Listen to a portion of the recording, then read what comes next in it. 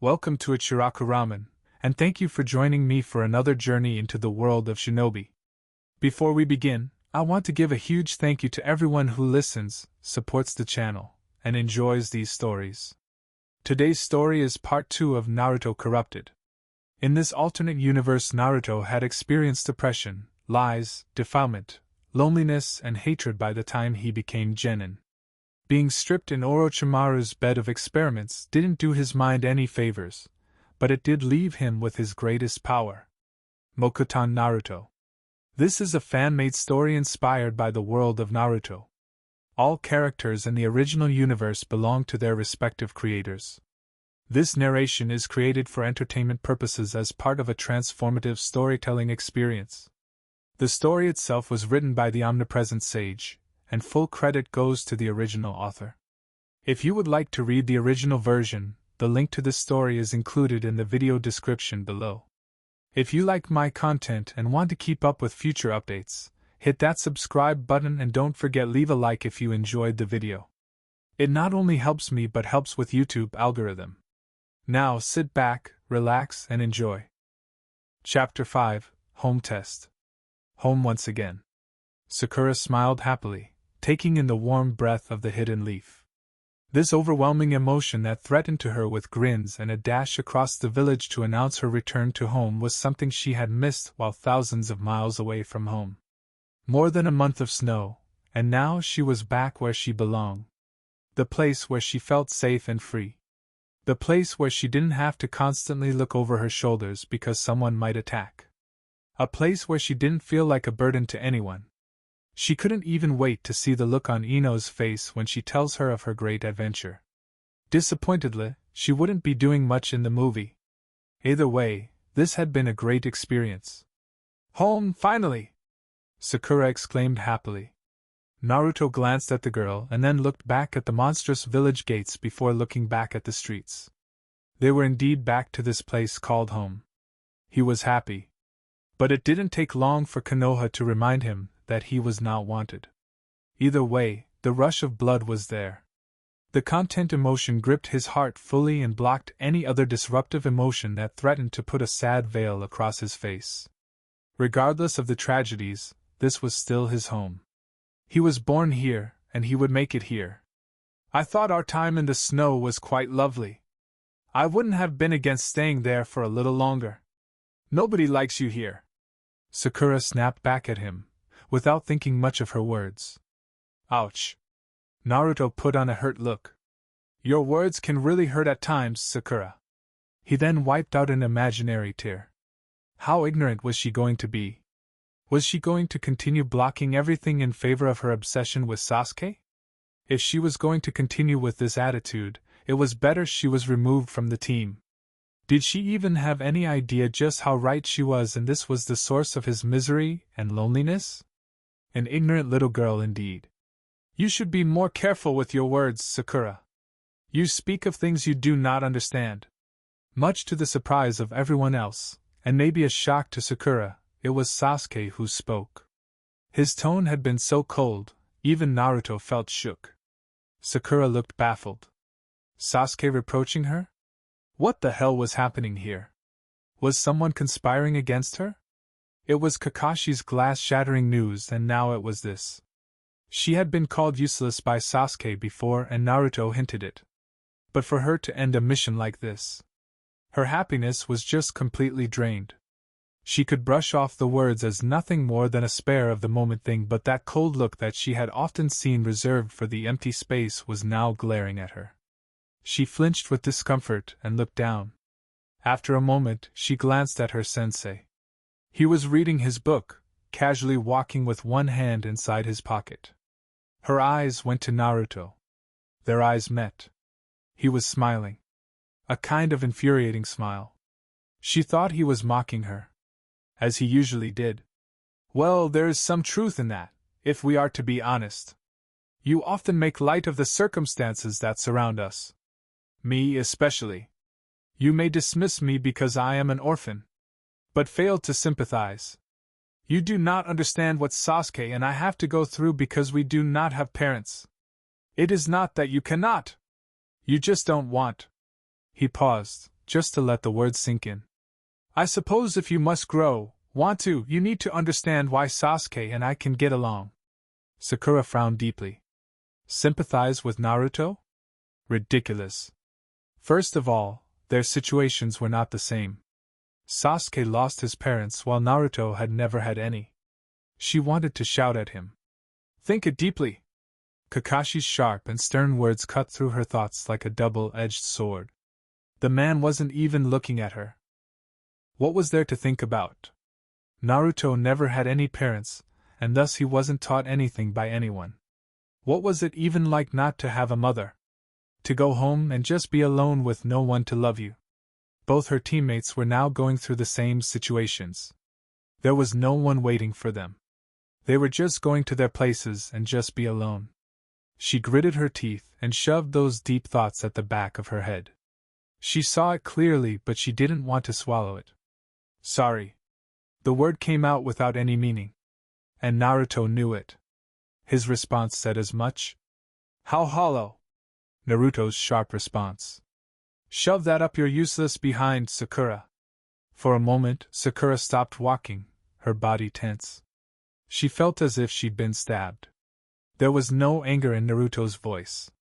It was the simplicity in which he said it that made her afraid. Kakashi just sighed and shut his book.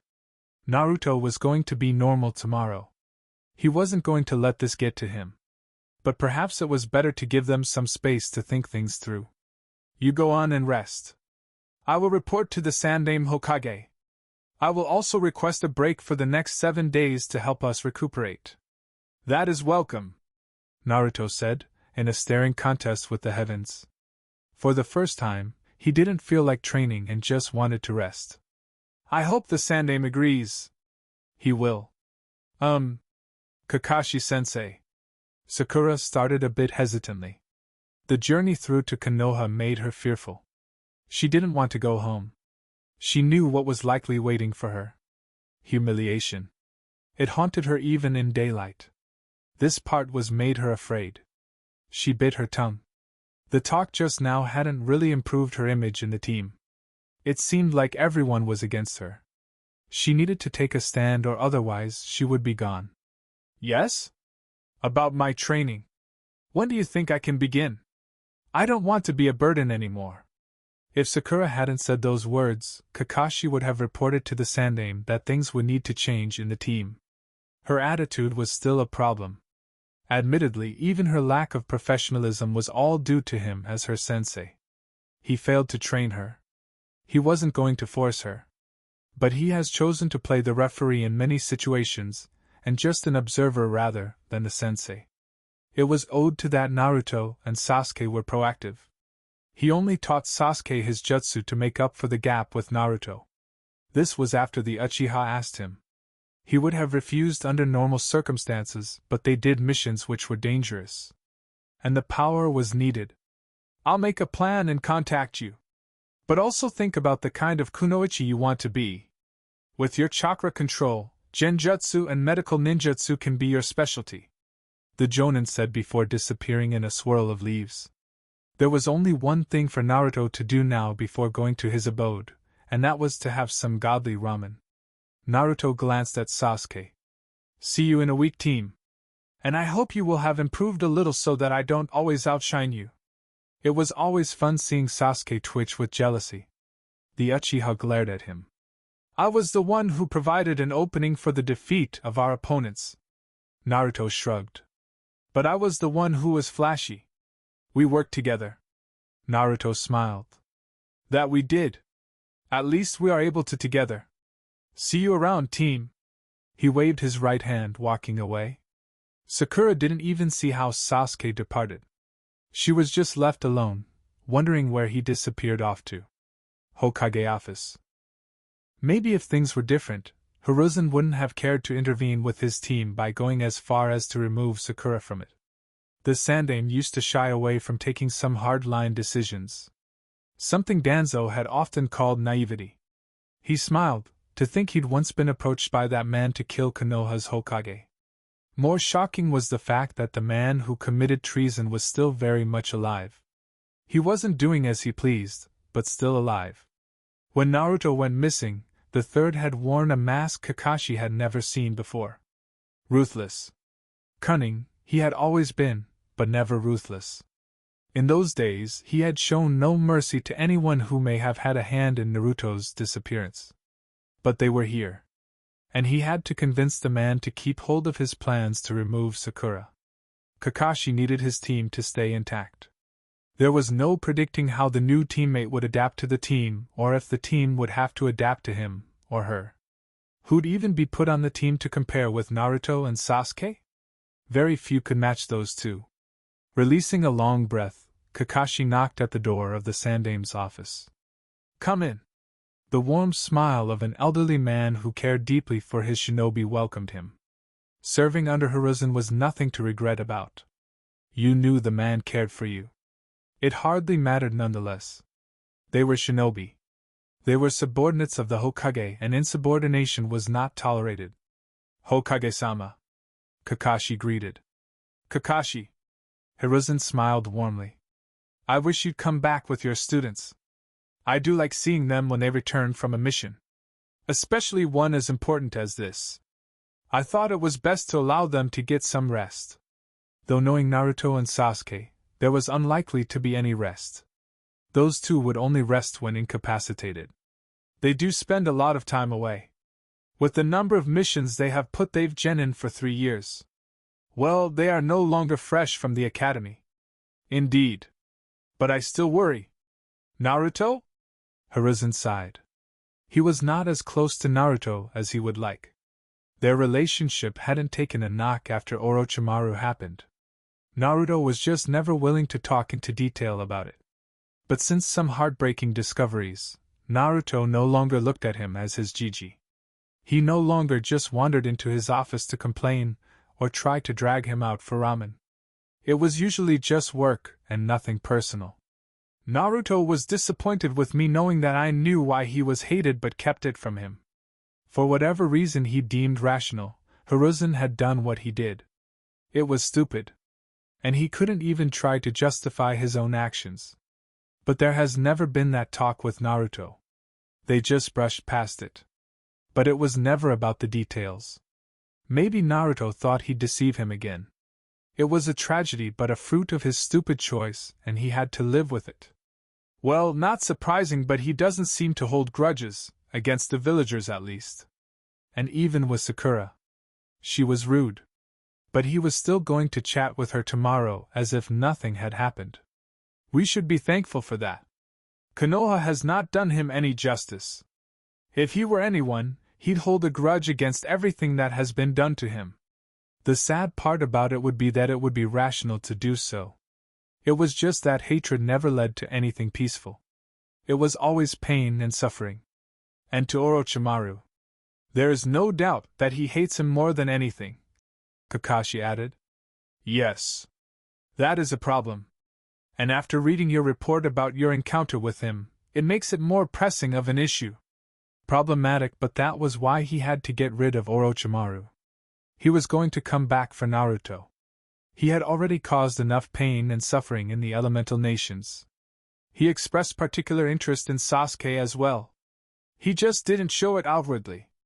I think Sasuke may have been his target. Hiruzen leaned back to his chair and thought deeply. When we raided Orochimaru's hideouts, we came across some valuable documents. He developed a jutsu that allows him to take over someone's body. It is perhaps his answer to immortality. In this way, he can never die. We don't know the full aspects of this jutsu, but he has always been interested in the Sharingan. Obsessed may be right. Jiraiya has also told me that he tried it with Itachi but failed when he was still with the Akatsuki. It is most likely the reason he left the organization. So, he could be after Sasuke as well. Yes. Hiruzen smiled. We will have to be careful from now on. Naruto and Sasuke are valuable to Konoha. Kakashi nodded. Naruto was using Mokuton more frequently. It may have something to do with Orochimaru. But his usage surprised me. It is at a higher level than that of Yamato. Hiruzen kept his smile. He wasn't surprised about this. Naruto had even said that he didn't use some jutsu because they were not perfect. He has been training since we found him. And diligently so. How strong do you suppose he is? I cannot tell. Naruto hides some of his power. I assume this is so to manage Sasuke. If Sasuke realized the gap was too big, there is no telling what he would do. The Sandaime Hokage sighed at this. You need to get his emotions in order. But how glad he was that Naruto was growing stronger. Yamato was a user but not in the same scale of the Shodai Hokage. In fact, the man did average things. But Naruto had the potential to reach the heights of the first. He had the massive chakra outlay to learn jutsu that Yamato couldn't learn. He was still young with the drive and desire.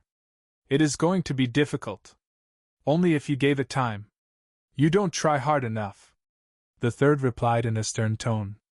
What of your other student? I recall saying this could be her last mission with Team 7. Sakura doesn't take being a kunoichi seriously. She relies too much on her teammates. She is smart and can learn, but it is not her focus. None of her teammates would be cry if she was removed from the team. They are not close. Hiruzen replied with a raised brow. Sasuke, he could understand but not with Naruto. They are. Kakashi paused, trying to think of what to say next. He did believe that the third trusted his judgment, hence he was saying bad things about Sakura, no matter how true they were, despite what he was going to request. But both are reasonable. By that you mean both thought of the situation rationally? Yes. Coldly so. Kakashi said. I would still like to keep Sakura in the team. It is my fault for not training her. I'm lucky that Naruto and Sasuke have ambitions. They don't need me to tell them to train. And they are mature enough. I should have been helping Sakura, but instead, I just watched and ensured she stayed afloat rather than teaching her how to swim. It is good that you have realized your own negligence, the third said flatly. Let us hope she improves. Who did you have in mind to replace her? Hiruzen shook his head. I had a feeling you'd work things out. It is not just for Sakura, but for you as well. You hesitate to teach your students the necessary skills because you think there is no need as we are not at war, and you want them to live normal lives. Good deeds. But it is misplaced and quite frankly dangerous. Naruto cannot live a normal life. His life has never been normal. He is a Jinchuriki. Sasuke had his entire clan wiped out by his elder brother. Now, in that situation, what normal life do you want them to live? You saw hardships, Kakashi. But they have also seen their hardships as well. And neglecting to give them the tools to face their futures only places risks in their lives. We might be at peace, but know that this is the shinobi world. Anything can happen. I understand, Hokage-sama. This is only temporary. What? But you said you didn't have anyone in mind to replace her. Not now. Not tomorrow. But both Naruto and Sasuke are growing. Even if she does improve, she cannot match those two. If they are sent for dangerous missions, she'll be out of her breath. It was my fault for putting her there. Regardless, I will start looking for someone who can work out with them. There is no one currently, but I will think of something. Unless she can serve as support.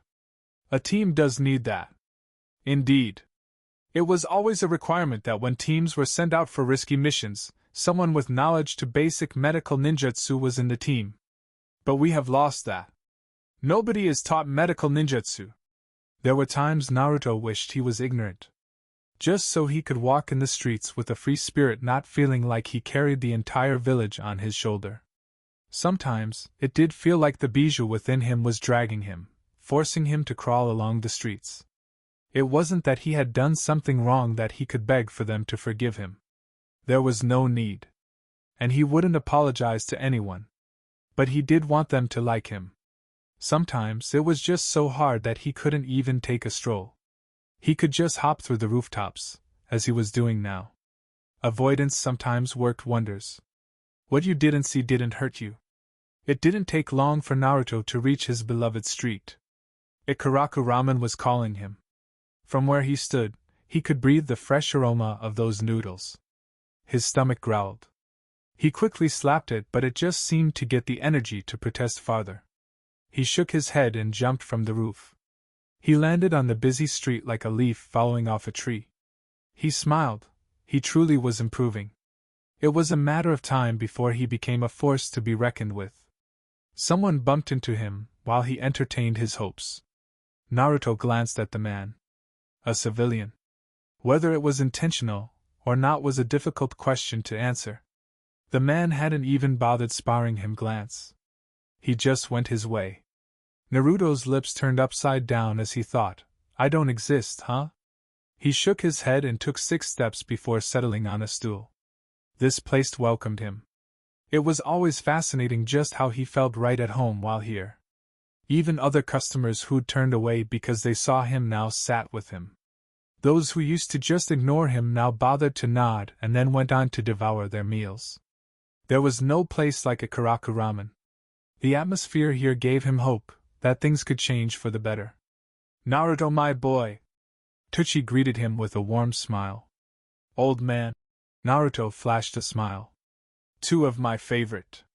He went right at it. We don't see you that often these days. Missions. Our team does a lot of missions outside the village. He grinned. This one was a special one. Can you believe it? I'm going to be a movie star. Teuchi chuckled lightly. Good for you. But how did you manage that? Being at the right place at the right time.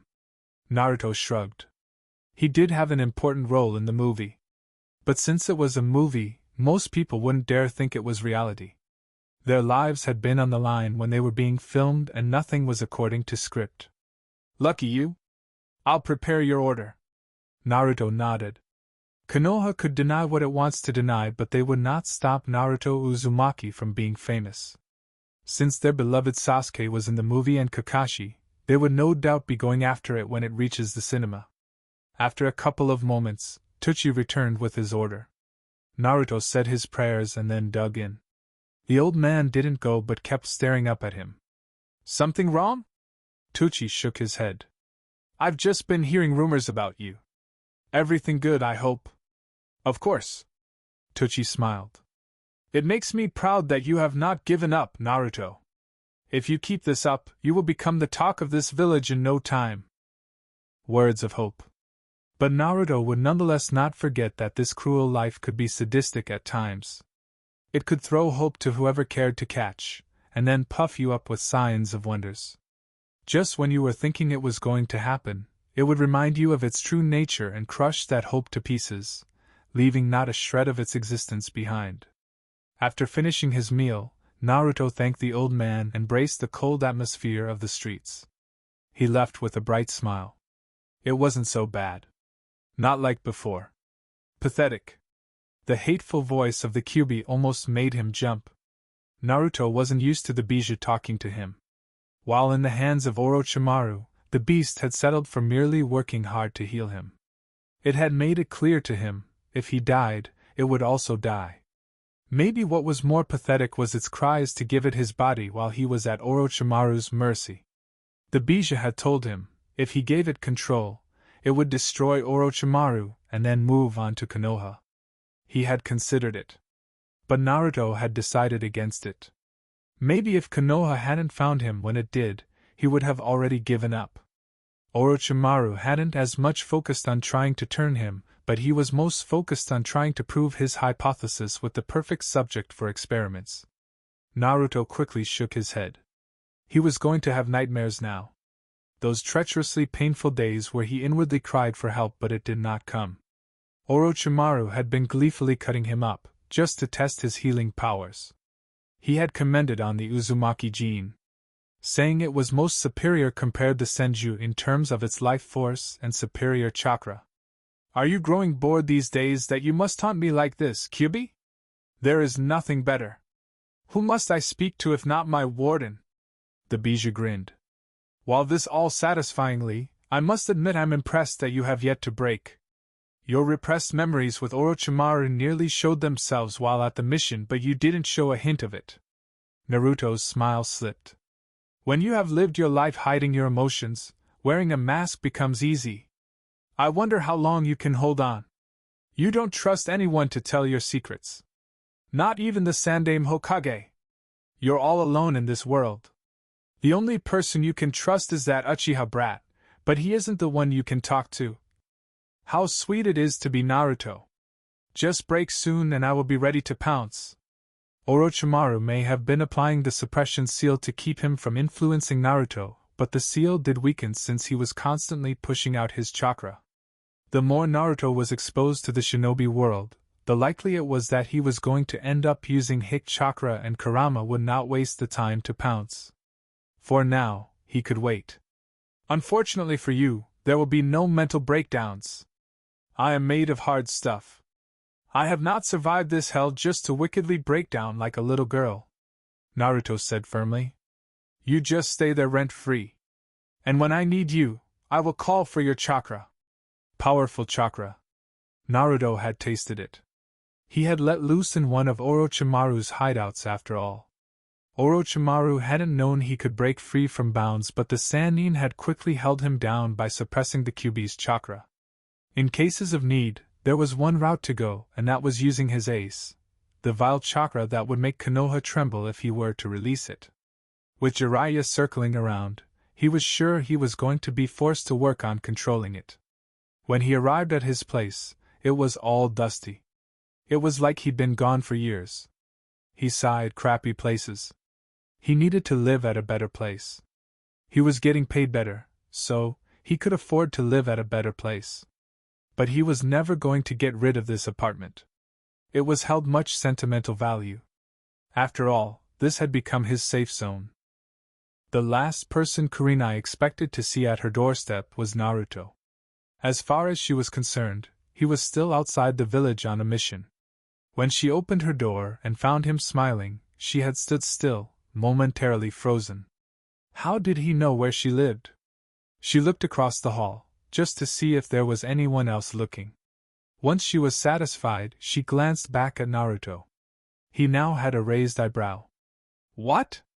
You are not supposed to be having your students at your place? Kurenai shook her head.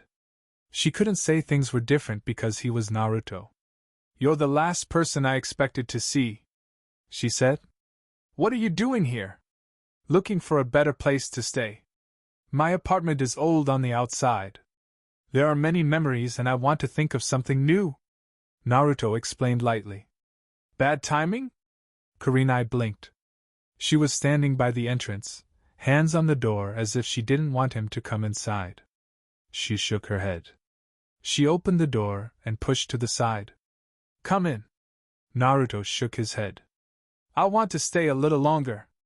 But I found this place by chance. And thought I'd check up on you to see when we can begin with our training sessions. You'll be free? Yes.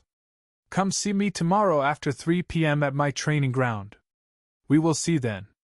I still have my other students to think about. Of course. Kurenai stared at Naruto for a moment. There were many thoughts that just bundled up in her head.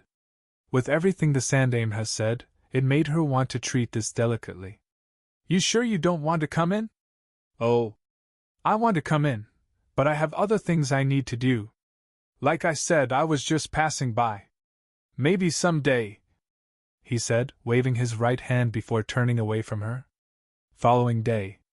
No wonder I felt itchy, Naruto said as soon as he opened his door. Ino was standing there, hands around her waist with a look of impatience. As if she'd been standing there for a couple of hours. Ha! Ino fake laughed, and then stared. Are you going to let me in? Naruto returned the stare. He got along quite nicely with the Yamanaka. He could even go as far as to paint a picture of friendship.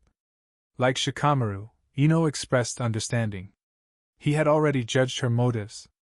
But still, it didn't explain she'd just come to his place like this. For what purpose? He smiled slyly. I didn't think our relationship was like that. Ino rolled her eyes, now folding her hands across her chest. In your dreams, Uzumaki, she replied in a snap. Are you really not going to let me come in? Not unless you state your intentions.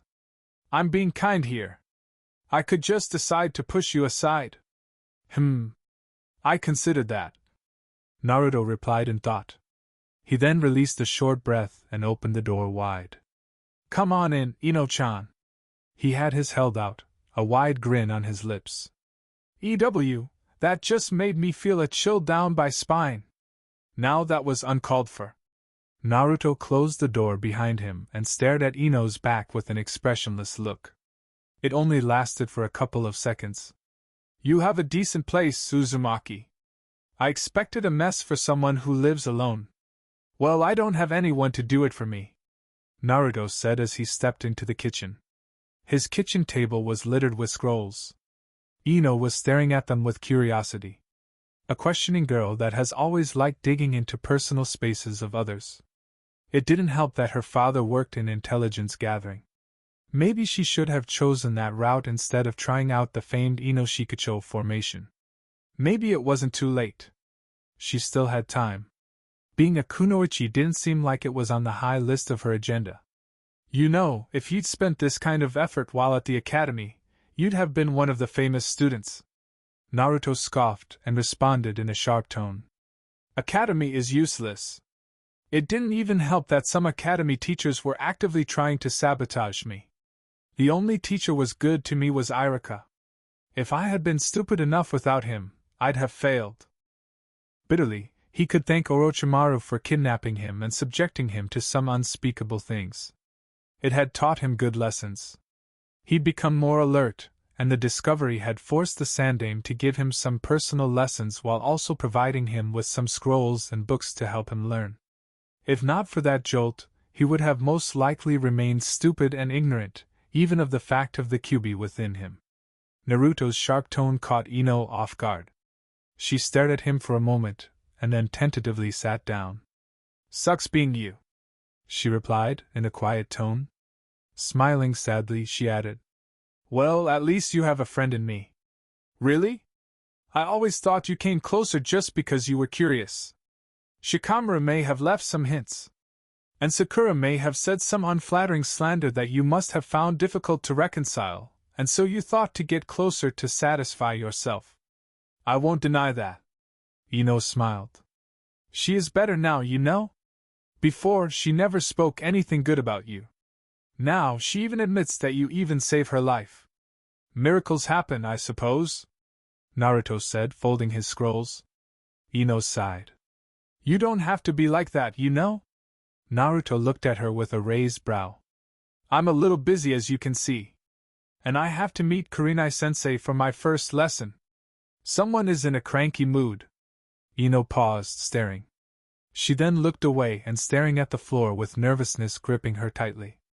I won't deny that I became close because I was curious. Besides, we have known each other for a long time, haven't we? You were the kid that saved Sakura from being bullied. She may act ignorant to it, but that is the truth. You've always been a delight.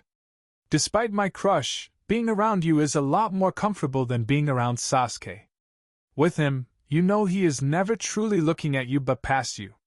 Besides, he is always brooding. You are the better person. Wish I had a recorder to keep a record of those words. I'm being serious here. Naruto laughed, and then waved his right hand in a dismissive manner. I know. So, now that you're done with the prelude, what is the main subject? Ino stared back. Naruto wasn't an easy person to deal with. You think you had him figured out, but Ino couldn't really tell his thoughts. He smiled and laughed, but sometimes she wondered if he truly was smiling. He spoke a lot. And yet, there were many things he did not say. Perhaps that was what made him a curious subject to her. On the bonus side of things, he was easy to get along with. And it did always make Sakura mad that she was able to get along with the blonde. You host the Kyuubi. More or less, she blurted out. But the reaction surprised her. Could she even call it a reaction? Nothing in his face had changed. There was just a slightly raised eyebrow.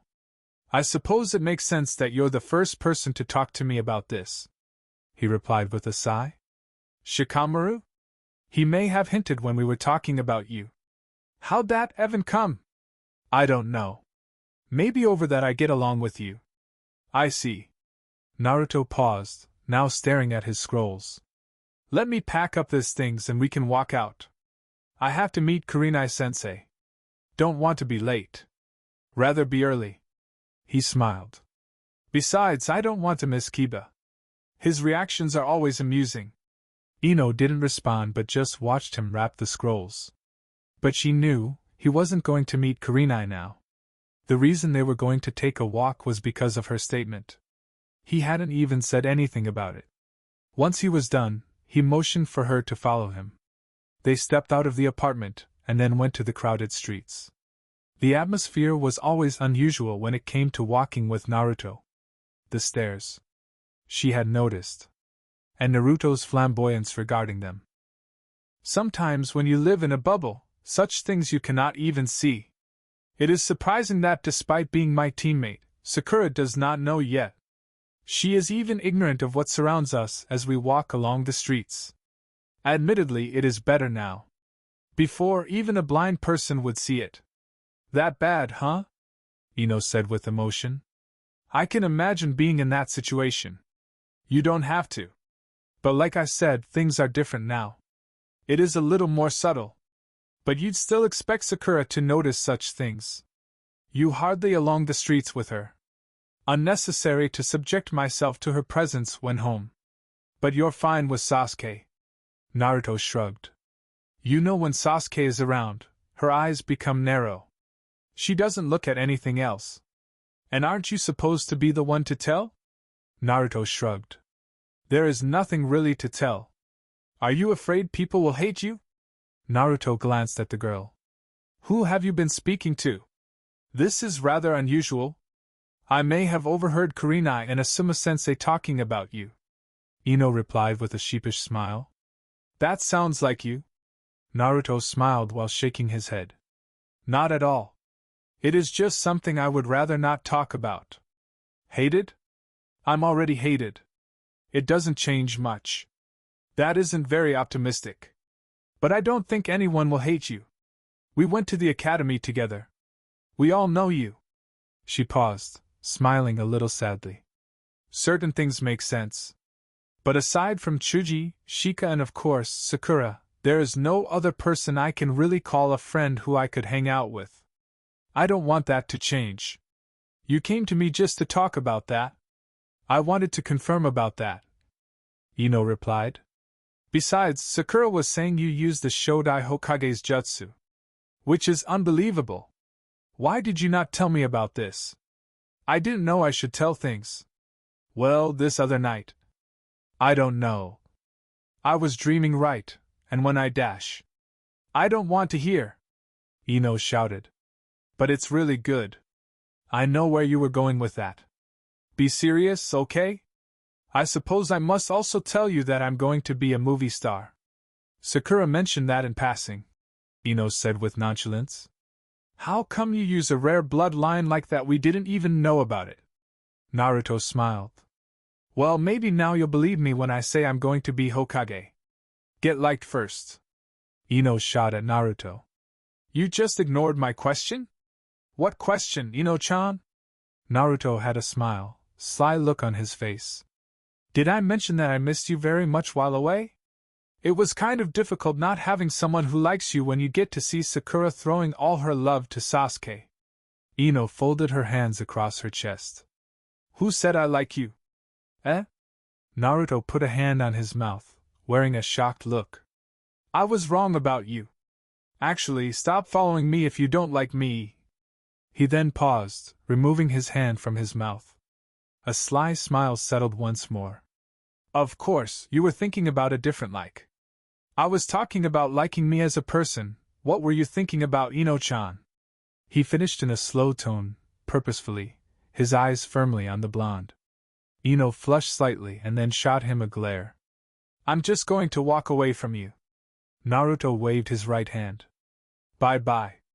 I'm not going to come around you again. Don't say things like that when you just can't resist me. I must truly discover the secret I hold if I was able to make you like me when you had been so infatuated with Konoha's prince. Doesn't take much for anyone to like someone over Sasuke-kun. Ino scoffed. He is handsome. But whoever gets around him and thinks clearly will realize just what kind of a person he is. Naruto laughed. What are you saying about Sakura then? There is no hope for her. For Kurenai, this was a unique situation. Not long since being baptized into the sensei bath, she was now facing perhaps the most infamous person in the village. To say this was a challenge for any sensei would be an understatement. This was the Jinchuriki of the Kyuubi. Maybe it wouldn't be if she looked past that. He was just a child. That much she knew and understood. She wondered, though, how would the village even react if it found out about this? She shook her head. Did it matter if they know about this? She was doing this because Naruto had asked, and she wanted to pass on her skills on someone else. Maybe she was overthinking things. She releases a long breath. Standing over Naruto was who was sitting under the shade of a tree, hands clapped together, and his legs folded. He appeared to be meditating. When those closed eyes flashed open, the clear ocean blue watched her with a bit of iciness that made her curious. Meditating? She asked the obvious. Yes. Naruto nodded. It helps calm my chakra and get a feel of it. It isn't easy trying to gain the precise control needed. I realized some time ago that without proper control I wasted too much chakra. And now with Genjutsu, more is required. I'm told you also have large amounts of chakra reserves. Just how much was something that had left her mouth agape. He was just a kid. A Jinchuriki, but to have as much chakra as Kakashi, and the Sandaime claimed the blonde had was just ridiculous. Naruto smiled. The blessing of being Uzumaki and a Jinchuriki. It was almost an unfair combination. Kurenai raised an eyebrow. Naruto even knew about the Uzumaki? Kurenai didn't know much either. It was all just history about the once great clan. Well, the Sandaime did warn her to be watchful of what Naruto says and to watch over him after what happened with Orochimaru. A tragedy that he apparently was loath to discuss. She wasn't going to start working the angles about it. She had a job and that was one he requested. If he spoke, then she would not deny him. She settled down across him, and then spoke. You said you didn't want to learn how to use it in that way. I honestly don't know how to go about this. Naruto shook his head. Learning all shinobi arts isn't a bad thing. If I can learn genjutsu, I can do so. I primarily use ninjutsu when I fight. But as it has been made obvious to me, genjutsu is also effective. You don't know a single genjutsu? Naruto shook his head. But I know there are different ways in which genjutsu can be used. There is your way. The other with Dijitsu like the Sharingan. And there are sound-based genjutsu. I have not found any, but I've heard there are. I'll teach you a simple genjutsu, and then we can take it from there. I have no problem with that. However, I want to know the basic structure of genjutsu. On me and on the target. What it does to the target, and what happens to the chakra flow when I dispel the illusion. Is it just the senses that it affects, or is the central nerves? Is that your take when you learn ninjutsu? Naruto smiled. It is something the Sandaime Hokage taught me. I was struggling to work out any Mokuton jutsu in ways that worked out. So, he told me that I have to be able to understand the nature of the jutsu I was using from its structure. He is honestly a genius, as he is claimed. The way he understands jutsu and the way he is able to break it down is just amazing. You were trained by the third? No. He just taught me a few things when I was growing frustrated with my lack of progress. Maybe because his frustrations led to a leak of the Kyuubi's chakra. But genuinely, the old man just cared for him and did want to see him progress in his training. Kurenai accepted Naruto's response and then stood up. Let us start. Sakura glanced at Naruto and then at Sasuke, who was busy glaring at Naruto. The blonde was doing his utmost best to ignore him. A week ago, she would have been yelling at him about it. But she now understood she couldn't get in between the relationship between her teammates. Their bond was much greater than she liked to admit. In fact, even those thoughts repulsed her. She was contemptuous to this relationship that just seemed far beyond her no matter how much she struggled to try to claim it.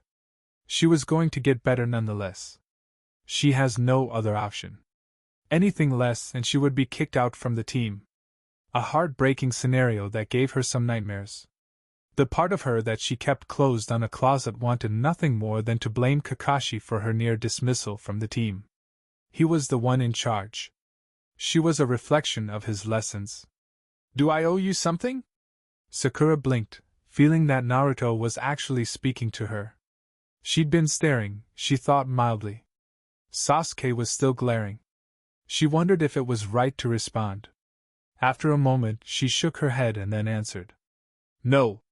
She frowned deeply. What have you been busy with? I haven't seen you over the past week. Busy? Naruto raised an eyebrow. You wanted to see me?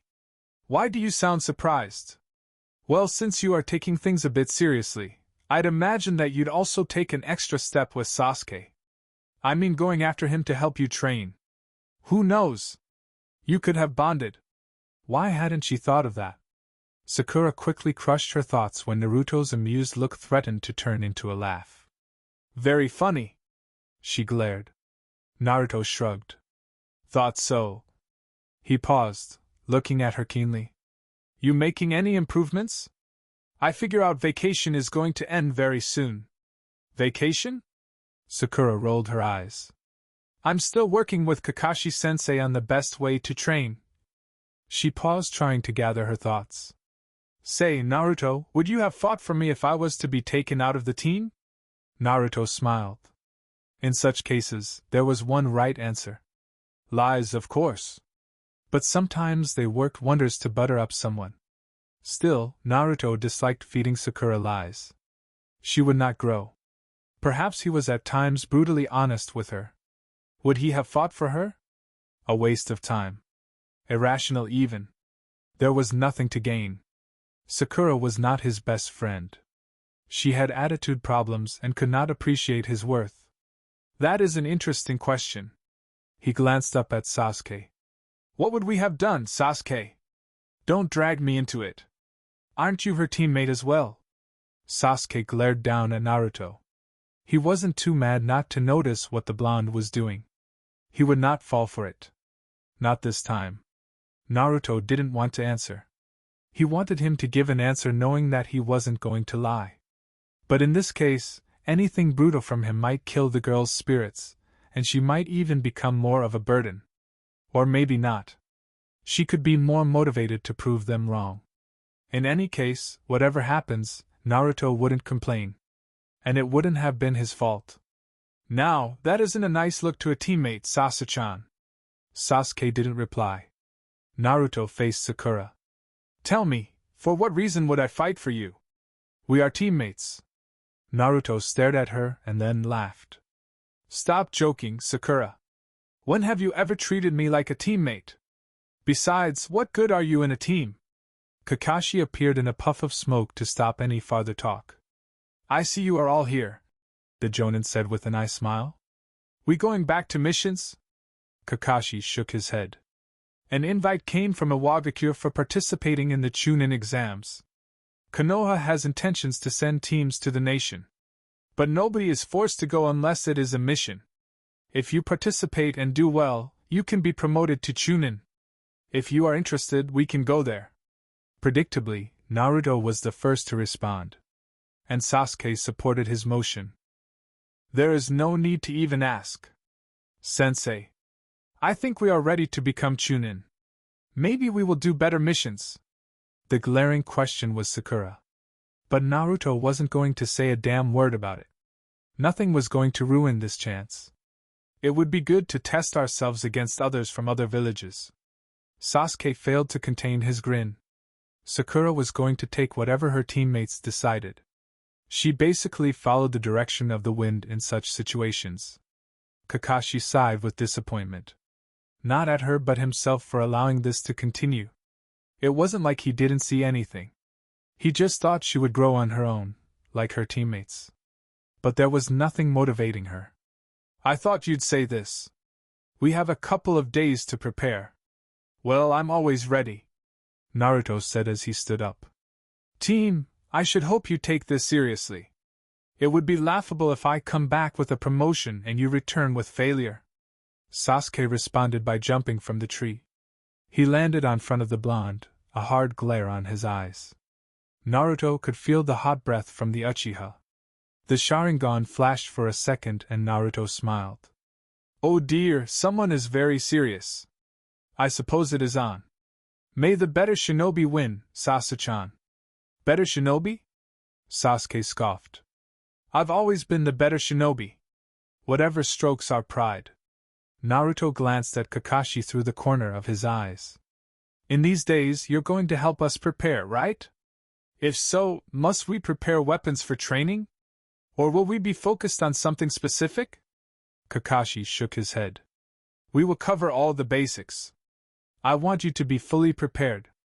The exams are a showcase for future generation talent. We can only afford to represent Konoha well. I see. Naruto responded. We start tomorrow then? Yes. Be here by 8 a.m. I'll be around by 6. Naruto replied as he started to walk away. But Kakashi stopped him. The Jonin requested to speak to him privately. Naruto nodded and the Jonin took him up to the Hokage monument. The air was fresh as always. It was always a pleasant feeling, overlooking the tiny people walking along the village streets. Naruto took in the air for a couple of moments before glancing at the Jonin standing on his right side. You already know there is a problem with Orochimaru. The village has resolved it wants to get rid of him. He has shown interest in both you and Sasuke. There is no doubt that he might try to take you again. One of the reasons the village has decided he needs to be dealt with. Kakashi spoke in a hardened tone.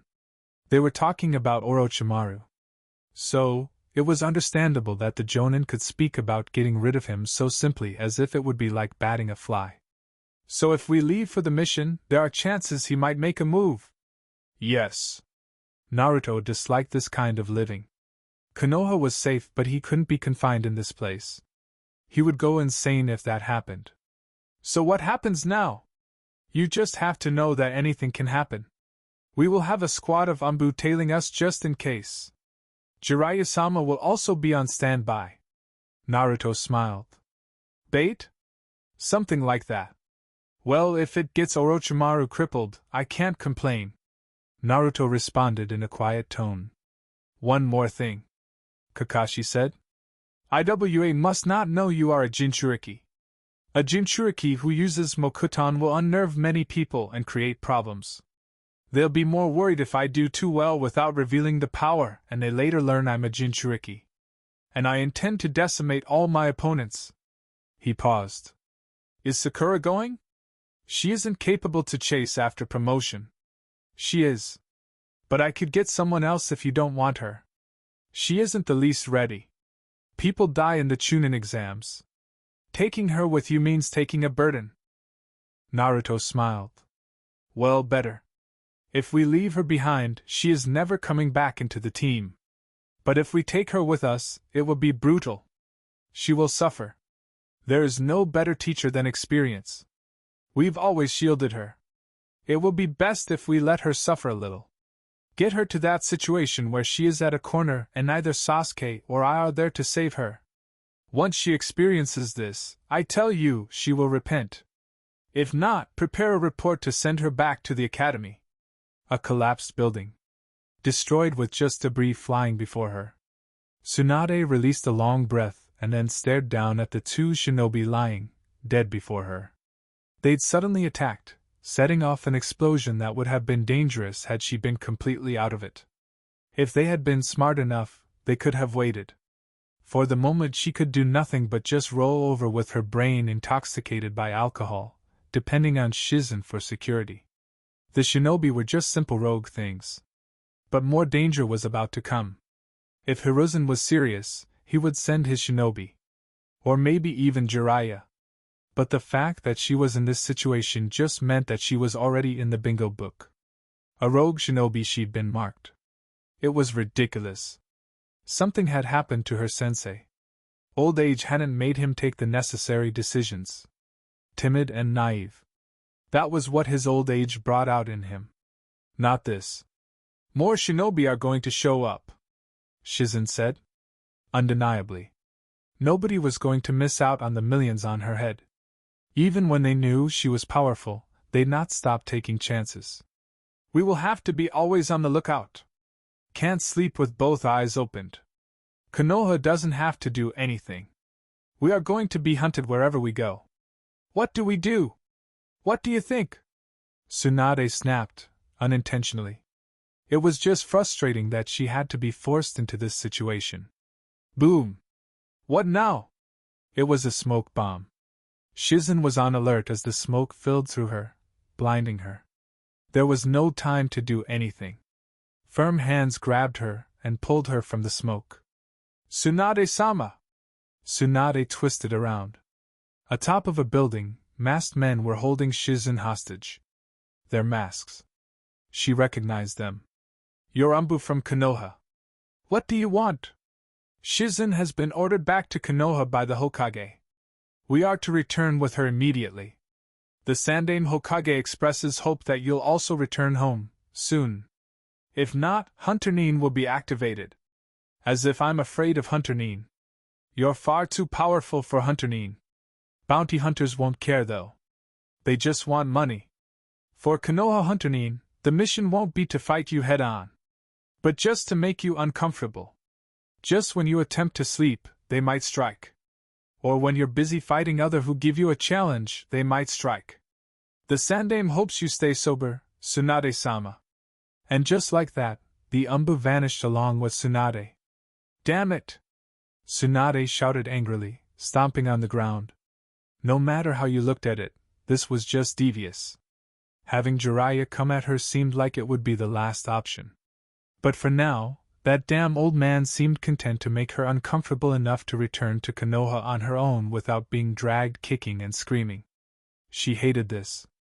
After everything she has done for the Leaf, this was how her sensei was going to thank her? Chapter 6, Corruption. In and out, return and then depart. It was a never-ending circle for Naruto. The team never stayed too long in the village. Ever since they started hopping through the trees outside of Konoha, they've often had those assignments. A normal thing. The difference with the early days of their shinobi careers was remarkable. There was none of this.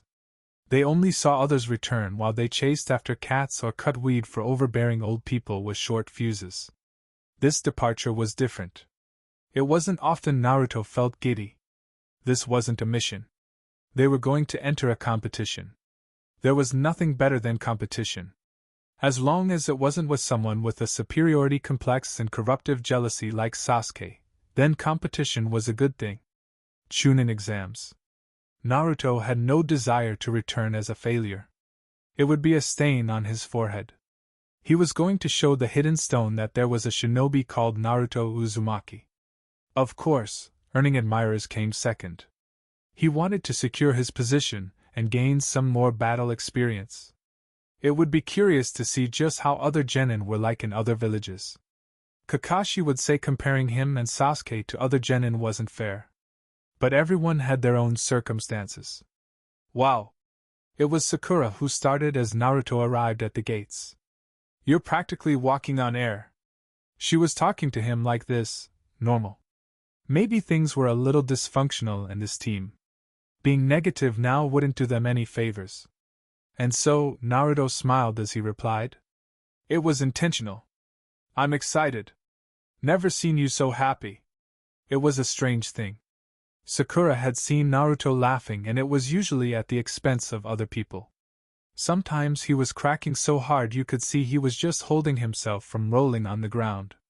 There was no laughter this time, but the air around him was just different. I have every reason to be happy. This is merely taking a step closer toward my grand dream of becoming Hokage. He really did say things like that without skipping a beat. Sakura would have scoffed, retorting that the dream was impossible for him. But she held herself. She needed to be a better teammate. She didn't want Naruto to look at her coldly. For Sasuke to turn on her. She was hanging by a wire. She had to consider her words. You really want to become Hokage? Of course. You do know that the Hokage is usually the most powerful shinobi. It is the highest position in the village, and not everyone gets that position. Well, duh. Oh. Awkwardly, she said. Good luck with that. Everyone turned to face her. Even Kakashi looked at her with surprise. Naruto just looked so shocked, you'd think he'd just seen a ghost. Inwardly, she stuck out her tongue. Is it that shocking? Yes. All three responded. Sakura shifted uncomfortably. She hasn't always been the best teammate. And the rebuke from Sasuke had hit her hard. It had felt like a stab to the chest.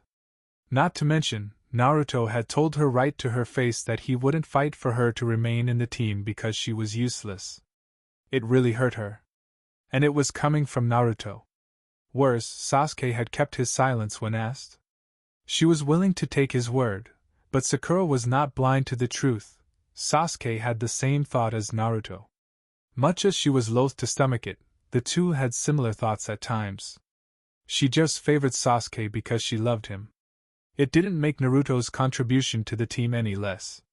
Even if she often tried to diminish it in an attempt to make Sasuke happy. Not that it has ever earned her anything good. It always just seemed to earn her a look of annoyance. It was all bitter to swallow. The truth was difficult. No wonder people deluded themselves to believing lies. It was just better to live in your own fiction of imagination than face up to the cold reality. I have never said anything nice to him. It isn't like he is an idiot or anything. Whether she genuinely believed that he could become Hokage was something she would keep to herself. Sensei, this isn't a dream, is it? Want me to gut you? You'll know it's a dream or not. Naruto faced Sasuke and then held up his hands, smiling innocently. If I'm seeing you and my heart isn't racing, then it isn't a dream. In all my dreams, if I see you, you're always a hateful monster. Ironic. Sasuke responded, a smirk on his lips. Eh? Naruto mouthed, shocked. Sensei, we should reconsider this.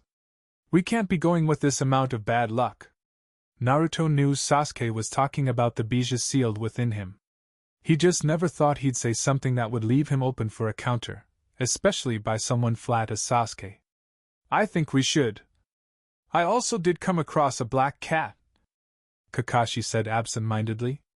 This is a team effort. If Naruto says we should not, then we can't go. Everyone must agree. You're saying that, but I don't really think this team has a choice, Sasuke said, staring at their sensei. What is that supposed to mean? Kakashi asked. We are the only ones being sent to Iwagakure.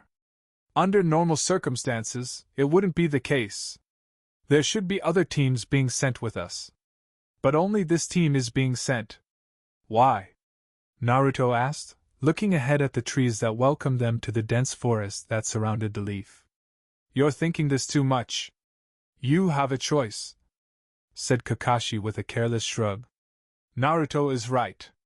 For us, this may be a mission. We're probably being sent to showcase the strength of the future generation to IWA, Sasuke said. His eyes fell on Sakura for a moment, and then back at Kakashi. Naruto and I are the best of our generation. There is Guy's team, Kakashi pointed out. They graduated ahead of us. And Niji is already at Chunin. They've been to the exams already. Naruto replied with a dismissive wave. It isn't like it is a problem. But it is truly misleading to say others would be like this. Well, that was true, Kakashi thought. But IWA didn't know that. The objective of the Chunin exams has always been to showcase talent of future generations. You aren't going to be doing anything different. But just know, you'll be representing the Leaf Village. Everything that you'll be doing will reflect on the village. Naturally. Naruto nodded his head. He then sighed. The journey is going to be long, though. And we should hurry. We are not behind on time, but you never know what we might come across. If something holds us back and we are late, we will be forced to turn back, the Jonin said in a very serious tone. Well, we can have that, Naruto said, readying himself for a hop on the trees. Do try to keep up, he said to Sakura. Not everyone is a stamina freak like you. Naruto shrugged. Physical training can solve that. It builds endurance. Your kind of training wouldn't suit Sakura. It would be too much for her. Kakashi was quick to say. You should just join Guy and Lee. Hell no! Naruto was quick to say. I don't want to die. My training suits me best. I want my body to be able to endure tall shifts, though. I do push myself to my limits at times. All Naruto and Sasuke did was to train. They were unlike normal kids. Kakashi really shouldn't be surprised that Sakura didn't last a day with the two. A little too much. You should pause at times to rest your mind, Kakashi suggested. Sometimes your body may rest, but the mind can be weary, and you'll think you have issues when it is just your brain not issuing the commands. I have heard that from the Sandaime. Hence I do try to meditate as often as I do. He turned to Sasuke. The Uchiha shot Naruto a glare. He could hear Naruto saying something along the lines of meditation being impossible for him because as soon as he closed his eyes, he was only going to see Itachi. Don't even think about it. What? Naruto grinned. I was going to say your pants are falling. When the Uchiha sharpened his glare, Naruto just laughed. Just know this, if I return with a recommendation of promotion, and you don't, I'll be second in command. Which means I'll be team leader whenever Kakashi-sensei isn't around. I'll enjoy pulling rank. Keep dreaming.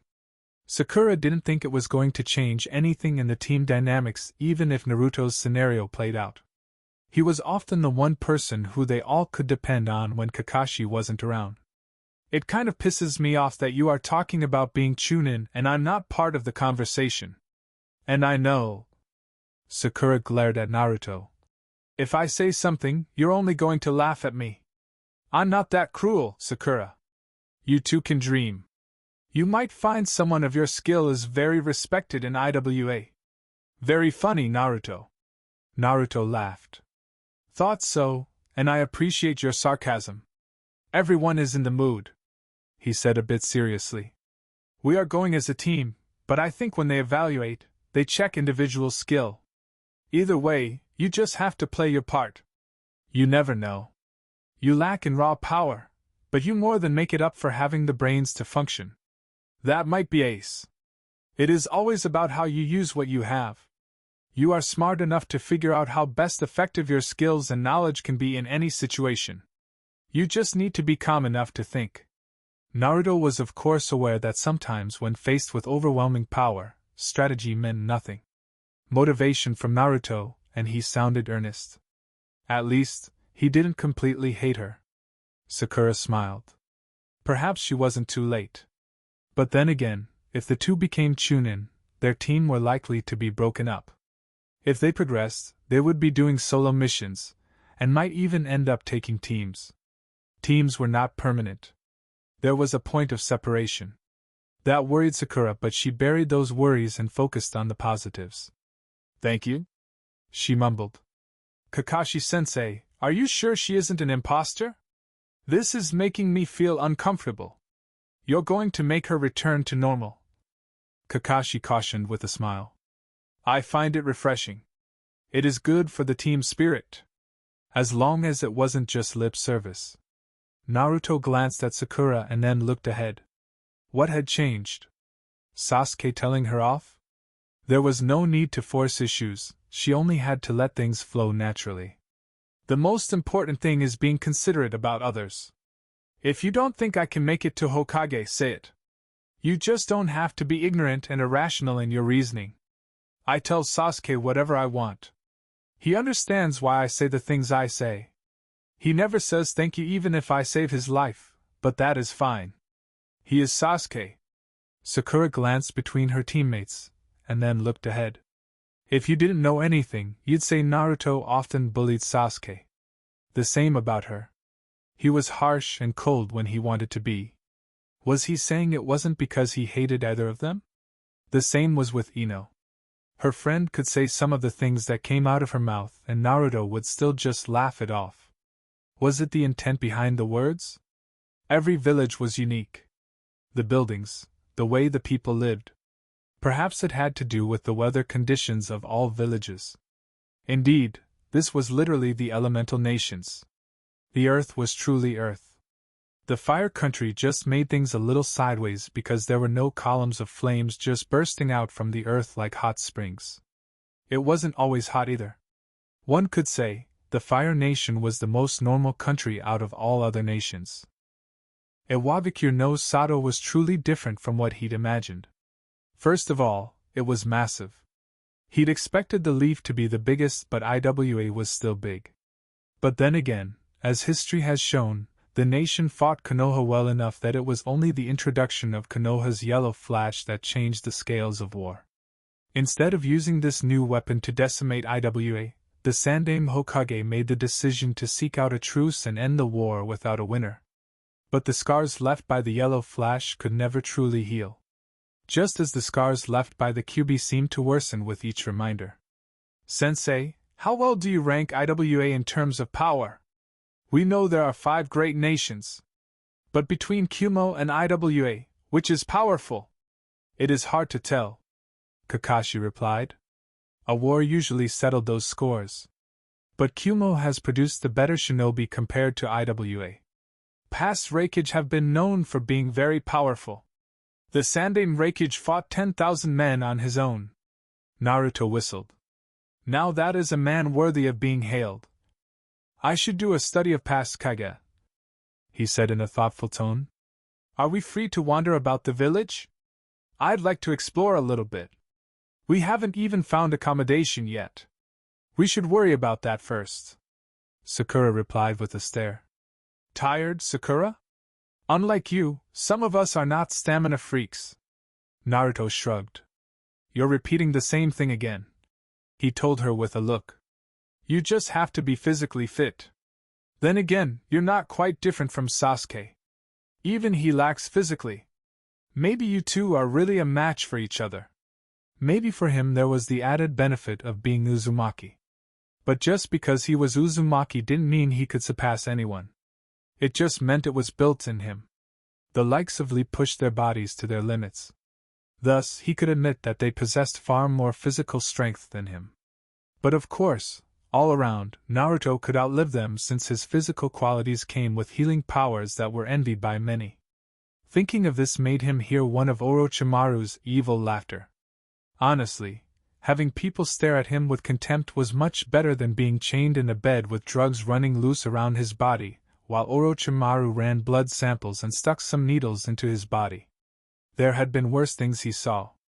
At any day, Naruto could choose Konoha over such a cruel world. I feel like you're picking on me. Naruto smiled and then glanced around the streets. People were moving about their business. But there were stares. It reminded Naruto that IWA and Konoha had no relationship whatsoever. For a moment, he considered waving his hand at those who stared just to see what would happen. But he shook his head. He didn't want to earn himself enemies that would hunt him and make things difficult than they should be. Maybe. His gaze fell on Sasuke. Told you. Join me. But you said you don't want to join me and pick up extra muscles as it would make you slow. There is nothing wrong with it. The bigger you are, the heavier you are and your body hits much wind pressure. I'm not becoming fat. I didn't say you were. I want fluid and swift movements to match my Sharingan. I don't want a hardened body to fight like an animal. Now you're insulting my fighting style. You do have a way of fighting at times, Sakura pointed out. Especially when you start throwing explosive tags around. And we are going to see more of them in the exam. Or maybe not. I'll need to behave and use my skills. Naruto put a hand on his chin, thinking. After a second, he shrugged. Why do you use so much of explosive tags when you can fight? She had seen him fight Sasuke on equal ground. Loath as she was to admit it, but Naruto was a skilled shinobi. He just didn't display much of it. It is to make things quick and avoid using unnecessary chakra, says the person who makes thousands of clones on a whim. That is nothing for me. My jutsu burns too much chakra because of lack of proper mastery. So I try to preserve my chakra when I can. You never know when you have to go big. Sakura didn't think Naruto of all people should be talking about that. Had she even seen him complaining about running out of chakra? He always had something on his tank. On my question I misspoke. I meant to say, am I allowed to wander about? Naruto said. So am I? Kakashi knew the question was for him. He didn't worry over something happening. But he didn't want anything happening. While he was smart enough, Naruto had his moments. There was frustrating fact Kakashi could never truly figure out the blonde. A situation that even the Sandame wrestled with. Yes. But as Sakura said, we need to find a place to stay. I'll go speak to the Tsuchikage to announce our presence then. Why can't we go with you? Kakashi shrugged. We can go now if you want. No issues. It would be a pleasure to meet another Kage. I heard that the Tsuchikage has been around even since the times of the Shodai. Who was book smart between Naruto and Sakura? Well, it would be doing injustice to Naruto's intelligence to call him book smart. Either way, the blonde read his history books. It was something that made him no more than the average genin. His other silent student didn't care about history. The only thing he cared for was his revenge and ways to become even more powerful. As it was customary, the Kage resided in biggest building within the village. Finding him wasn't difficult. The team headed there. It was busy. Because of the exams, no doubt. But there was no hassle in getting to the Tsuchikage's office. Naruto knew that Tsuchikage was small, but not quite like this. Yet, even in his old figure, you truly knew you were staring at a Kage. Perhaps it came with experience. These powerful people had an aura about them. It wasn't the killing intent. He needed to have such an aura in his prime years. But for that to happen, he needed more strength. Tsuchikage-sama. Kakashi greeted the old man while taking out the invitation the Leaf received. Team 7 from Konoha reporting in for the Chunin exams. Anoki stared at the Jonin for a moment before glancing at the 3 genin with the man. The 2 males seemed like good shinobi. He looked back at Kakashi and then nodded his head. The Sandame Hokage must have high hopes if he only sent 1 team. Anoki wasn't being sarcastic either. The man hailed as the professor wouldn't just send only 3 kids to an event such as this. The fact that their sensei was the famous Sharingan no Kakashi spoke volumes. Kakashi smiled. Well, the others were not ready, he said. Anoki snorted. The exams start in 3 days. We have prepared a place for all competitors. The expensive course will be to your village. When we are ready to begin, you will be called. Of course. Anoki called someone and a kunoichi appeared in the office. Show them where they will be staying until the games begin. Once out of the office, not minding the kunoichi with them, Naruto spoke. And I thought the Sandame Hokage was hold. The Sandame Tsuchikage has been alive for a long time now. But he is still strong. Even I wouldn't want to fight him. I suppose that is the reason he remains Tsuchikage. Naruto said in thought. Once they were shown their place, Kakashi took out both Naruto and Sasuke. Sakura was dead asleep anyway. And she was not suitable to this kind of mission. Her observation skills when it came to shinobi matters were non-existent. Sasuke could be ignorant of such things at times, but Kakashi believed if tasked, he could do it. With Naruto, he didn't have to worry. For as long as he has to live, looking over his shoulder was a way of life. Naruto was always aware of where he was because of his situation, and that made him ideal for this kind of mission. Both of you, listen very carefully because I won't repeat myself and we won't ever have this conversation again. Unlike Konoha, IWA didn't have mind readers. They just had shinobi who could torture you to either death or singing like a bird. Naruto looked toward the busy streets, an expressionless mask on his face. We must be shinobi, it seems. Sasuke glanced at the blonde and then at Kakashi. What is that supposed to mean? I forget you only show your genius when it is convenient. You should use your head more. This narrow-mindedness of yours diminishes your thinking capacity that sometimes it is difficult to tell you from Sakura. Sasuke glared at Naruto. Lately, Naruto has been sharp with his words and Kakashi just acted as if he didn't hear anything, most of the time. It annoyed him just to think he was getting lectured by this damn person. Glare at me if you must.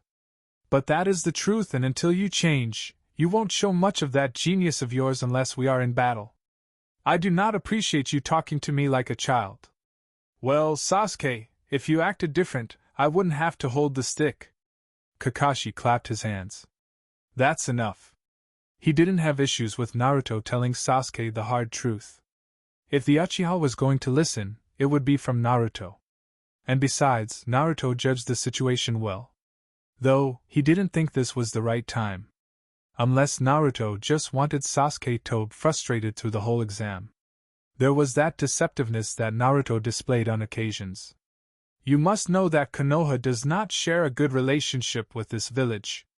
There has been rumors that IWA has been building its military power over the past years to prepare just in case another war springs.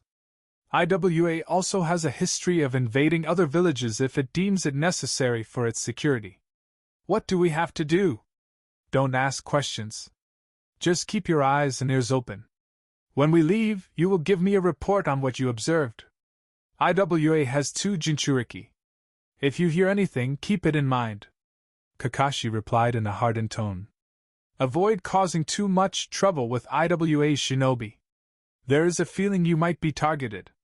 Either way, don't be extreme about the way you go about things. Kakashi stared at Naruto. Why are you looking at me? Sasuke is the cold-hearted one. Sasuke scoffed. I have seen you fight when you're way too happy.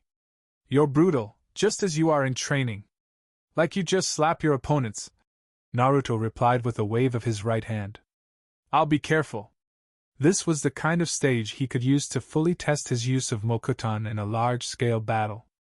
Naruto wasn't going to miss the chance. He would dance and showcase his power. And there would be no thanking that snake bastard, despite what the Sandaime Hokage might say. Good. And watch out for Sakura. In this types of exams, you're usually alone. Your sensei don't accompany you and we can't interfere. So anything happens. Death, you mean? Yes. Well, even amongst Genin, there are those with warped views. Some may even pretend to be Genin when in the exam. Naruto grinned. A good thing we are not normal Genin, isn't it, Sasuke? Sasuke shared Naruto's grin. Yeah. Kakashi shook his head. Protect each other. I don't want to lose any of you. We are a team. We will look after each other. Even Sasuke isn't going to abandon a teammate. At least if Itachi doesn't appear. Why do I get the feeling you just said that with a different agenda? Sasuke demanded with narrowed eyes. Naruto smiled. No. I don't think so. I'm certain I was just vouching for your compassion as I believe Sensei might have reasons to doubt it. Rude hideout. The last time Orochimaru was within the leaf, it was a fruitful time. He got his hands on the Kyuubi's Jinchuriki. Danzo most likely exploded in anger when he learned someone he viewed as a weapon had been kidnapped and could be used against the leaf. It would have happened. But Naruto had been stubborn. He would not break no matter what. Even tempting his anger toward the leaf over its hatred of him had not yielded glory for him. It seemed his hatred of him was even greater than that of the Hidden Leaf's villagers. In any case, he had gotten his hands on a good specimen. A pity he'd lost not. But not his research. There were still some outstanding things that needed his close eye to see if they would work out. It was always pleasant being back here. He could reminisce about the good old days he used to conduct experiments with Danzo. The kids were so close. And sometimes Danzo even provided for him. Things worked well for both of them. Until he was discovered. Had Hiruzen made him Hokage, things wouldn't have come to this point. Orochimaru. Danzo. Orochimaru grinned. You getting old. Pretending to be crippled is not making you look good.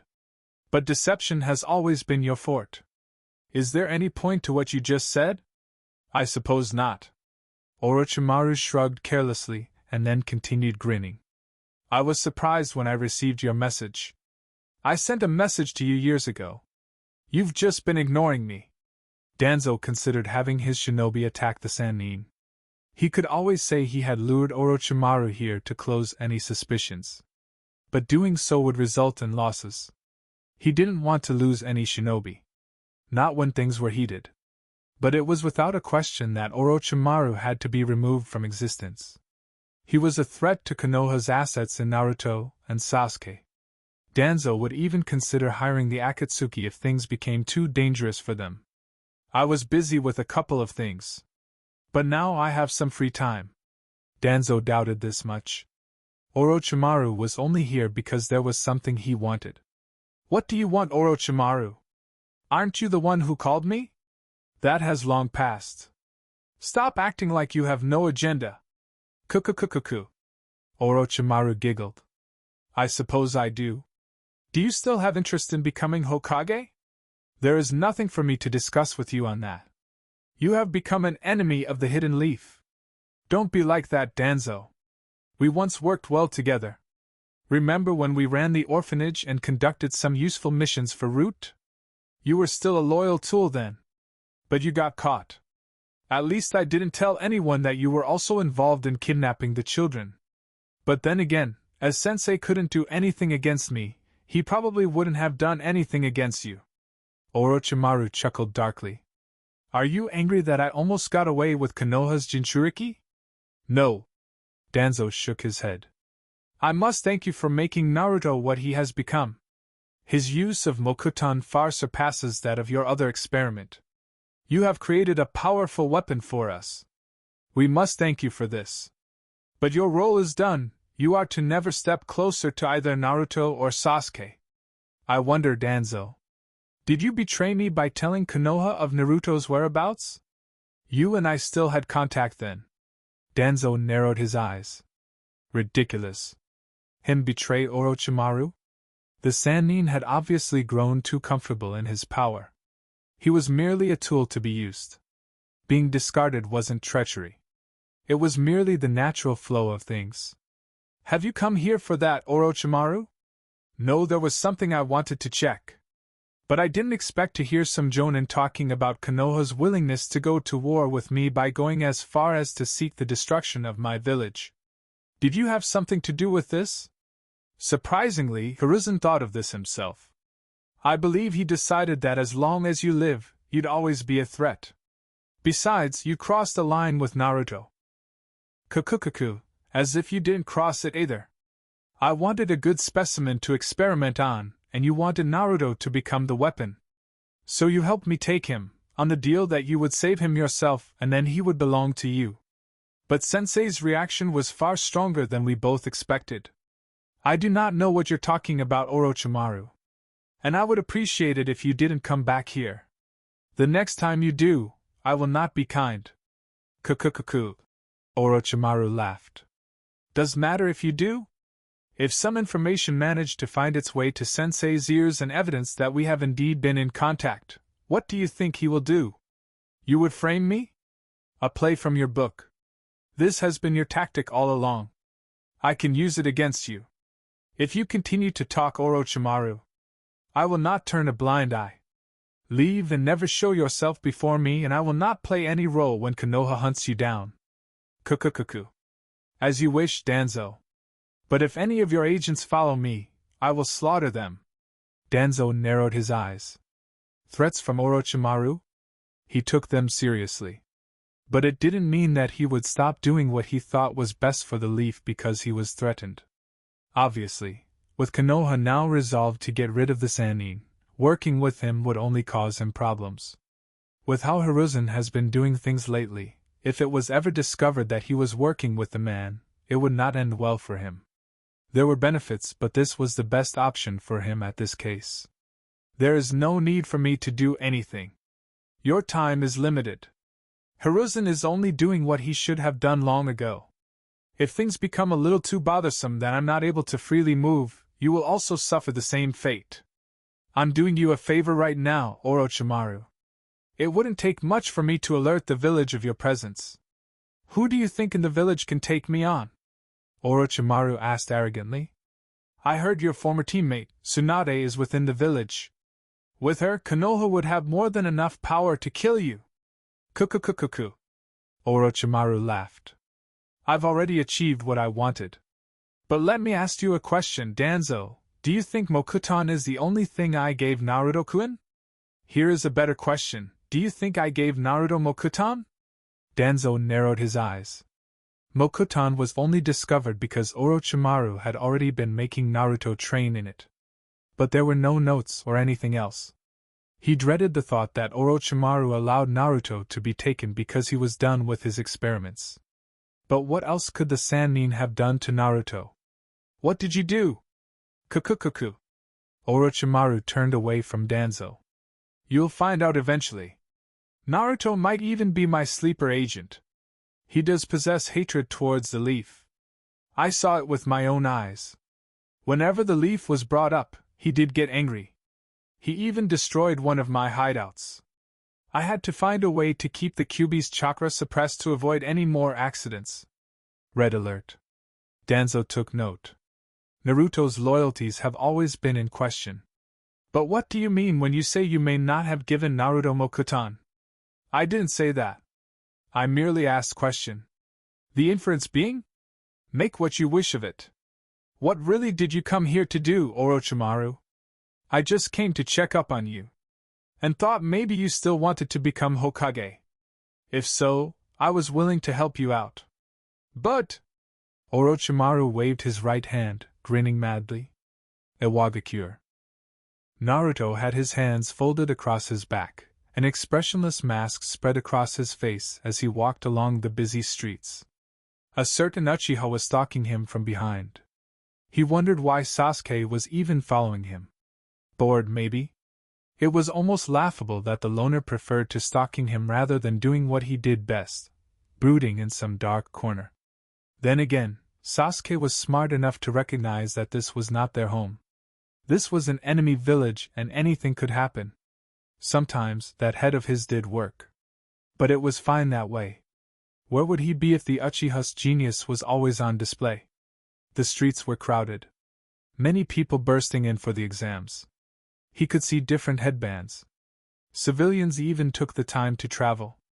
But honestly, what was there to watch in the hidden rock? Even when there were people wandering about the village, Naruto's senses told him he was being watched. He couldn't pinpoint where the eyes were located. But he could sense it. Having lived under the microscope for so long had taught him valuable survival instincts. Any reason you're following from behind? Sasuke glanced at him, and then increased his pace a bit. No. A flat yet not so cold answer. He thought things would be a little tense after what he'd been saying earlier. Sasuke held grudges. Naruto knew that much. But he wanted the Uchiha to think more deeply than he permitted himself. I think we are being watched. Best be on our best behavior. If Konoha and IWA are not allies, it is only natural that they keep an eye on us. Unless, of course, they found out. You do know that shinobi are trained to read lips? Would it make any difference if they knew? Do they know? That we don't know. Then caution is necessary. Naruto looked up to the sky and then stopped for a moment before continuing to walk. Have you ever thought about the elemental nations and shinobi wars, Sasuke? What does it have to do with anything? Naruto scoffed. Ignorance will be your undoing one day. It is nonetheless hardly surprising. You did say your only objective is to kill Itachi. Don't mention his name. You'll trip? Naruto asked with a raised eyebrow. You need to get hold of your emotions, Sasuke. You'll sell your soul to the devil just to kill him with that attitude. Would that be wrong? He took away everything from me. If I can kill him, I will do anything. Even stabbing me, your only friend in the back? Sasuke did not respond to this. You know, you are not the only one who knows hatred. Everybody knew a bit of hatred. The emotion was powerful. It could easily corrupt and taint anyone. Even a saint. If Naruto said years of abuse and torture didn't taint him with hatred, he would be lying. There were many things he hated.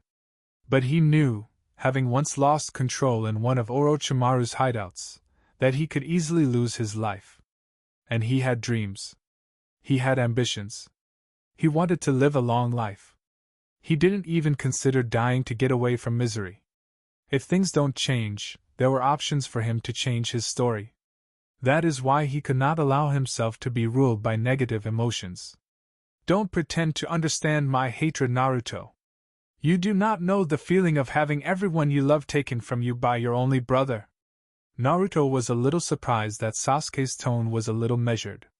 It was cold, but he was not shouting. There was that glare. I have always told you that I cannot claim to say I know your pain. I've not had anyone taken away from me. My parents died before I could say mother or father. Before I could even learn to love them. But you know what, there are many people who lost their loved ones because of the Kyuubi. And so often, they look at me with the same eyes as you take whenever you think of killing him. And I think sometimes you are no different from them. Personally, I don't think there is anything wrong with wanting to punish your brother. But your hatred does not drive you forward. It limits you. You lose control easily and act recklessly. You attacked even Orochimaru without thinking twice. Had it been someone who wanted to kill you, he would have done so. And pathetically, you'd have seen death without even getting a whiff of Itachi. Sasuke glared. The blonde was right. But it didn't mean he was simply going to follow those ideas. Like he said, he had not gone through what he has gone through to act differently. Even so, he knew, attacking Orochimaru like that would have been disastrous if the Sannin wanted to kill him. But what could he do? He gritted his teeth in frustration. The anger in him just could not be satiated until he was holding Itachi's corpse. I have been hated all my life. My parents murdered by the thing everyone hates. Yet you don't see me losing my marbles like a madman. You enjoy this. Of course I do. It is always pleasant seeing you squirm with your uncontrollable emotions. But that is only because I want you to get used to it. If I was like you, I'd have already murdered a couple of people in Konoha. But I can control myself. Have you ever seen me lose it? Even when there were reasons to kill Orochimaru. The blonde had admitted it that there was no one he hated more than the Sannin. And although he was seething, he had kept it ground. Sasuke decided to change the subject. You hardly talk about your parents. But I thought you didn't know them. Naruto stopped, and then faced the Uchiha. I see. Orochimaru told me while attempting to tempt me. I must admit, I resigned myself to it, but I was saved. He said in a bitter tone. Maybe if tell you, you will understand me a little and realize that I have reasons to be angry, but unlike you, I have control of myself. What? Naruto leaned on Sasuke's right ear and then put a hand over his mouth.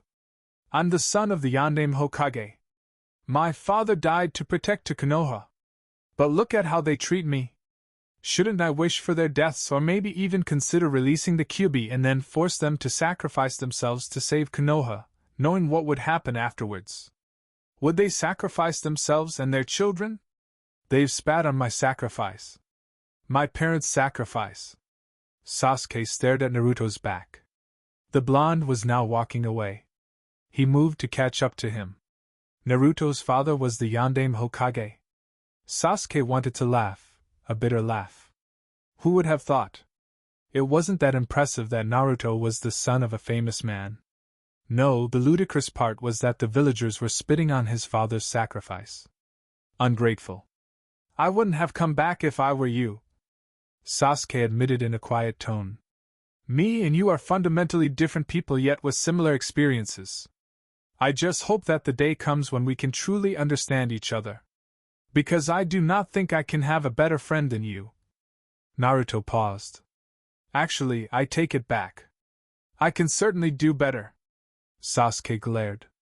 You're my only friend, Sasuke said in a whisper. You must really hate it when you see other parents playing with their children, and then look at you with hatred while knowing that the only reason they are playing like that is because of your father. You never experienced family because your father sacrificed it for Konoha. They are only happy and alive because of your father. Naruto's expression became cold for a second before he slapped his right cheek. That kind of look frightened people. I used to use teeth alright. Sometimes I wish I didn't know about my father. It would have made things better. But I dislike living in ignorance. He sighed, pausing to gather his thoughts. I just don't want to be controlled by anger. I don't want to continue to live in misery. I have dreams, and I want to see to them. Do you hate them for it? Naruto glanced at Sasuke and then smiled. What do you think, Sasuke?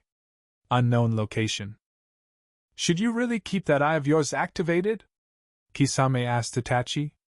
I really do not want you to die before giving me a good fight. Itachi only glanced at the infamous criminal, and then back at the stream of water in front of him. He stared at his reflection. Life took turns that no one truly plans for. He would have been a great shinobi for the leaf. Well, he still was. But he was forced to watch his beloved village from afar because of the blood he had to spill, for its safety and future.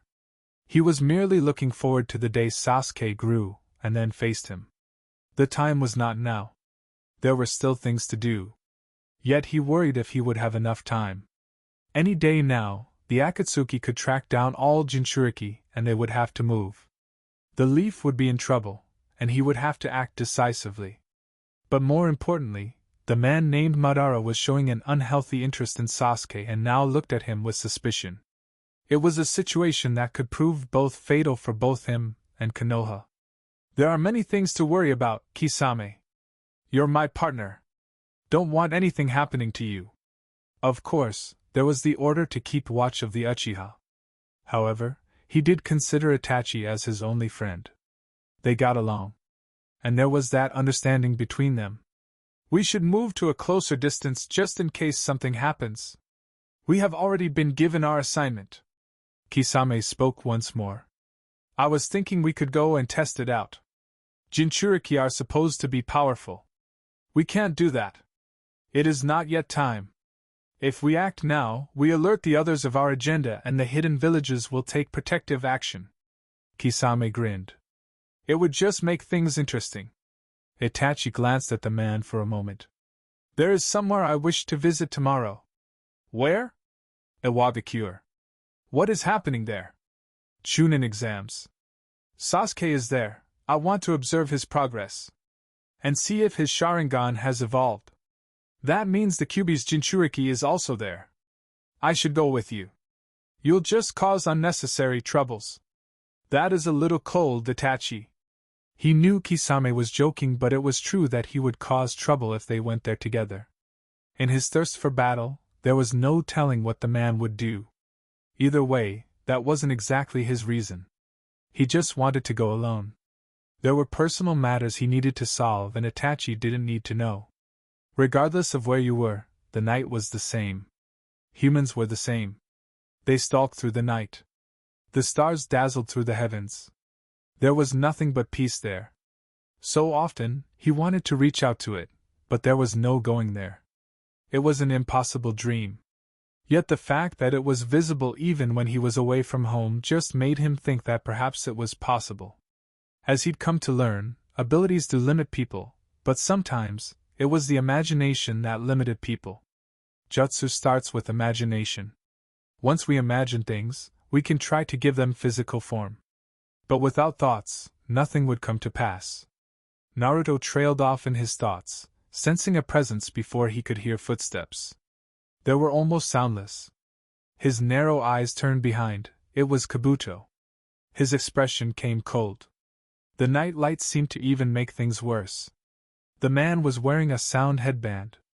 To think he dare show himself here when they already knew he was Orochimaru's guard. You don't have to look at me like that, Naruto-kun. Like that? This scum has stood before him while cutting him up and injecting needles in his veins. He had experienced pain so worse than the emotional turmoil he'd suffered in the hands of Konoha's villagers. It had been torture. And he knew he wasn't the only one who suffered. At least he hadn't turned into a hideous monster. No, most likely if Orochimaru had more time with him, or if he was done with what seemed to be of interest to him, he would have either tried to clone him, or just conduct more experiments that would have turned him into something that could no longer be called human. There is no better look aside from contempt. I'm holding myself from lunging at you right now. Kabuto chuckled lightly. Well, you have better self-control than Sasuke-kun. Perhaps it is experiences. Sasuke-kun can be called a child. And you an adult. He is a child. Indeed. Leave me alone, Kabuto. I would rather not lose my control because you are standing before me or have someone see me with you. I can imagine Konoha doubting your loyalty. Kabuto smiled, thinking maybe they could use this strategy. It would work to drive the blonde away from Konoha. But it wouldn't likely drive him back to them. Which was not what he wanted. Just bear with me for a little while, Naruto-kun. I want to talk to you about something. Naruto glanced at Kabuto through the corner of his eyes. His eyes were just cold. How he loathed even talking to this human, but as always, he had to swallow his contempt and just hope for it to end quickly before he pulled off a Sasuke. The thought at least made him smile wryly as he took his eyes back to the night streets. I would rather not even talk to you as I have nothing to say to you. But it isn't like I can make trouble here. We are far away from home. And Iwabikure wouldn't be that willing to help you out if they were to know that you're the child of the man who tormented them in the Third War. Kabuto replied casually. The threat ever so present. So chilling that those words could just slip out of his mouth. What do you want, Kabuto? Just to talk. You think you'll ever return to Orochimaru-sama if things were ever to become difficult in Konoha? Hell no. I'd rather slit my throat than be around you people. If you were not sickening, I may have even fallen for Orochimaru's temptations. That isn't a nice thing to say about people who saved you and gave you power. Naruto scoffed as he replied in a bitter tone. Nobody asked you. You did what you did for your own interests. I owe you nothing.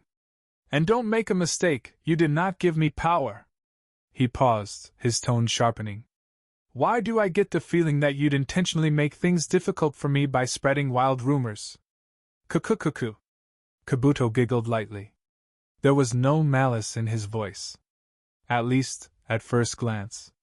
We are not that cruel. But if Orochimaru really wanted to drive you out of Konoha, he'd do that.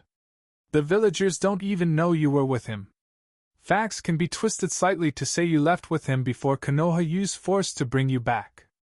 How undesirable. There were many people like Kabuto in the shinobi world. Rotten to the core and cruel like devils. They cared for no one but themselves. Greedy piranhas. They would devour anything before them, as long as it can satisfy their thirst for knowledge and power. Now then, you spent a couple of years with us and we conducted some valuable experiments, but most of it was helped by the fact that we discovered that Yamato had survived. We managed to get samples from him. Kabuto paused, glancing around for a bit before continuing to speak. You survived various trials. Not because you're a Jinchuriki, but because you are Uzumaki. I envy the rich life force of the Uzumaki. You have a vitality that no one has. Not the Senju or the Uchiha. It is a pity that these clans have become extinct, isn't it? No.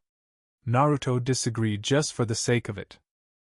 In any case, the Uzumaki and the Senju are related. Tests have confirmed this much.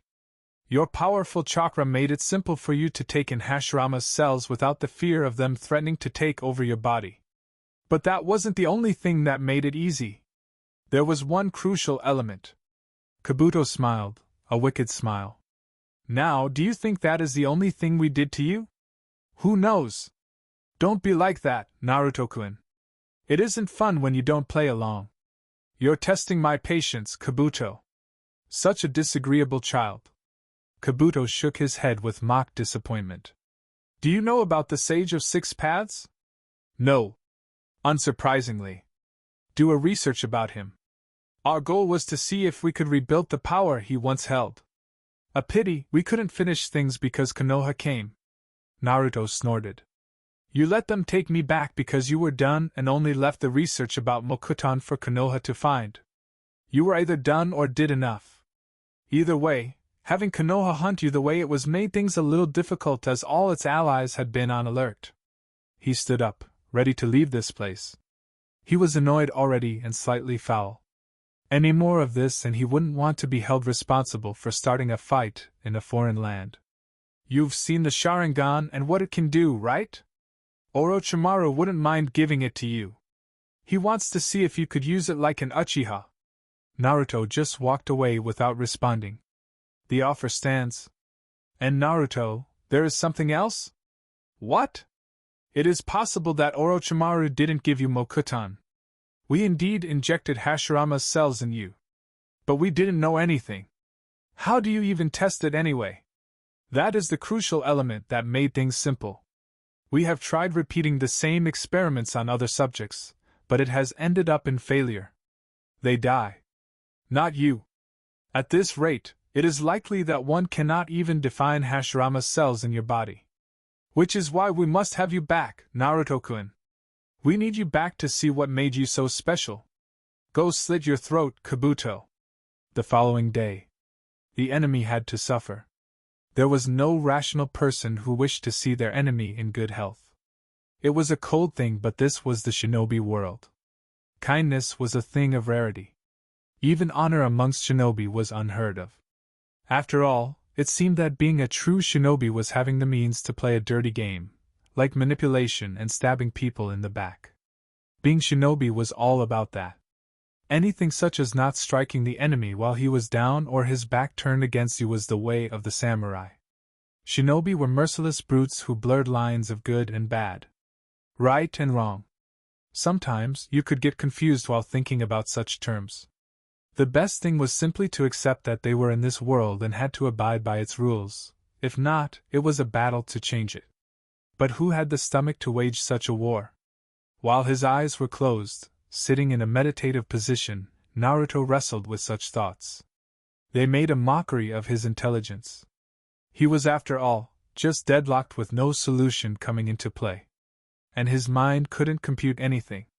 Sensing a presence, Naruto's eyes snapped open.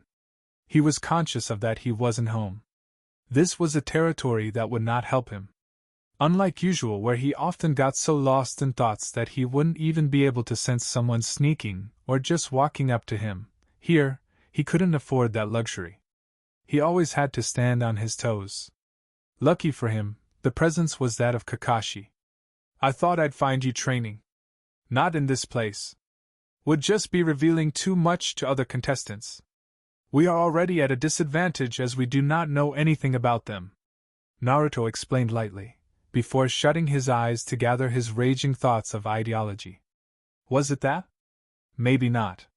Calming your thoughts? Naruto opened his eyes and stared at the Jonin with a raised eyebrow in question. Kakashi smiled. I can sense that you're a bit unsettled. Your chakra was giving a bit of an offensive feeling last night. His control over his emotions was not as good as he thought. If he was unconsciously leaking killing intent, it would have been bad for him.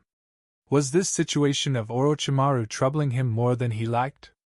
He'd chosen to suppress his contempt of everything, but nothing could stay buried forever.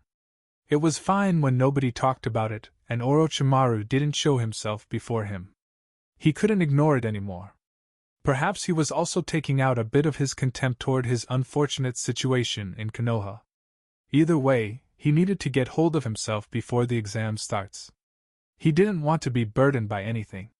He released a long breath, and glanced up into the clear sky before responding. Yeah.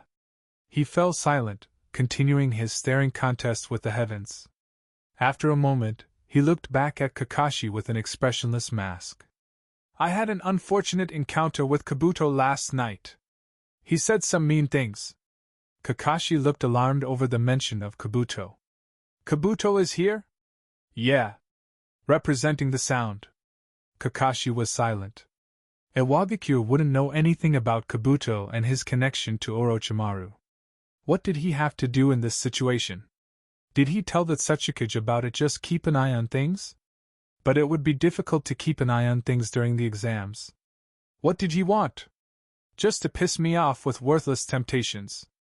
Even went as far as to suggest they'd be willing to make things bad for me in Konoha just to see how I would react. As if things weren't already bad. Naruto replied with a shake of his head, his tone flat and his expression matched this. The idea that he may have had the bloodline of Mokuton before Orochimaru may be interesting to those people. But to Naruto, it made no relevance to anything. This is worrying. I will send a message to Konoha. But did he say anything about Sasuke? No. Still not in the clear. I doubt Orochimaru is here. He could be around just to see how you do in battle. Kakashi tried to make light of the situation. But be cautious. Naturally. Around people like him, you can't afford to blink. The Jonin nodded and whipped out a bingo book. This was given to me earlier in the morning by a shinobi of this village. he said, flipping through pages and then handed it to Naruto. There was the intentional purpose of writing this book. A Wagakure must have probably assumed they would come.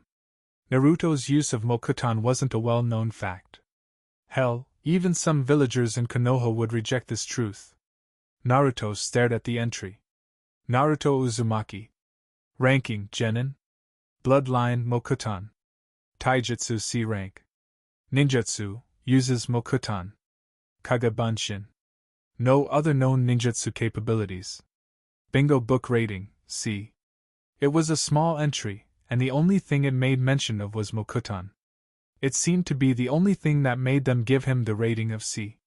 Either way, they didn't know everything and they were trying to sell him out by advertising Mokuton abilities. A pity for them, he had many more secrets. He wasn't just going to show them, at least not now. Sasuke is also in there. Both of you have been given the same ranking. Kakashi spoke in a serious tone. You may be marked, which will make things difficult. But unless your life is in danger, you aren't to use the Kyuubi's chakra. He was saying that, but he didn't think that things would go that far. Naruto was skilled. And his partnership with Sasuke meant that even if they came across someone more powerful than them, they would still pull through. Besides, it was not that easy to counter Mokuton, especially if Naruto decided to use some of those deadly jutsu he never uses. Well, it will make things interesting. Naruto grinned. He was feeling a bit frustrated anyhow. Releasing his stress would help him. Hidden Leaf. Tsunade stared at the village gates with an expressionless look on her face. Anger and frustrations bubbled within her. To think she would return to Konoha in this manner. Ridiculous. And Shizen had already been taken away from him. Damn that old man. The guards didn't give her a hard time. Not that she had the expression that welcomed stubbornness. As she strolled through the village streets, heading straight to the old man who forced her into this situation, Tsunade realized not much had changed. The people seemed to welcome her presence with open arms. At least those who saw her walking alone. If she had been in a pleasant mood, she would have waved back, enjoying their love for her. Upon arriving at the Hokage Tower, Tsunade marched. She didn't even knock at the office of the Hokage. She burst the door open and stalked in, ignoring the shinobi who were in the office. The Sandaime met her glare with a warm smile. Please wait outside, Hiruzen said to the shinobi in front of his desk. Tsunade won't take long. Hi. Hiruzen turned to face Tsunade with an expressionless face. Perhaps it was good that she wasn't slamming anything. Her anger tended to be felt by anything standing beside her. Maybe she was holding herself because of respect, or whatever was left of it. She had nonetheless returned far sooner than he had expected. Of course, if he hadn't taken Shizen, she would have most likely weathered the storm. There was no fear that she would end up joining any great nation. She would never betray Konoha in that manner. But her continued absence here was always felt. I haven't seen you in a long time. Age really hasn't seemed to get the better of you, Hiruzen said in a light tone despite his expression. Can't say the same thing for you. Hiruzen chuckled lightly. I have lived long enough, burdened by responsibilities of this office. Tsunade moved closer, put a hand on the desk and pressed, cracking the desk. You had to do it, didn't you? Yes. I am the Hokage after all. I must take measures to protect and ensure Konoha's future is stable. Hiruzen replied with a wave of his right hand, leaning back to his chair. Now you think of being Hokage? What was that attitude when you let Orochimaru leave Konoha? A low blow, but Hiruzen took it under the chin without wincing. He didn't expect anything less from Tsunade. She was angry. There was a way she reacted to this anger. But nothing was going to change his mind over what had happened. He made his mistakes, and he was living with them. Could he say the same for Tsunade? She fled over his inability to handle the pain of losing those she loved. He lost many, but he was still here. Buried in my love for him as my student, I suppose. Hiruzen responded casually. In any case, you are back in the village. I want you to succeed me. But given your mindset, now is hardly the right time to talk to you. In any case, one cannot be forced to take up the mantle. If you cannot take up the position in the hospital and start making plans to train future medical nin. And if I refuse? I didn't come here to do anything. I only returned because it has become convenient. I'm not ordering you to do anything. I'm asking you as your sensei. I will give you 3 months to settle and calm down. If you're not changing, I will order you. Failure to follow such orders will be insubordination. Tsunade picked up the chair in front of the desk and slammed it into a wall before turning away from the sandame. Stop behaving like a child, Tsunade. You're better than this. Not even Minato's child throws a fit like you do. Observe the village, think about things clearly, and when you have done so, come back to me. Hiruzen paused. Shizen is at the hospital. I suppose I must thank you for training her. But do try not to take much of her time. She is serving her village well at the moment. Naruto nearly jumped when someone poked him on the ribs while he was walking along the streets. He quickly turned around to face the suspect, and was welcomed by a laughing woman. If I had known you'd respond like that, I would have just sent one of my snakes to slip into your pants. I hate those damn creatures. Would have stabbed it until it became mince. Once more the woman laughed. Naruto stared at the woman who was talking to him as if she knew him. A Konoha headband. A memory flashed in his mind, and he then recognized her. If I'm not mistaken, you're Anko. A pupil or former pupil of that loathsome creature called Orochimaru. Anko raised an eyebrow. The brat surely hated Orochimaru. She grinned as she replied. The one and only. What are you doing here? I was told Orochimaru was after you, so I came. Just like that? Well, I had to flash my panties for the third to let me go. Naruto stared, wondering if she was serious or joking. The third couldn't have done that. Whether Anko would do something like that was debatable. But considering, the sandame may be a perverted old man. He was like Kakashi after all. They read the same books. Although, the third was discreet about it. He never did it publicly, unlike Kakashi. Seeing his look, Anko laughed, and then leaned over. You want me to flash them for you? She asked in a chilling tone. I'd have to kill you afterward. Can't have a brat seeing me. Naruto took a step back from the woman.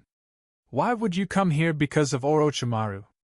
I can tell when he is closer. And I have a score to settle with that bastard. Naruto raised an eyebrow. That is curious. I know you were treated as suspicious in Konoha because you were his beloved pupil, but I didn't think he was a bastard to you. Considering you refused to follow him. What did you say? Anko stared. She was surprised at the words the blonde just said. She knew he had been taken by Orochimaru. But that was news to her. Considering that she didn't even remember much about anything when it came to Orochimaru leaving. Naruto realized he said a little too much, and then waved his hand. Nothing. Anko put a hand on his shoulder, and whispered once more. Come on, Gaki. You and I could get along just fine. After all, we have something in common, Orochimaru. We both hate him. Naruto's sharpened slightly. This only meant that Anko knew. But hardly surprising. If she came here, the old man would have told her. I suppose we could. Anko grinned. See, what were you saying about me refusing to go with him? You sound genuinely curious, as if you don't know that part. Are you going to tell or not? Naruto sighed. He used you as an example of what happens to people who are known to be associated with him. He pouted, recalling that after he offered you the opportunity to leave with him, you actually refused to do so. He'd been sure you would go with him. You and I are going to get along, kid. But I have dibs on stabbing him to death. Seniority comes first. Then we won't get along. Anko laughed. I'm taking a like of you. Just don't do anything like Orochimaru. I might stab you thinking it's him. Anko halted. She couldn't tell if Naruto was serious or not. This time, Naruto laughed. We will get along, Anko-san. Chapter 7 Mixed Emotions. You again? Naruto glared at Kabuto. Even though the man was disguised, Naruto knew his scent. He could never mistake the wand of the snake, not this lifetime. What a disturbing bother, though. He thought he wouldn't have to meet with this problem again. But this visit to Iwagakure was turning out to be a torture. What could he even do in this situation? Naruto had methods to disable Kabuto. After all, while he may lack with the experience, he had the fire power to carry out his dark desires. The only problem was that everything around him would be destroyed. And so, he had no option but just to stomach this presence, and hope it went away as quickly as it appeared before him. "I was just passing by, Naruto-kun," Kabuto replied with a smile. "Passed by already. Today is the day of the exams. I would rather not spend a second longer in your presence. My performance wouldn't be good as you're already ruining my mood." Kabuto laughed. "Oh? Perhaps I should stick around, just to see your reactions." Naruto didn't need this. He didn't want it either. He just wanted to do enough to pass and then become Chunin. He didn't want any trouble. Was that too much to ask? Couldn't he be afforded some fresh breath? "I'm just kidding. I'll depart." Kabuto then walked closer and then leaned into his right ear before whispering. "Orochimaru-sama dug up your mother's remains in Konoha and then used Edo Tensei to revive her. He said to tell you this. Perform well, she will be watching, Naruto-kun." Naruto knew about that forbidden jutsu Kabuto had just mentioned. It wasn't the first time this has been dangled in front of him. Orochimaru had once offered to use the jutsu for his sake, to give him a chance to ask the Yondaime why he decided to make him a Jinchuriki. But to think that they would dig up his mother's body just for this cause. Naruto felt his blood boiling. He was angry, so much that a bit of the Kyuubi's chakra started to leak out. He was quick to notice it, and quickly cut it off before he caused the scene. "Now that was a little frightening." Kabuto slipped away. Inoki stared down at the genin before him. They were over 100. A little less than what he'd expected. He'd thought other villages would take the opportunity he'd given them to spy on his village, but only the minor villages came. Kumogakure had sent teams, but nothing he could even bother to look at. The reclusive Kiri hadn't bothered. Perhaps its once famous bloodline clans had been wiped out during its civil wars, that it had now become just a normal nation like the rest of them. On that thought, Inoki had no other expression to give than joy. After all, the other villages were not his friends or allies. They were potential opponents in case a war broke out. There had been measured responses lately. And maybe this current generation wasn't going to be quick to jump into the death field. But with shinobi, a simple glance could ignite the sparks. Yet admittedly, he was rather enjoying these peaceful days they now lived. Konoha had only sent just 3 genin. An interesting choice, especially given that their sensei was the famous Kakashi no Sharingan. Hiruzen must trust them greatly. Reports did state they were most likely the best in their generation.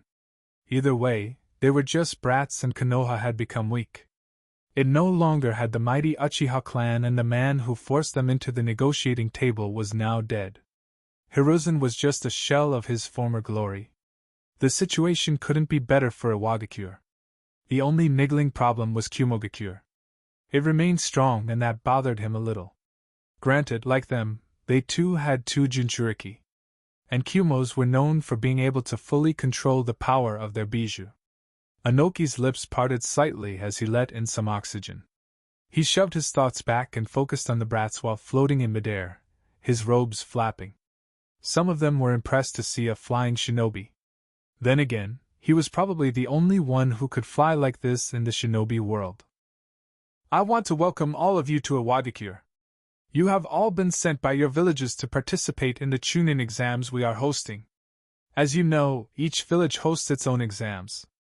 And these exams are usually to show the strength of future generations. You will all be tested to see if you're capable of being real shinobi. Those who make it will go home to make their villages proud. Those who fail will walk back with the shame. To all contestants, my best wishes." And with that, Inoki finished speaking. The large number of genin in this unique village with unique structures suffocated Sakura. The killing intent of many people wore her out to the point where she just wanted to either sit down or just flee. It wasn't anything compared to the murderous intent she's been exposed to while on missions, but here, it was coming from all angles. There was no place to run. She glanced at Sasuke, thinking of him as her shield. But he wasn't focused on her. She couldn't even tell what he was thinking given the indifferent mask on his face. Her other teammate was wearing a look she could only define as stoic. It was a strange mask from Naruto. He also seemed to be much occupied in his thoughts, for some reason. Sakura dared not ask what bothered him. Their sensei wasn't around. Sakura had just the two of them with her. She knew already, it wasn't going to be easy. Maybe they shouldn't have come here. She'd never voiced such thoughts. If she had, they wouldn't have come, and she was certain Sasuke would have held a grudge against her. Inwardly, she smiled bitterly. When was she going to stop thinking like that? Was it every day that she would move because she was afraid of what her teammates would say? Nervous that much, Sakura? How could someone's voice be stern and yet have some amusement within it? Sakura wondered when Naruto pulled her out of her deep thoughts. Trying to appear strong, she shrugged with a bit of nonchalance. Of course not. She gave him a stare, her tone so firm, she danced inwardly at being able to pull it off. Just a lot more contestants than I would have imagined. Everyone wants a promotion. And to test their skills. I know someone is dying for that promotion. Sakura gave Naruto a sideways glance. Sometimes I think you even like fighting a little too much. Tell that to Sasuke. I've never been the one to provoke fights. While Sasuke ignored them, Sakura almost said it was because Naruto had better control over his emotions and couldn't be provoked that easily. But she bit her lip. She dared not slander her beloved like that. But reality was glared at. Nobody provoked Naruto unless he willingly fell for it. He was the master of his emotions. He didn't have any emotional outbursts. If he did, it was all a play, for his amusement, or for some reason. She smiled inwardly. Perhaps her eyes were being opened that she could even admit Naruto's genius like that. Naturally, she'd never utter such words through her lips. Only he deserved her praise. You could have said it. Naruto spoke again with a knowing smile. Sakura glared, wondering if he really read her mind. That was scary, she thought. She shook her head. It was ridiculous. She was going mental. Since when does Naruto read people's minds? He read the situation well, but no one had the power. And even if someone had it, Naruto of all people shouldn't have it, they would all suffer. I must say though, this is quite overwhelming. We are going to have to cut through too many opponents. The boys, girls and even some who appeared to be too old to be genin surrounded them. Everybody was an enemy. There was no friendly shinobi in this exam. While not everyone was an enemy, everyone was competition and they had to come out on top. They were yet to be told how the exam was going to be structured. The unknown made him a little nervous because he wouldn't have time to prepare. Most of them don't even appear to be worth the challenge, Sasuke said, loud enough just for his teammates to hear him. Even he was smart enough to realize that saying something so loudly would earn them some murderous glares. You never know with shinobi. Deception is part of the trade. Not everything was as it looked. That was one of Kakashi's favorite lines. But I must agree with you, at first glance, it looks that way. I hope we will not be disappointed. He said those words purposefully. Experience had taught him better. Someone is a little too confident. Naruto turned around and then smiled, looking at the black-haired teenager. She was a little older, maybe a year or two older than him. But he was certain, she was not a genin. Her IWA headband gave her away and the vest she wore. Meaning, she had come here because she wanted to speak to them. When one is confident in their abilities, such is the attitude when facing battle. He replied casually, staring deep into her eyes. Kuratsuchi rolled her eyes. Riding on the waves of past glories. It is not our fault that Konoha has always produced the finest shinobi. But we are not banking on that. We are here because we believe in ourselves, and that goes for everyone else who is here. Like I said, a little too confident. Naruto shrugged. Her contempt for them was apparent. If anything, she viewed them as enemies. She was certainly not part of the Genin group, which made her intentions a little curious. Most of us are guilty of that. Naruto's lips twirled slightly, a bit of mischief in his eyes. Of course, when you have been on the top for too long, everything else just looks too small, even taking it seriously feels like a chore. Kuratsuchi glared at Naruto. There was no way he didn't say those words just to piss her off. There was something wrong with the way he spoke. It irked her that he could press her like that. Are all Konoha shinobi like that? Nay. Naruto waved his right hand. I was merely trying to press you. I don't even know what it feels like to be on top. You two know each other? Sakura asked curiously, but the main reason she butt in was because she didn't want Naruto to add to the insults. No. Naruto shook his head. But I believe this is Kuratsuchi, the granddaughter of the Tsuchikage. You're well informed. Not at all.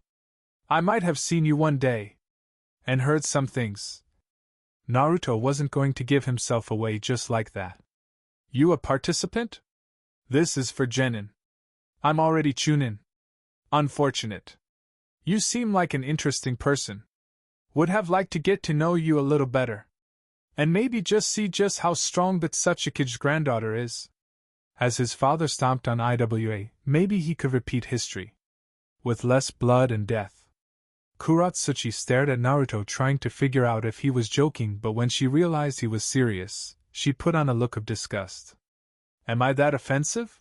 He was asking that in a serious tone, but Naruto wore a sly smile on his lips. It was a smile that made Kuratsuchi a little uncomfortable. She had come here because she wanted to see the Konoha team in person and measure their strength. Anything could happen in the exams, even death. She wouldn't have a problem if they died, if only they were Genin who could prove to be too troublesome for her village soon. To say Konoha was an enemy wasn't too far-fetched. But was she going to admit it like that? Yeah. Ouch. Naruto put on a hurt look and then wiped out an imaginary tear. He then asked, What do we owe for this pleasure? I just came to check on you. I heard Konoha had sent the last Uchiha and a Mokuton user. Came to wish you luck and to say I will be watching you. Don't disappoint me. She said that, and then slipped into the crowd. Why would she be cheering for us? She won't be. Sasuke replied, staring toward the direction Kuratsuchi had disappeared off to. Most likely trying to determine how much of a threat are we going to be for her village. But IWA and Konoha made a truce. They are not enemies now. Sasuke wasn't going to bother explaining how the shinobi world worked to Sakura. Firstly, because he had no interest, even though he understood it well. Secondly, it was something she should know by now. The two aren't friends either. Naruto replied in Sasuke's silence. Friendship in the shinobi world doesn't mean much.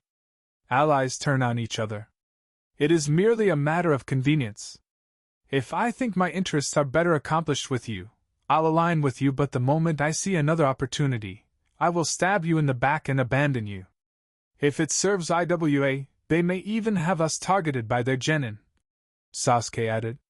Sakura felt as if she just received another load on her shoulder. It made an uncomfortable situation just deadly for her. The danger was that none of her teammates considered even quitting. What was she even thinking? The two quit? They'd rather get beat to a pulp than quit. She smiled. This was what made them her beloved teammates. Well, at least I have you too, Sakura said with a weak smile. Seriously, if she needed guards, there were no other people she'd hire than her teammates. They were the best. Don't go into this thinking like that. You were training as well. We are not always going to have to watch your back. Naruto thought it was unlikely that a Wagakure would do something to have him or Sasuke killed.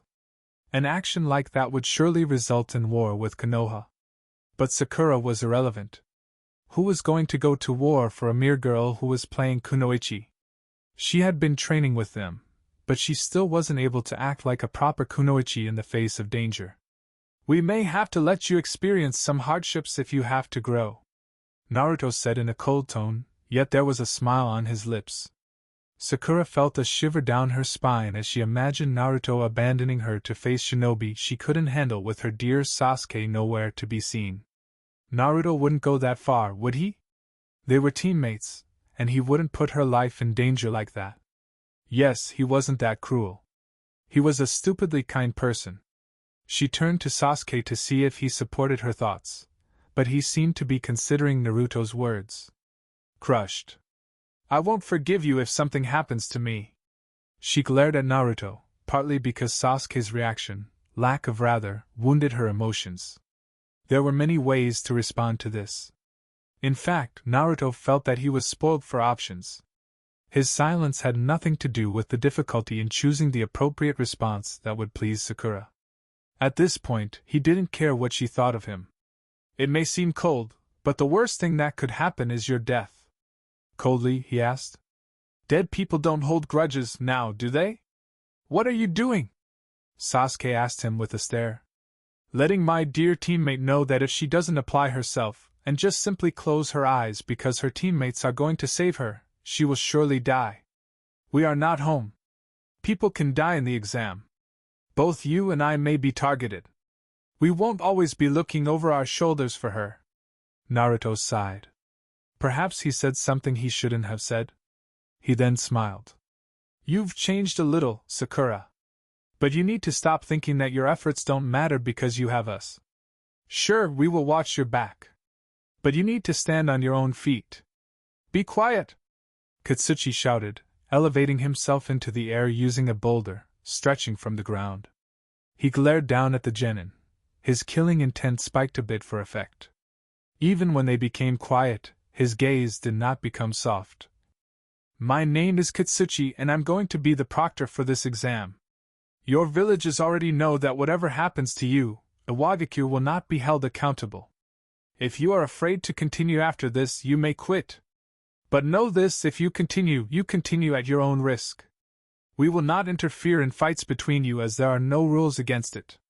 We will only get involved if there are outside influences. Can you quit the exam midway? You can. You just have to return to the village. Naruto put on a flat smile. That just sounds threatening. Sakura agreed with him. She could follow what the man was trying to say.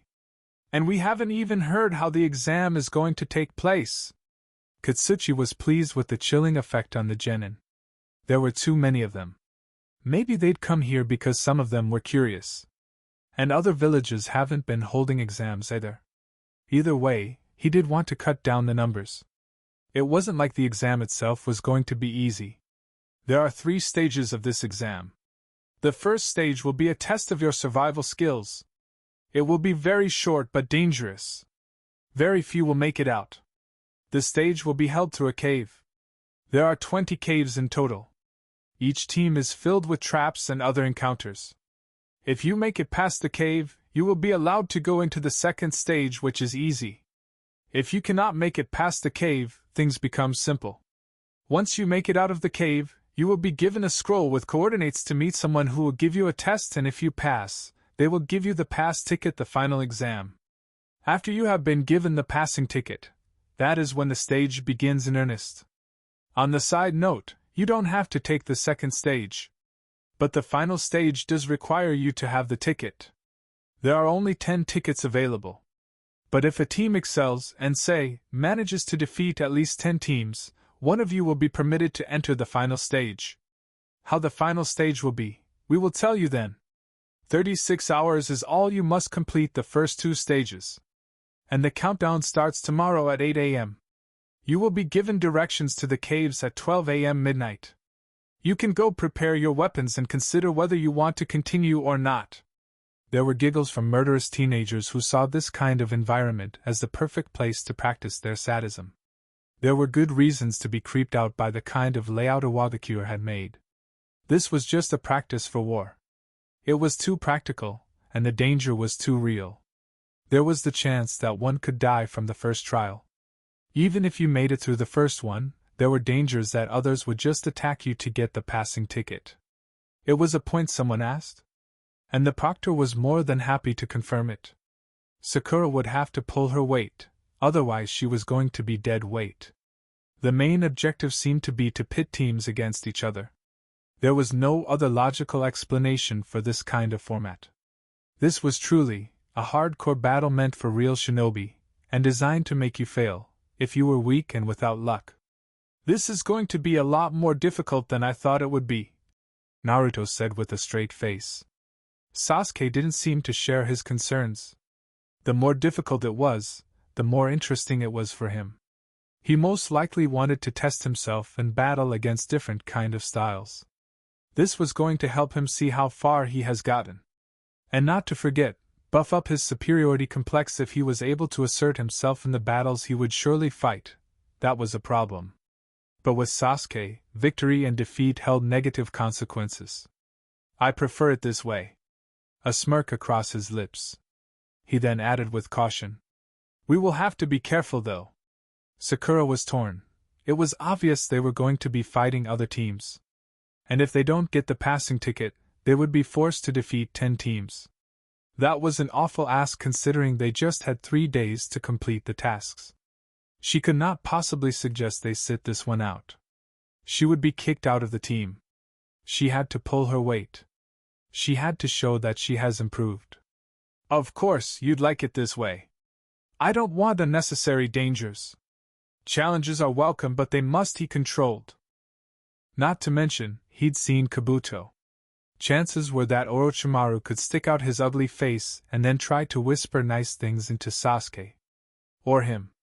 If the Sannin attacked them, they would be at a massive disadvantage. Even if the snake did nothing, but was already feeling itchy because of what Kabuto told him. "Don't tell me you've gotten all scared?" Sasuke asked in a mocking tone. Normally, Naruto would have indulged Sasuke. But he was in a slightly bad mood.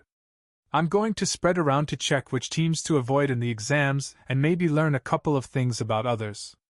I will see you later." He waved his right hand, walking away. "Is he okay?" Sakura asked. Sasuke merely shrugged and turned away, forcing Sakura to run after him. The scroll containing directions to 2 of the 20 caves had been delivered past midnight as promised. But they had realized as morning arrived, some teams had already departed even before countdown started. Maybe they too should have sneaked in behind the rules. None had been wiser. At least with things done this way, not all teams would be going to the nearest cave. The only teams going into caves they were not allocated were the bloodthirsty junkies who just want to eliminate the competition before they even get to the passing tickets. "Isn't it cheating?" Sakura asked of the teams who'd already left. "You weren't listening yesterday." Sakura did not talk back because it was Sasuke who told her. "They did it purposefully. The proctor said we would receive the directions after 12 a.m. and the countdown would begin at 8 a.m. But he never said we had to begin at 8 a.m. Naruto frowned. Stupid. How could they have not read in between the lines? "If others have already gone in, shouldn't we rush?" Their pace was slow. But Naruto didn't think it was necessary. It was still past 9 a.m., and they had maybe 3 more hours of travel if they were going by this pace before they arrived at their destination. It is unlikely they entered the caves during the night. It was dark and the caves are said to have traps. Nobody is stupid enough to walk into a death trap in the dark. And if they were stupid enough to go in and still make it, then it is likely that they are a team we should avoid, for now at least. For now, Sasuke didn't care if he had to run from other teams. The main importance was getting the pass ticket. If they got held or wasted energy fighting, they would either fail or be left at a disadvantage if the final exam begins the moment they arrive back to the village. There was no telling they could defeat 10 teams in time. The safest bet was to make haste in getting the passing ticket. But we cannot forget that there are only 8 pass tickets. Defeating 10 teams seems like the easiest option. Nobody knows if we are going to arrive first, Naruto said. I disagree with that. Naruto raised an eyebrow. You do? Our priority has to be getting the ticket. I'm sure other teams won't be rushing to get the passing tickets. They'll choose to fight. That just means many will be eliminating each other. We can find room to sneak ahead in the chaos. Once we have a passing ticket, we can do as we like. Sure, our pass before fooling around, huh? Naruto smiled. Very good, Sasuke. And if we don't find it? Plan B. Acceptable. The terrain was just decorated by boulders and lifeless mountains. But it wasn't as breathless as the environment in the Wind Country. That place was treacherously hot and inhumane compared to the Fire Country. But this place gave them an advantage. Nobody was just going to attack them out of nowhere unless it was shinobi from IWA. The long walk was silent. They were careful not to come across any teams. But hardly there was any team who were actively hunting. It was a requirement to get through the first exam. Once teams make it through the cave, they would start attacking indiscriminately. Sasuke raised a hand and then jumped onto a boulder. It was an entrance to the cave. There was a genin standing guard. What? Were they trying to stop others from going through? Looking at it, Sasuke couldn't see where the end of it was. It was only an entrance. It could be miles long or even deep. There is someone standing guard. Then there definitely are others somewhere close. What do we do? Well, we are already behind. And we don't know how long it will take for us to clear the cave. Let us just move into it. But cautiously. Sakura took a deep breath and then calmed her nerves. She needed to be strong and not waver. Because this was it. The exam was going to begin now in earnest. And she had to play a part. Kakashi-sensei wasn't around and everyone else was their enemy. Attacks could come from any angle and she had to respond to it. How do we go about it? Naruto asked, now standing beside Sasuke, looking at the guarded entrance. The cave was underground. They were just going in blind. Without any exit visible, they couldn't set out there to interrogate those who make it out. Sakura will go and talk to that person. We will be on the lookout for his other teammates. Sound choice. Naruto nodded in agreement. He then turned to face Sakura. Take the lead, Sakura. What if it was a trap? What if the moment she walked up to him, she was attacked, or others attacked Naruto and Sasuke? The thoughts ran rampant and Sakura remained frozen. But her teammates didn't move an inch. They waited for her. After a minute, she steeled herself and then stepped forward. Sakura felt like she was taking giant footsteps even though she was going as slowly as she possibly could. As she grew closer, the dark pit they had to eventually dive in didn't frighten her as much as the teenager who turned to face her, grinning as he did. Her heart was throbbing. She tried to hide her fear, but she couldn't. It probably just gave her away and amused the teenager. He was bigger than her. He could easily beat her up. No, she was already beat at this stage. I can smell fear and piss all the way from here.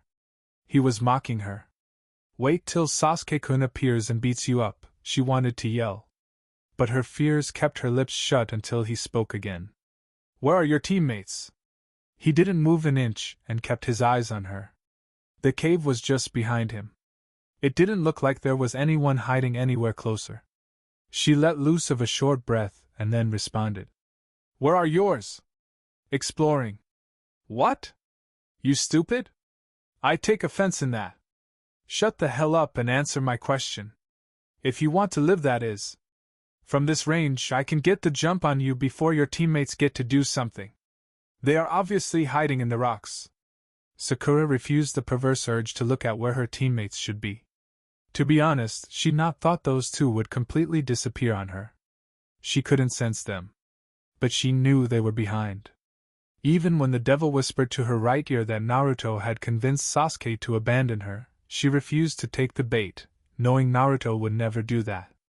As much as she was loath to admit it, her beloved Sasuke would be the first to try to abandon her before Naruto even entertained the idea. Yeah. They are hiding in the rocks. Tell them to come here. We don't want any trouble but have a proposal, he said, removing his kunai pouch and then placed it down. See, I won't attack you. Sakura snorted. I'm not that stupid.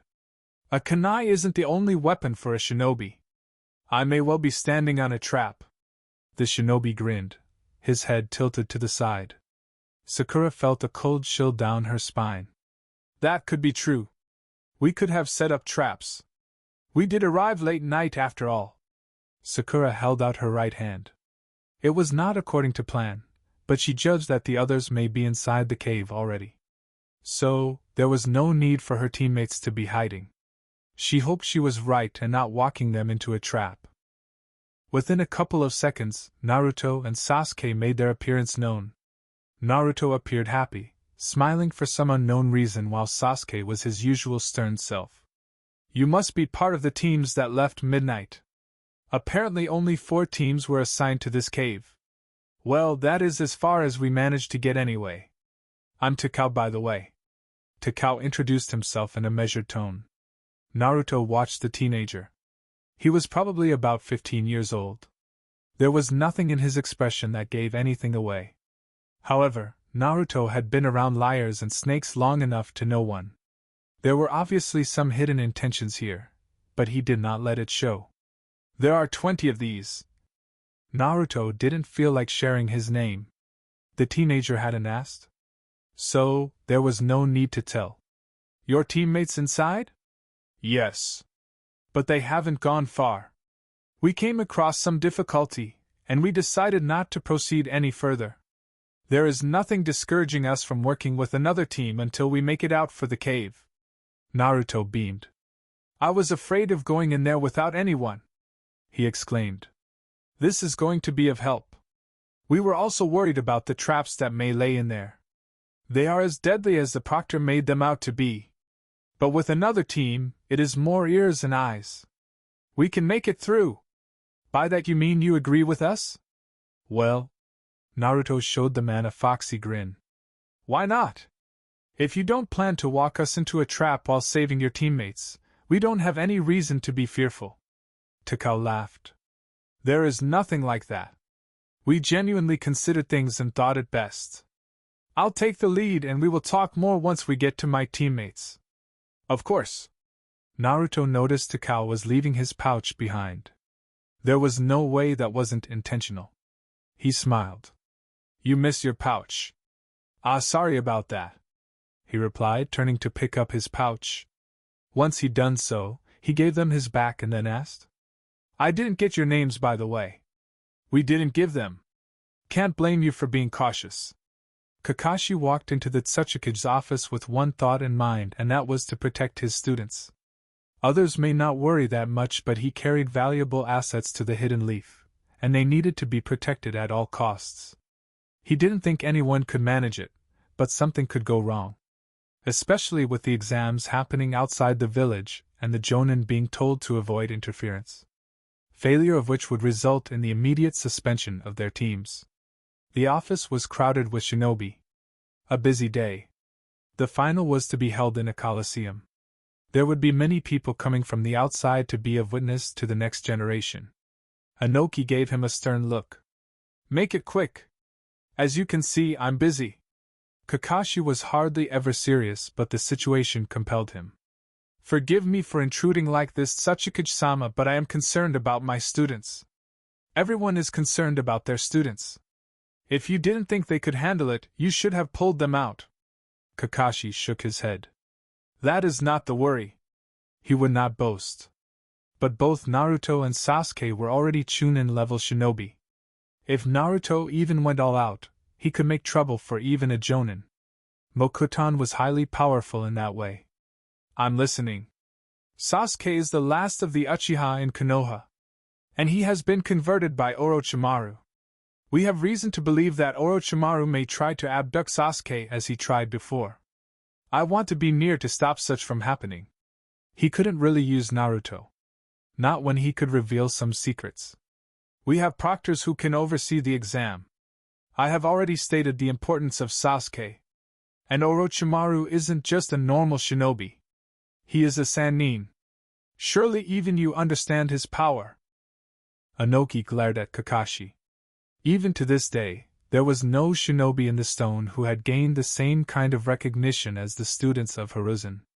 If Orochimaru was like Jiraiya, there was no denying his power. But this was not his problem. It was Konoha's problem. Konoha should have decided to handle its missing nin before. Inoki replied in a flat tone. Are you saying that you can handle him?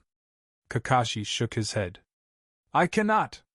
Orochimaru is too powerful. Then what is the point of you going?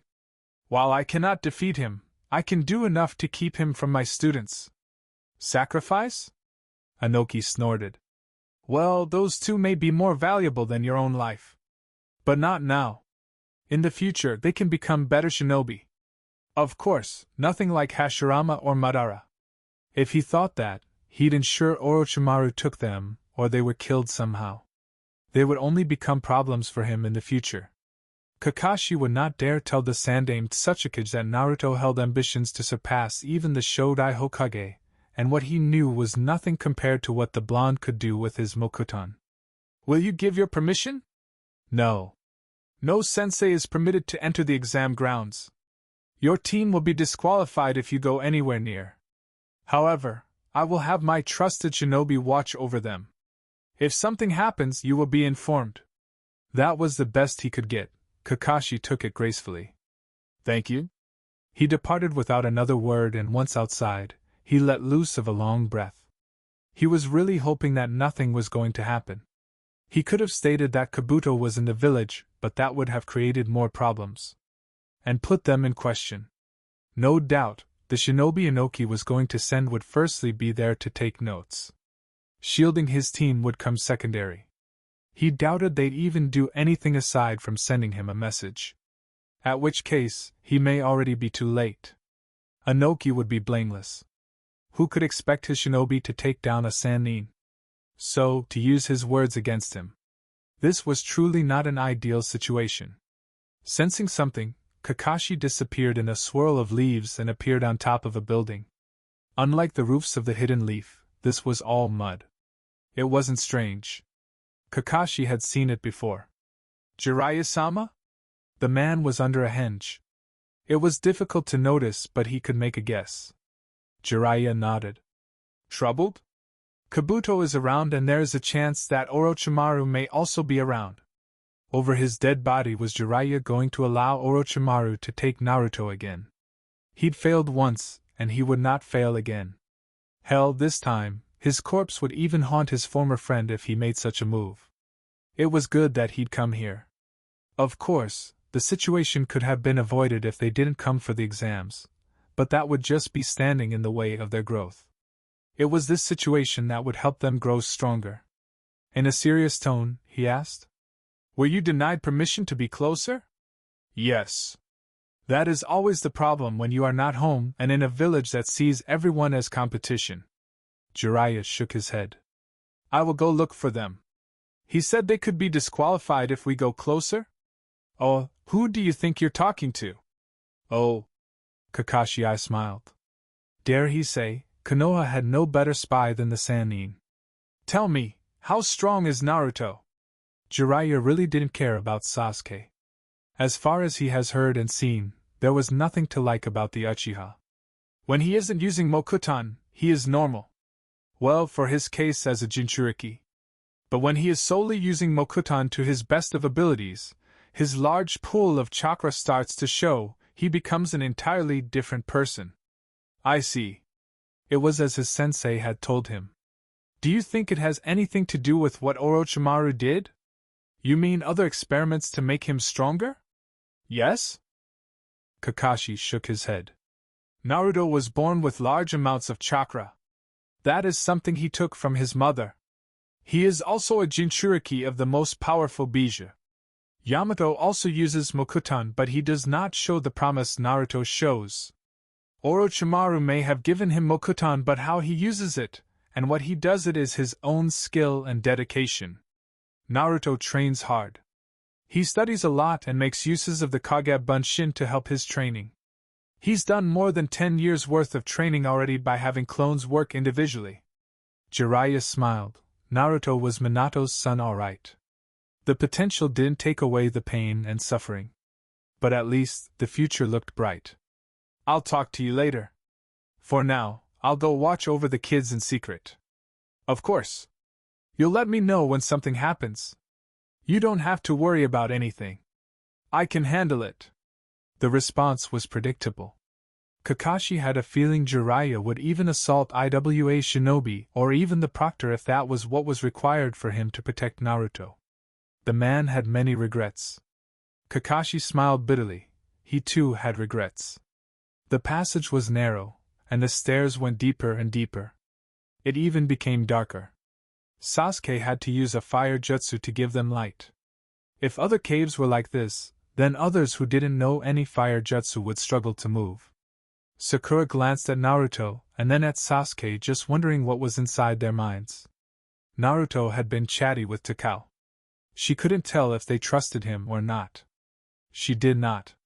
She thought they were being led to a trap. There was no logical reason anyone would go that far since they still needed to clear the cave. Of course, some people were just cruel that they'd stab them in their backs just for sport. Takao. Someone called where the 3 different routes spread at the foot of the stairs. Yup.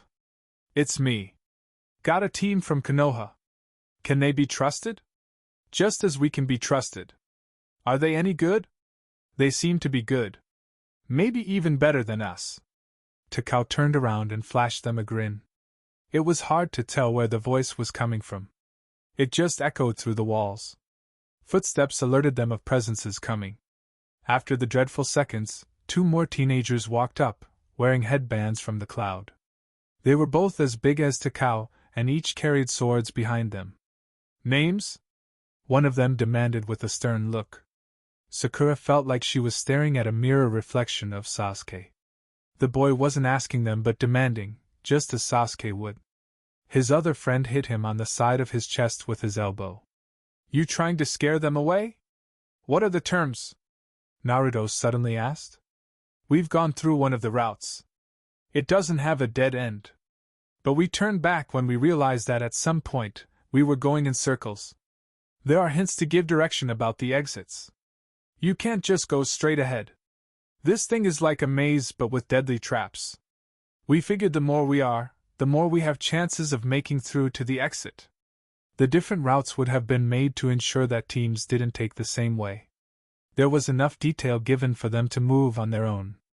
Sasuke thought that they didn't need numbers. They could simply send Naruto's clones to do the scouting and then move in safely. Sasuke faced Naruto. We are going back. Why? It will be safer that way. They must have designed this place with the idea that we could work together. And that won't make a difference if we go together. Are you sure? Sasuke did not respond but simply twisted around. Before he could leave, Takao grabbed him from behind. Please consider. I have. And we won't be going with you. Sasuke forcefully freed himself from the grip. His Sharingan flashed to life, glaring at the man with a hypnotic feel. Are we going to have a problem? Naruto released a long breath and then waved at the Cloud team. He pushed Sakura ahead as they started to retreat. Nobody said a word until they were out of the cave. Explain. They must have experienced something bad for them to look for others. But we don't need them. We don't need to take the risk. You can send clones to scout the routes and then we can safely make it out. That's a good idea, Sasuke-kun. Naruto slapped his hand across his face. He was the one with the clones and he didn't even consider this. How stupid could he be? Then again, he hadn't considered it necessary to make such a move as he believed the Kumo team was honest. Still, he could give this one to Sasuke. He was the genius after all. Let us hope your idea works, Sasuke. No doubt the proctors were observing the efforts of every team. Every little action was being judged. Kakashi had already told them that pure strength alone wouldn't earn them enough merit to be promoted to Chunin. They needed to do a little more. For survival, no shinobi would enter a death trap. In war games, scouting the enemy territory was always vital for survival. Kage Bunshin no Jutsu. It took 3 hours for 3 of his clones to clear the cave. 3 long hours. He'd sent 100 inside. The others either got caught up in traps or ran out of chakra while running about in circles. Naruto was glad they'd sent the clones. There were death traps in there. Pits filled with illusions. Pits filled with spikes hidden as puddles of water by elusive genjutsu. Sometimes, kunai dipped in poison just flung out of nowhere. These people were honestly trying to kill them. The life inside the cave was well and truly a real-life challenge. Naruto could understand why they made only 10 tickets available. They knew very few teams would clear the cave. It took them about an hour to go through the cave, with a bit of surprises. Since the illusions hadn't been removed, Sasuke went in with his Sharingan activated. He was a little worn out by the time they made it out of the cave. It was already dark. A Jonin greeted them. "Congratulations on making it out of the first exam. You now have permission to go through the second test," the man said, handing them a scroll. "Once you open it and get the coordinates, the scroll will burn out in 30 seconds. Even if you don't open it, it will disintegrate in 10 minutes. How many teams have crossed the line?" "About 18 teams. 21 more should make it through soon." "That's a lot more than I anticipated," Naruto replied with a slight frown. "What exactly is the second test?" The Jonin smiled. "You'll see when you get there. A warning, depending on who you are, it may be more difficult than the first. First impressions are everything. If you're lucky, you make it without difficulty." He crumbled into dust after saying those words. At least there was a forest on the other side. But Sasuke couldn't tell which side the village was. The cave was deceptively long. They could be anywhere within the Earth country at this stage. And by the looks of things, nowhere near the stone village. Time was ticking away. But they still needed to rest. "We should rest for a couple hours or for the night. Other teams coming out will also be too tired to move out. We can move again just after midnight and grow closer to the second test and just watch." "Fair enough, team leader." Sasuke glared. "If you have a problem, come with a better plan." Naruto waved his hands. "I have none. I'm not as smart as you." That said, they went and found a good location, set up a fire for cooking. They didn't stay in the same place, just in case other teams saw the fire. They moved deeper into the forest before setting up camp. Sasuke insisted on taking first watch. Boom! There had been no warning before the explosion abruptly woke Naruto. He jumped out of his tent, and was welcomed by a smoke screen. It was so thick, he couldn't see a damn thing. But he could sense multiple chakra signatures. Where was Sasuke? Sakura? Wasn't the Uchiha supposed to be keeping watch? Hadn't he seen the enemy? He had the damn Sharingan. Naruto couldn't move, not when he didn't know what awaited if he jumped out of the smoke. But to think they'd get attacked like this. Ridiculous. It tempted a rather unpleasant side of him to come out for a dance with whoever dared to play shinobi tricks on him. "Don't move." If Naruto didn't recognize Sasuke's cold voice, he'd have frozen there and then. The Uchiha had managed to sneak in behind him. It was splendidly done. But he would not be so gracious as to give him the credit. "Sasuke. They dropped some things. Traps. Explode on contact." Sasuke had his Sharingan activated. "How are we in this position?" Naruto demanded, ignoring the fact that they were surrounded by a thick smoke and he couldn't sense his other teammate. "Not the important thing at the moment." Naruto glared at the Uchiha with sharp eyes, but he was ignored. He let it slide for now. But there was negligence in someone's part. They should have allowed him to take the first watch. He had the stamina and his clones could have done this without any problem. When the smoke cleared, they were surrounded by 6 IWA shinobi. It was entirely predictable that the home side would target them. It wasn't that they were the weakest team. It was just devious from a Wagakure. They must have been told that they needed to test the Konoha team. Worse, they had Sakura. Out cold. Another predictable situation. Anyone who looked at their team could see if she was the weakest link. "We don't know what awaits us in the second stage of the trial. Get us 2 pass tickets and you can have your teammate. And if we refuse, we'll kill her and do this to another team." A needless death. Kakashi had often spoken about such things. The need to protect friends. Scums, he would say. Shinobi missions sometimes made them choose on what to do. To save a teammate or continue with the mission. They could abandon Sakura. But that was morally wrong and against the teachings of their sensei. For Sakura, it would be a good lesson, but for them, it could mean failure. There were only 10 passing tickets, and they would be against time. Was there even a guarantee that Sakura would be returned to them? Give us the location. The exit of the cave you used. You have until tomorrow afternoon. If you give chase, we will slit her throat. And just like that, they disappeared. Naruto stared at Sasuke, who stared back. Before we get to how we deal with this, explain yourself. Sasuke was silent. He looked embarrassed. I dozed off, he replied in a flat tone. Naruto stared, and despite the situation, he laughed hard. So hard he fell on his butt, laughing until his stomach hurt. Sasuke just glared murderously. That is a classic.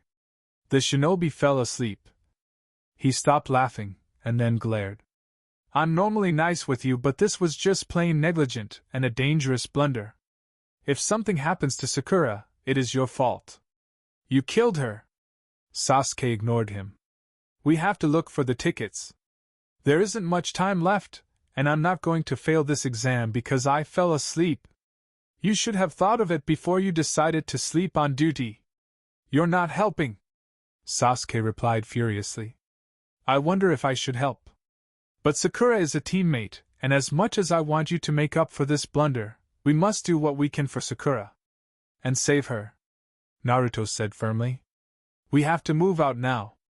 There is no time to rest. We'll have to face other teams along the way. Where? The location of the second test. We have to take it now and then ask if any other team has taken it. If not, we will have to set up an ambush for teams that pass. We need to get one more ticket for ourselves. This is unusual.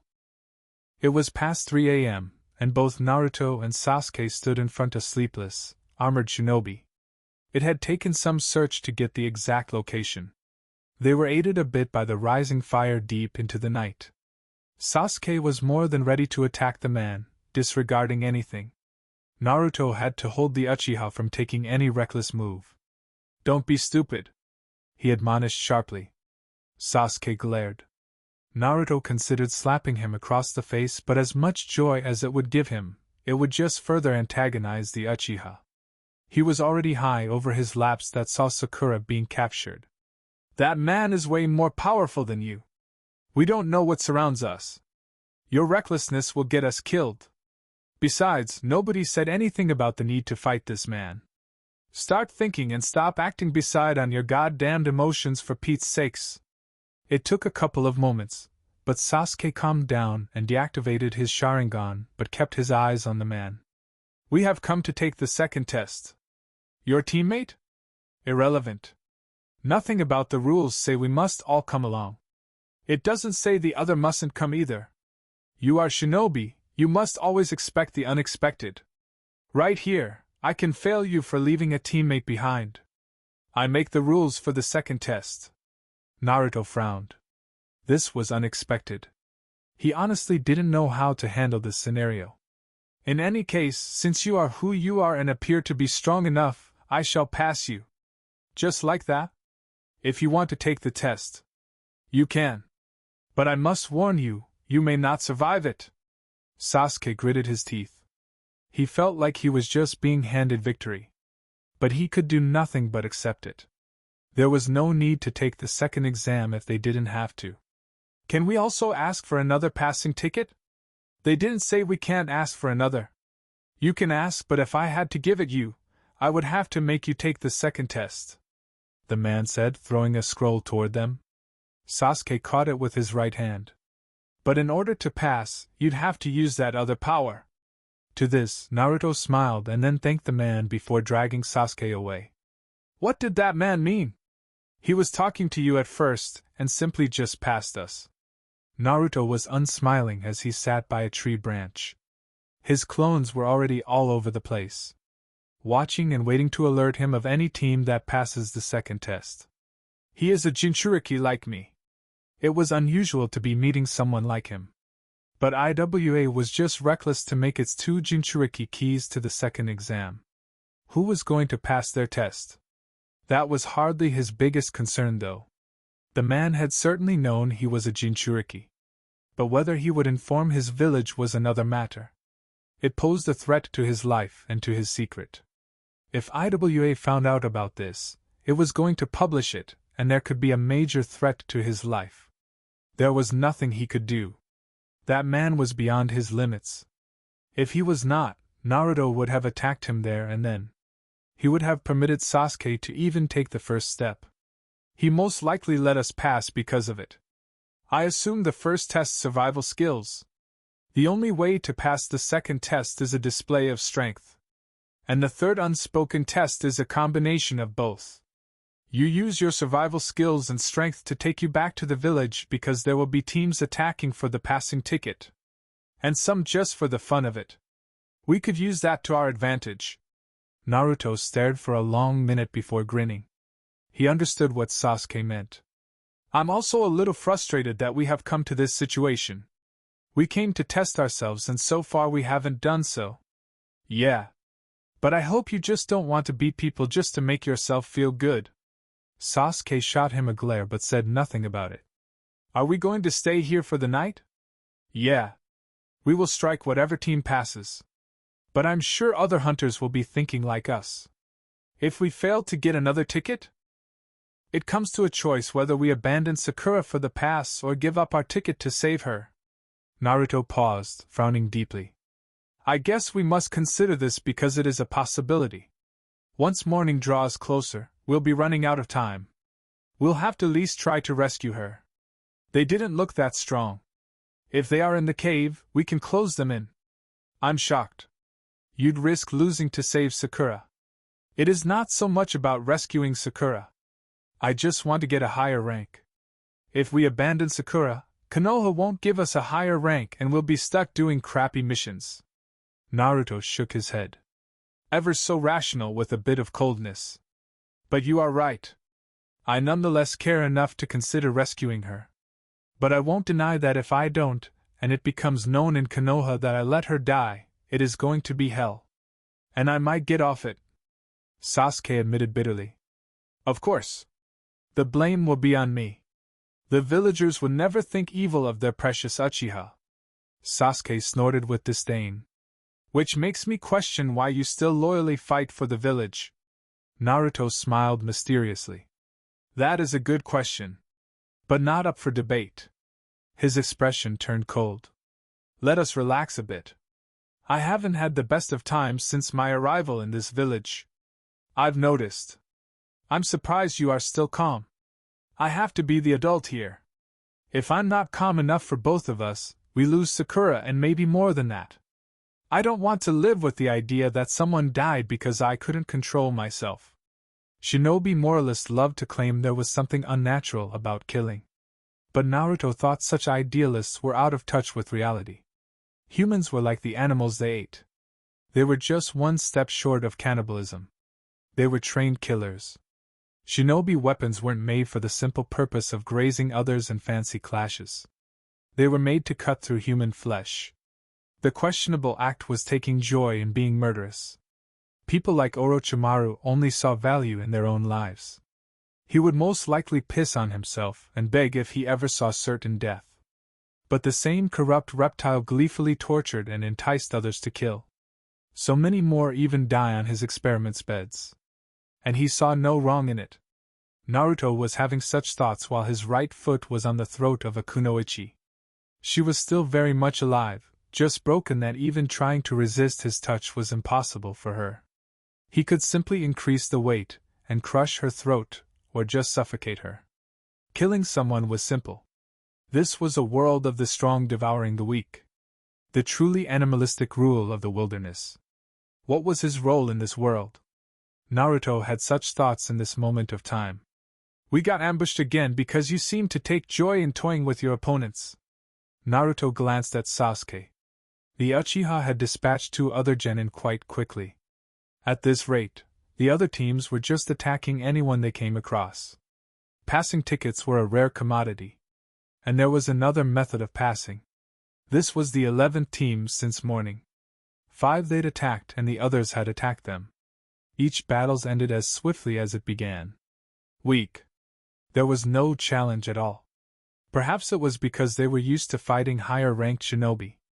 In any case, it was disappointing and Naruto saw no crime in taking things slowly, as long as they were moving within time to save Sakura. I'm not a sadist. Sasuke glanced at the person below him, and then snorted. Unlike you, some of us pause to consider some philosophical questions in life. It is detrimental if it gets us ambushed. Naruto shrugged. Saves us the effort of having to hunt down teams. We wouldn't have the time. Now we have done enough. If we are careless people, we'd even abandon Sakura and then move on to the next level.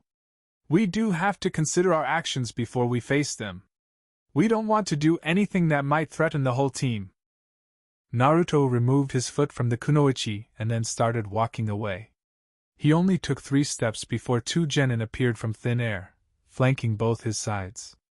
They grabbed him as the ground below opened wide and swallowed him whole. Sasuke could only watch as Naruto plunged deep into a pit. He couldn't react in time to try to save the blonde. Did Naruto even need his help? Unless there were explosives buried deep within the pit, the blonde would be fine. Trying to jump in would maybe leave both trapped. Sakura's survival chances would dim, and much worse their chances. He cursed Iwagakure and everything that was making this difficult than it should be. There was no genin who'd proved to be much stronger than them. In fact, he could say with his chest puffed up that they had decimated all the teams they had faced. Tactics.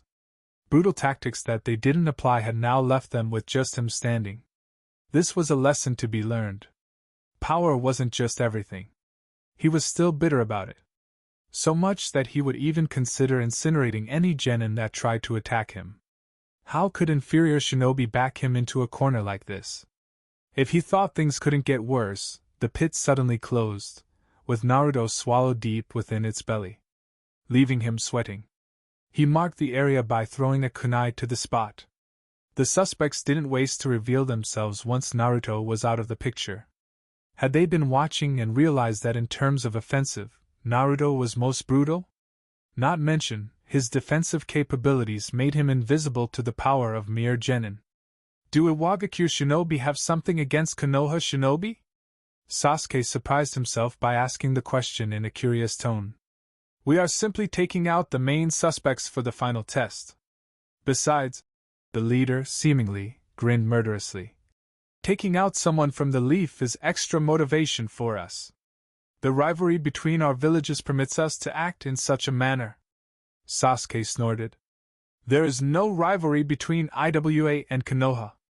Just as there is no match between my team and any other team.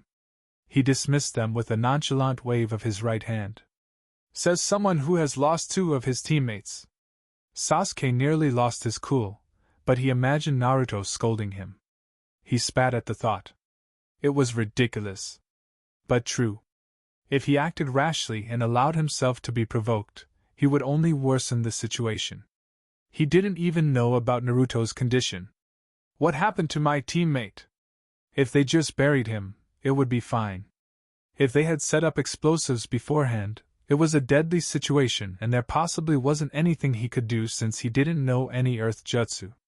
Likely suffocating. We buried him quite deep. So he can't dig up. Sasuke glanced down for a moment. He would murder them all if he had to fight. But he had to be strategic about this. The more he labored with them, the more time went away. And if Naruto wasn't safe, it was just going to be hell. He was just going to have to act in the safe side even though it bitterly crushed his pride. He would have to mark them. He would pay them for this. Nobody was going to force him to make this decision and then get away with it. If he couldn't save Naruto, he at least had to try with Sakura. I have a passing ticket. He started in a cold tone, not displaying any fear, but just pure restrained anger. I can give it to you and you can leave me alone. We'd prefer to just take it. You think I'd allow it? Sasuke questioned with a scoff. I'd burn it up then allow you to have the ticket. Uchiha gods, saying such words was humiliating. Even if he had to say them through gritted teeth. He wasn't going to forgive this. We could take it and then kill you. Sasuke smirked. If you think you can kill me, try it. I'm only offering you the deal because I want to save my teammates. I don't want to waste energy fighting you. I've already wasted enough. he would reach his limit soon enough. Even though he was beating up other teams, he was burning chakra, and he did receive some hits. If he fought now, against these three all at once, he may not make it for Sakura and he'd fail this exam. He'd become a laughing stock and just take a step back toward his goal of enacting his vengeance against his traitorous brother. The three looked at each before the leader stepped up. He walked over to Sasuke but kept a fair distance. "Hand it over and we'll promise to leave you alone." Sasuke took out the scroll and then tossed it over to the IWA Genin. "Thank you, mighty Uchiha. We will keep our word. Good luck." He bowed mockingly and then took a step back. As the IWA Genin tried to twist away, roots burst out from the ground around him. As quickly as they protruded from the ground, they had attached themselves to the Genin, binding him into a standstill. "What the hell, Uchiha?" the Genin shouted. It was Naruto's jutsu. Sasuke smirked and turned to the kunoichi who Naruto had been stepping on moments ago. His smirk disappeared, replaced by a look of contempt. She was getting up from the ground, a sly, foxy smile that could only belong to Naruto. He glared murderously. "Don't look at me like that," Naruto responded, undoing his transformation jutsu. "You tricked me." But Naruto didn't get to respond as the other two stepped into the view. "How did you escape from that?" "Simple enough." Naruto smiled. "But there is no need to inform you." He narrowed his eyes to Sasuke. "You take the one on the left. I will take the one in the right." Sasuke responded by disappearing from view. He did the opposite of what Naruto had said, attacked the one on the left side of their trapped teammate. He flashed behind the Genin, holding a kunai with a thread attached to it. They hurled it toward the Genin before he could even react to his presence. The thread wrapped around the Genin's upper body, binding his hands. That was enough, but out of frustration, Sasuke released a quick fire jutsu. The jutsu ran through the threads before igniting on the Genin. Flames burst, and that followed then was a pained cry that rang through the morning. "Now, that is just very Uchiha acting on a wounded pride." Not given a chance to see if his work had achieved its intended consequence, Sasuke turned to Naruto. The blonde had simply tackled his opponent using a clone while the original jumped over the Genin before driving a wooden spike through the right shoulder, pinning him to the ground. "I don't need to hear from you." Naruto shrugged. "Let's get out of here. Chakra output will have already attracted other people. We need to disappear quickly before others come." "Ticket." "Already got it." Sasuke nodded and the two fled from the scene. They hopped through boulders before finding shade in a good distance. Once they were there, the Uchiha faced Naruto with a look of contempt. "You made me act in such a disgraceful manner while you were fine." "Nothing disgraceful about thinking smart. You did the right thing. If you had acted any differently, I'd have requested a team change. Can't be teammates with someone who has no regard for the lives of his teammates." The words were said in a stern tone that made Sasuke believe Naruto was dead serious. This baffled him. Naruto was his friend and rival. Their friendship was not the usual where they hang together playing or just chilling, but they were friends. To hear that the blonde say he would have rather requested to be separated from him was shocking to the core. He was left speechless. Naruto did sometimes disapprove of his actions. Even if the blonde hated Sakura and found her useless, he would never abandon her. It was simply out of principle more than any emotion. Was this a test? This whole exam felt like a test to him? "I never thought I'd hear you say that." Naruto waved his right hand and then spoke in a cautiously quiet tone. "I have experienced too much, Sasuke. You are my friend. But I won't hesitate to do what is best for me. You are so focused on your revenge that you sometimes dismiss other things. I am glad that you have displayed this maturity. And don't tell this to Sakura, but I wish they do beat her up a little, just so she can get the message across that she can die at any moment. Why do I get the sense that if this hadn't happened, you would have plotted for this to happen? Now, I'm not that devious." Naruto responded with a laugh. "But I think we have all learned some valuable lessons. We still have to save Sakura. We'll do that. If they haven't killed her yet. You think they'd do that?" We are going to walk in blind into enemy territory. I told you before, we must consider all possibilities. They know we are coming back, they might kill her, thinking they can box us in and take our tickets. Accidents even happen. Someone might hit too hard. We must go there expecting anything. Naruto thought it a little chilling that he considered Sakura might be killed with a clear mind. You're awfully calm about the whole issue. Naruto stared. You want me to shed some tears? She is not dead yet. He smiled, a very flat smile. I'm hopeful that she's still alive. That is why I'm calm. And if she's not? Well, Sakura is our beloved teammate. We'll have to cause some damage. Let us hurry to the destination. This talk is making me anxious. I don't like myself when deeply worried. The calmness I have now will slip through if I stay like this. Sasuke zoomed around the cave with anticipation. They were here. Worried, a little he was for Sakura. But what these people had in store for them made him curious. This was a dangerous situation, far more deadly than what they'd encountered thus far. Their very lives could be threatened. If Sasuke could make it with flying colors, then he could proudly claim he was moving toward the right direction. Training with Naruto helped him a lot. Even though at times it shot holes into his pride, releasing a stink of jealousy. Naruto's raw potential was frightening. Even without Mokuton, Naruto's chakra reserves could make the impossible possible. He had to cultivate his Sharingan. For all his hopes were on the eyes. But he felt like there was doom if he did not take the path Itachi wanted him to take, to evolve his eyes farther. Sasuke didn't deactivate his Sharingan. He didn't want to miss anything. He was so far satisfied there were no visible traps. And he could see Sakura's chakra. She was fine. That made him release a short breath of relief. The bigger issue at hand was that there were 9 genin before them. They'd asked for 2 tickets though. Either way, that was a bigger number than what they had anticipated. If they decided to just use force to take their tickets, it would be a difficult task, considering they had been fighting since morning. He frowned slightly. They didn't even bring out Sakura from where they hid her. You made it far quicker than we thought. The well-being our teammate made us work in a hurry. Naruto replied in a casual tone. Someone snorted in the group. That useless girl? Useless or not, she is a teammate of ours. Naruto replied firmly. We've done what you requested, he said, taking out 2 tickets. Can we get the exchange? Sure, but say, we've been watching you. The Uchiha must be close to his limit, and so should you. You're skilled. But we are all fresh, and if we decided to just attack you, how would you respond to that? Hardly surprising they would consider such options. They were smart. Naruto was going to give them that much. They must have figured out what they wouldn't simply trust them and would come with a plan at hand in case they planned to betray their word. Were they trying to see how they would react to this threat? We have few options. Naruto scratched the back of his head, smiling in an embarrassed manner.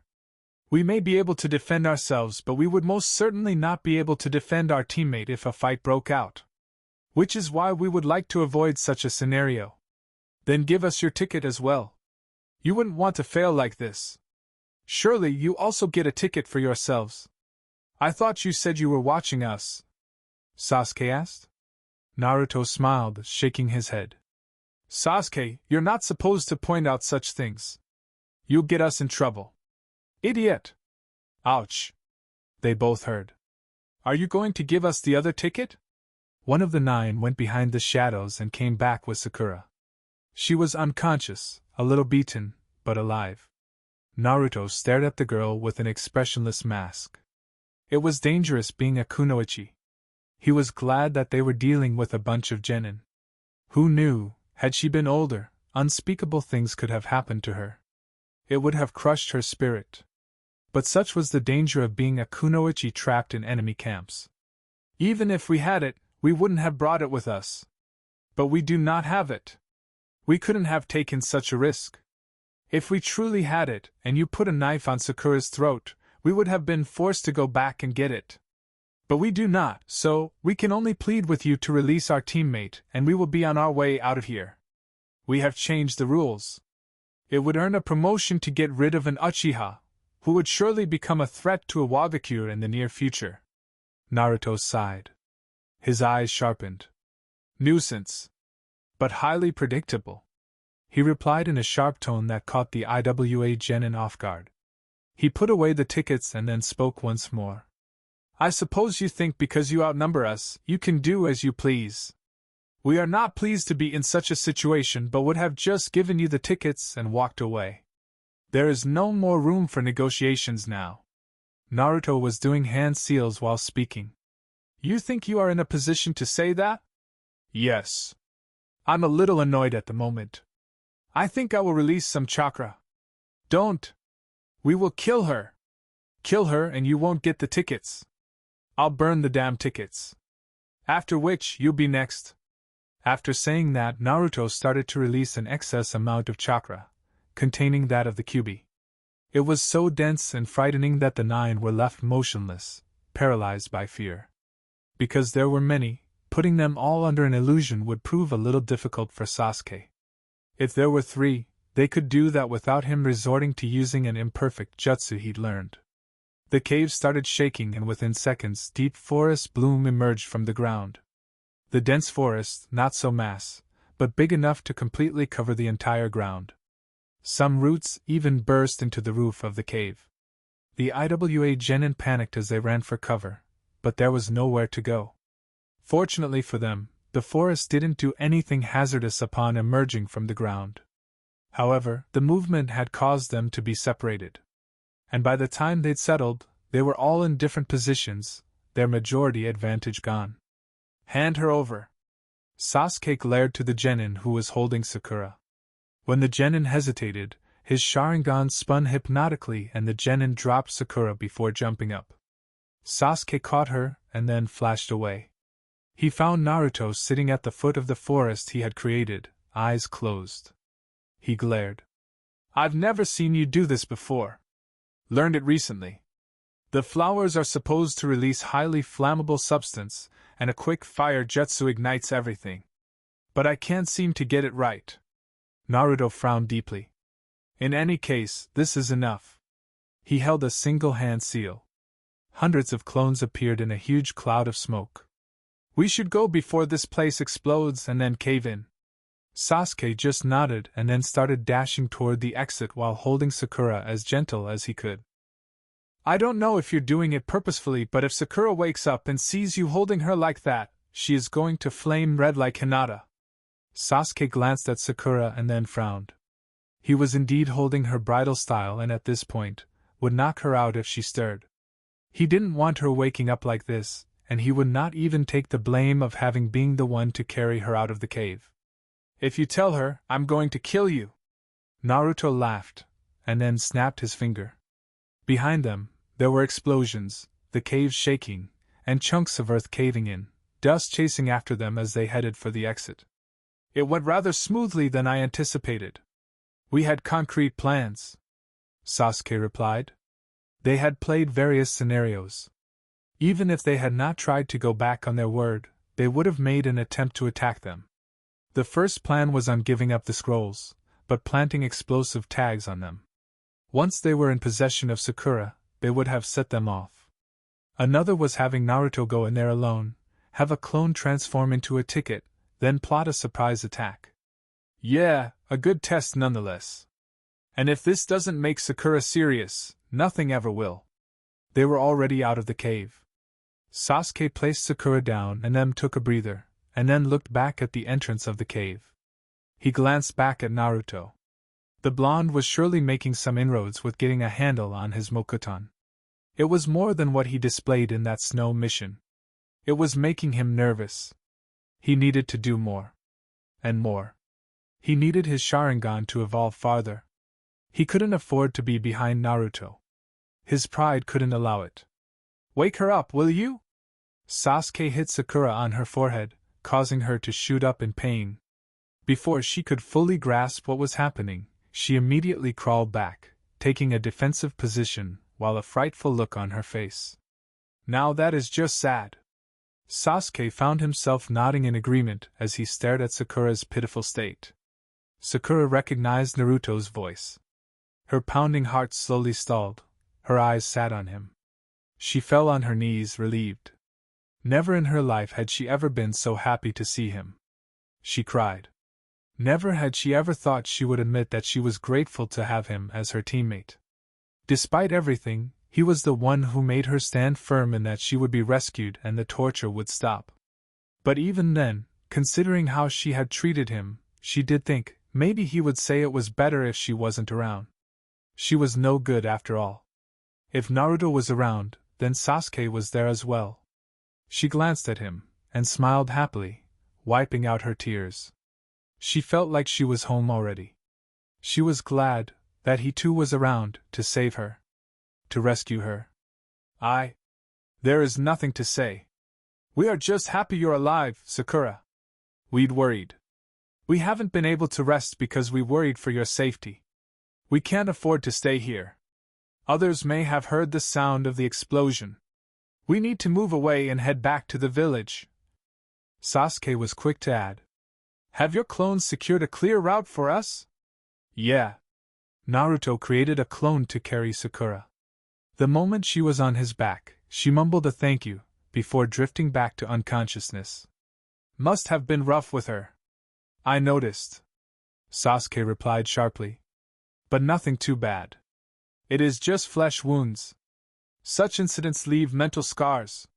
You of all should know better that mental scars can be rather difficult to heal. Orochimaru frowned seeing Jiraiya appear before him. This was the last person he expected to see in this village. But he supposed Konoha would have informed his former teammate about his appearance before Konoha's prized assets. Either way, Jiraiya hadn't quite forgiven him for taking Naruto. Orochimaru amused himself by thinking that they would be shocked when they do learn the truth about the incident. Jiraiya-kun. Did he even have to ask how the Sannin even tracked him? Finding people was his specialty. Orochimaru. Jiraiya growled. And to think this had been his friend. They went to missions together. They were brats together when they were learning under the Sandaime Hokage, and yet Orochimaru had turned into this person. Who was he kidding? There had always been a dark cloud following Orochimaru wherever he went. They'd just never been willing to admit it. And as their sensei had admitted, people become blind to the faults of those they love. Leave this country. Why should I do that? I'm not going to repeat myself, Orochimaru. It is because we were once friends that I am not even attacking you now. However, if you want to make a move, I will hunt you down and kill you with my own hands and spare sensei. Kukukukuku. Orochimaru chuckled darkly. Haven't you tried that before? No.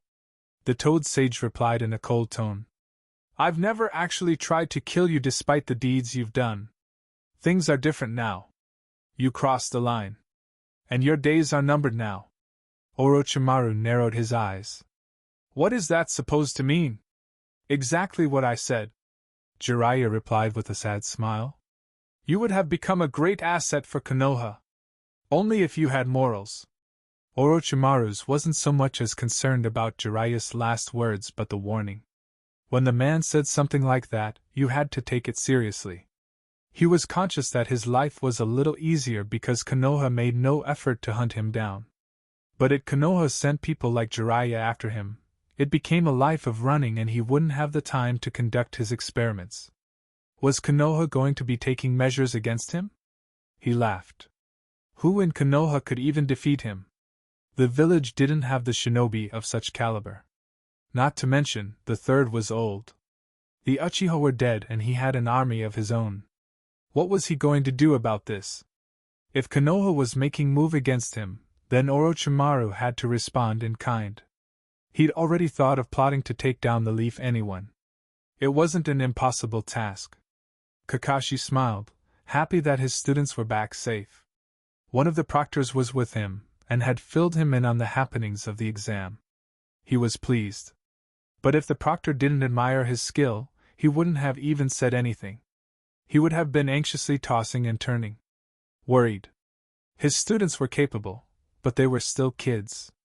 Smart, yes, but they were still inexperienced, and there were just some odds that one could not go against. Battle signs were visible, but more worriedly was Sakura. He'd already heard what happened, but could only think proudly of both Naruto and Sasuke. The proctor had admitted that a more logical choice would have been to abandon her, as they could have been walking into the unknown, and besides, the girl didn't look capable. Kakashi had been confident his students wouldn't go against his teachings. Congratulations, Leaf Shinobi. You have made it to the final round of exams. You will be permitted to rest today. Tomorrow, be at the Coliseum at 10 a.m. You will be disqualified if you're not there at that time. You don't want our tickets? The proctor smiled. We know you have them and who you got them from. We have watched every second of your time outside this village, but do bring those tickets tomorrow. They are your tickets. If we lose them, and another team happens to find them, the only way to enter the final round is to have the ticket or must have met the special condition. We will only collect the tickets at 10 a.m. tomorrow. Treacherous rules, Naruto commented dryly as the Jonin disappeared. This means that one can still get attacked in this village. We could even be attacked on our way to the Coliseum. Indeed. But at least you have them now. There is nothing that prohibits me from defending you. Kakashi smiled. You two head to the hotel to rest. I'll take Sakura to get some medical care. We'll talk later about the exam. Naruto handed Sakura over to their sensei, who quickly disappeared. The narrow streets and the village gates became all too apparent now that it was just him and Sasuke once more. I'm going to fill up my gut before resting. I don't have the energy, Sasuke replied tiredly. Make sure you don't get attacked along the way. Even if we lose the tickets we have gained, we have met the other requirement, but I'm still not going to give up what I fought to gain. How very Sasuke, Naruto replied, as he walked away from the Uchiha. We'll join you in about an hour. Can't sleep with this hunger. Don't lose our tickets. Of course, my lord. Naruto wasn't that adept to genjutsu, but when his vision suddenly changed, after a glance at Crimson Eyes, he knew there was something wrong. A world shadowed by a blood-red moon. The sound of crows cawing. He felt so aware, yet cut off from the space he'd occupied while trying Iwagaki ramen. There was no panic. He could do so. But what would that solve? Yet the question lingered. Who? Certainly not Orochimaru. Such means were beyond the Sannin. This is the first time we meet like this. Naruto turned around. Red clouds. Black hair. A stoic expression filtered by those hypnotic eyes. The Sharingan. An evolved one for that matter. Sasuke's elder brother? Just by looking at the man, Naruto could assume this was the infamous Itachi. What is this? He wasn't in any trouble, was he? He couldn't sense any malice. But who could say just by looking at that indifferent expression on the man? Is that what concerns you the most? Well, I'm trapped in this place. Shouldn't it be my most concern? If I know what this is, then perhaps there is a chance to escape and I don't have to hear whatever you want from me. This was an enemy of the hidden leaf. He couldn't take chances. There was no malice, but he still had to worry. He was caught up in this world. Trying to disrupt his chakra wasn't making any difference. He was just caught up in a web within which there was no hope of escape. It felt frustrating. He'd never been in a situation where his thoughts ended with just giving up. Naruto settled down to calm his chaotic thoughts. He stared at Itachi. Eye contact. Had he gotten that close to him? Displeasing. How could such a dangerous man get so close to him without him even noticing it? There was so much to learn. Much to discover and much to improve. Did he even have a tomorrow after this? No, Naruto shook his head. He was being ridiculous now. So calm and mature. Itachi was impressed. Sasuke's reaction would have been different. Then again, with Naruto's experiences, such growth was a necessity. The same could be said about his younger brother, but such was the difference in their mental strength. I don't want to hurt you. Itachi didn't see any outward reaction from Naruto. Not even a slight twitch. His expression was so unreadable, he thought he was looking at the mirror. Did Naruto not believe him? Did it matter though? Naruto had no choice but to listen to him. And there would be no one to interrupt, and nothing the blonde could do to escape from here. I'd sensed as much, but you can never be sure. Especially when you're trapped in a peculiar genjutsu. Pain usually does it. But I've tried biting my tongue, no escape. Disrupting chakra seems useless. I cannot even get the sense of my body, yet keenly aware that I'm not in reality. Sharingan genjutsu? But much more powerful than what Sasuke uses. Nobody told me they could become so deadly. Was Naruto trying to get information out of him? Itachi wasn't so careless that he would tell Naruto any secret. Even if he considered the blonde to be a friendly. I'm not going to tell you anything about the genjutsu. Aside from that, you can't escape. No need to state the obvious. Naruto stared at the Uchiha. What do you want from me? To talk about Sasuke. What of him? What is your view of him? An immature child with no self-control. A loose cannon, really? Dangerous with no loyalties. No, he is loyal, but only to his hatred for his traitorous brother. Naruto paused, trying to read Itachi's expression. There was nothing for him to read. Well, that is a cold reading of him. But the truth. I am becoming uncomfortable. Sure, I would like to know why Sasuke's brother killed everyone and made Sasuke hate him like this, because I want to help the poor bastard, but when talking in a place that I feel trapped it becomes uncomfortable for me. We are in an enemy territory with many people around. You're being constantly watched in this village. In this world, time moves slowly. A second hasn't passed in the real world. It makes it safer for both of us to talk. Naruto frowned. A truly dangerous genjutsu. My sense of time as well? You may as well say my mind is under attack, so if it is so, if I develop a jutsu that forces my mind to become unconscious, would that help? It would leave your main body open to attack. Ah, Naruto smiled wryly. I'll try to be comfortable. You were with Orochimaru for a while.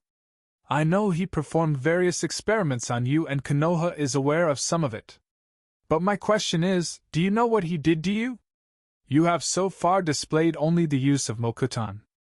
But this is at an advanced level that not even someone who was experimented on as a child has displayed so much capabilities. A reminder. A constant one at that. There was always a demon laughing at the back of his head when he thought of the days with Orochimaru, an insane one at that. It was his past. But a past he wanted to give. For it gave him no rest. No peace of mind. But merely haunted him in his sleep. Honestly, there were nights he feared he'd get snatched again and become stripped in a bed. I wish you'd not make me remember such things. Those torturous days. Orochimaru would have me stripped in a bed, chakra sealed, and then cut me open. He was so obsessed with my healing powers. I have no scars, because flesh wounds, my body would regenerate them. There was even a time he considered chopping me up just to see if my body would reattach itself, and still function the same way. The best part came when he started with his Mokuton experiments. I had things injected in me.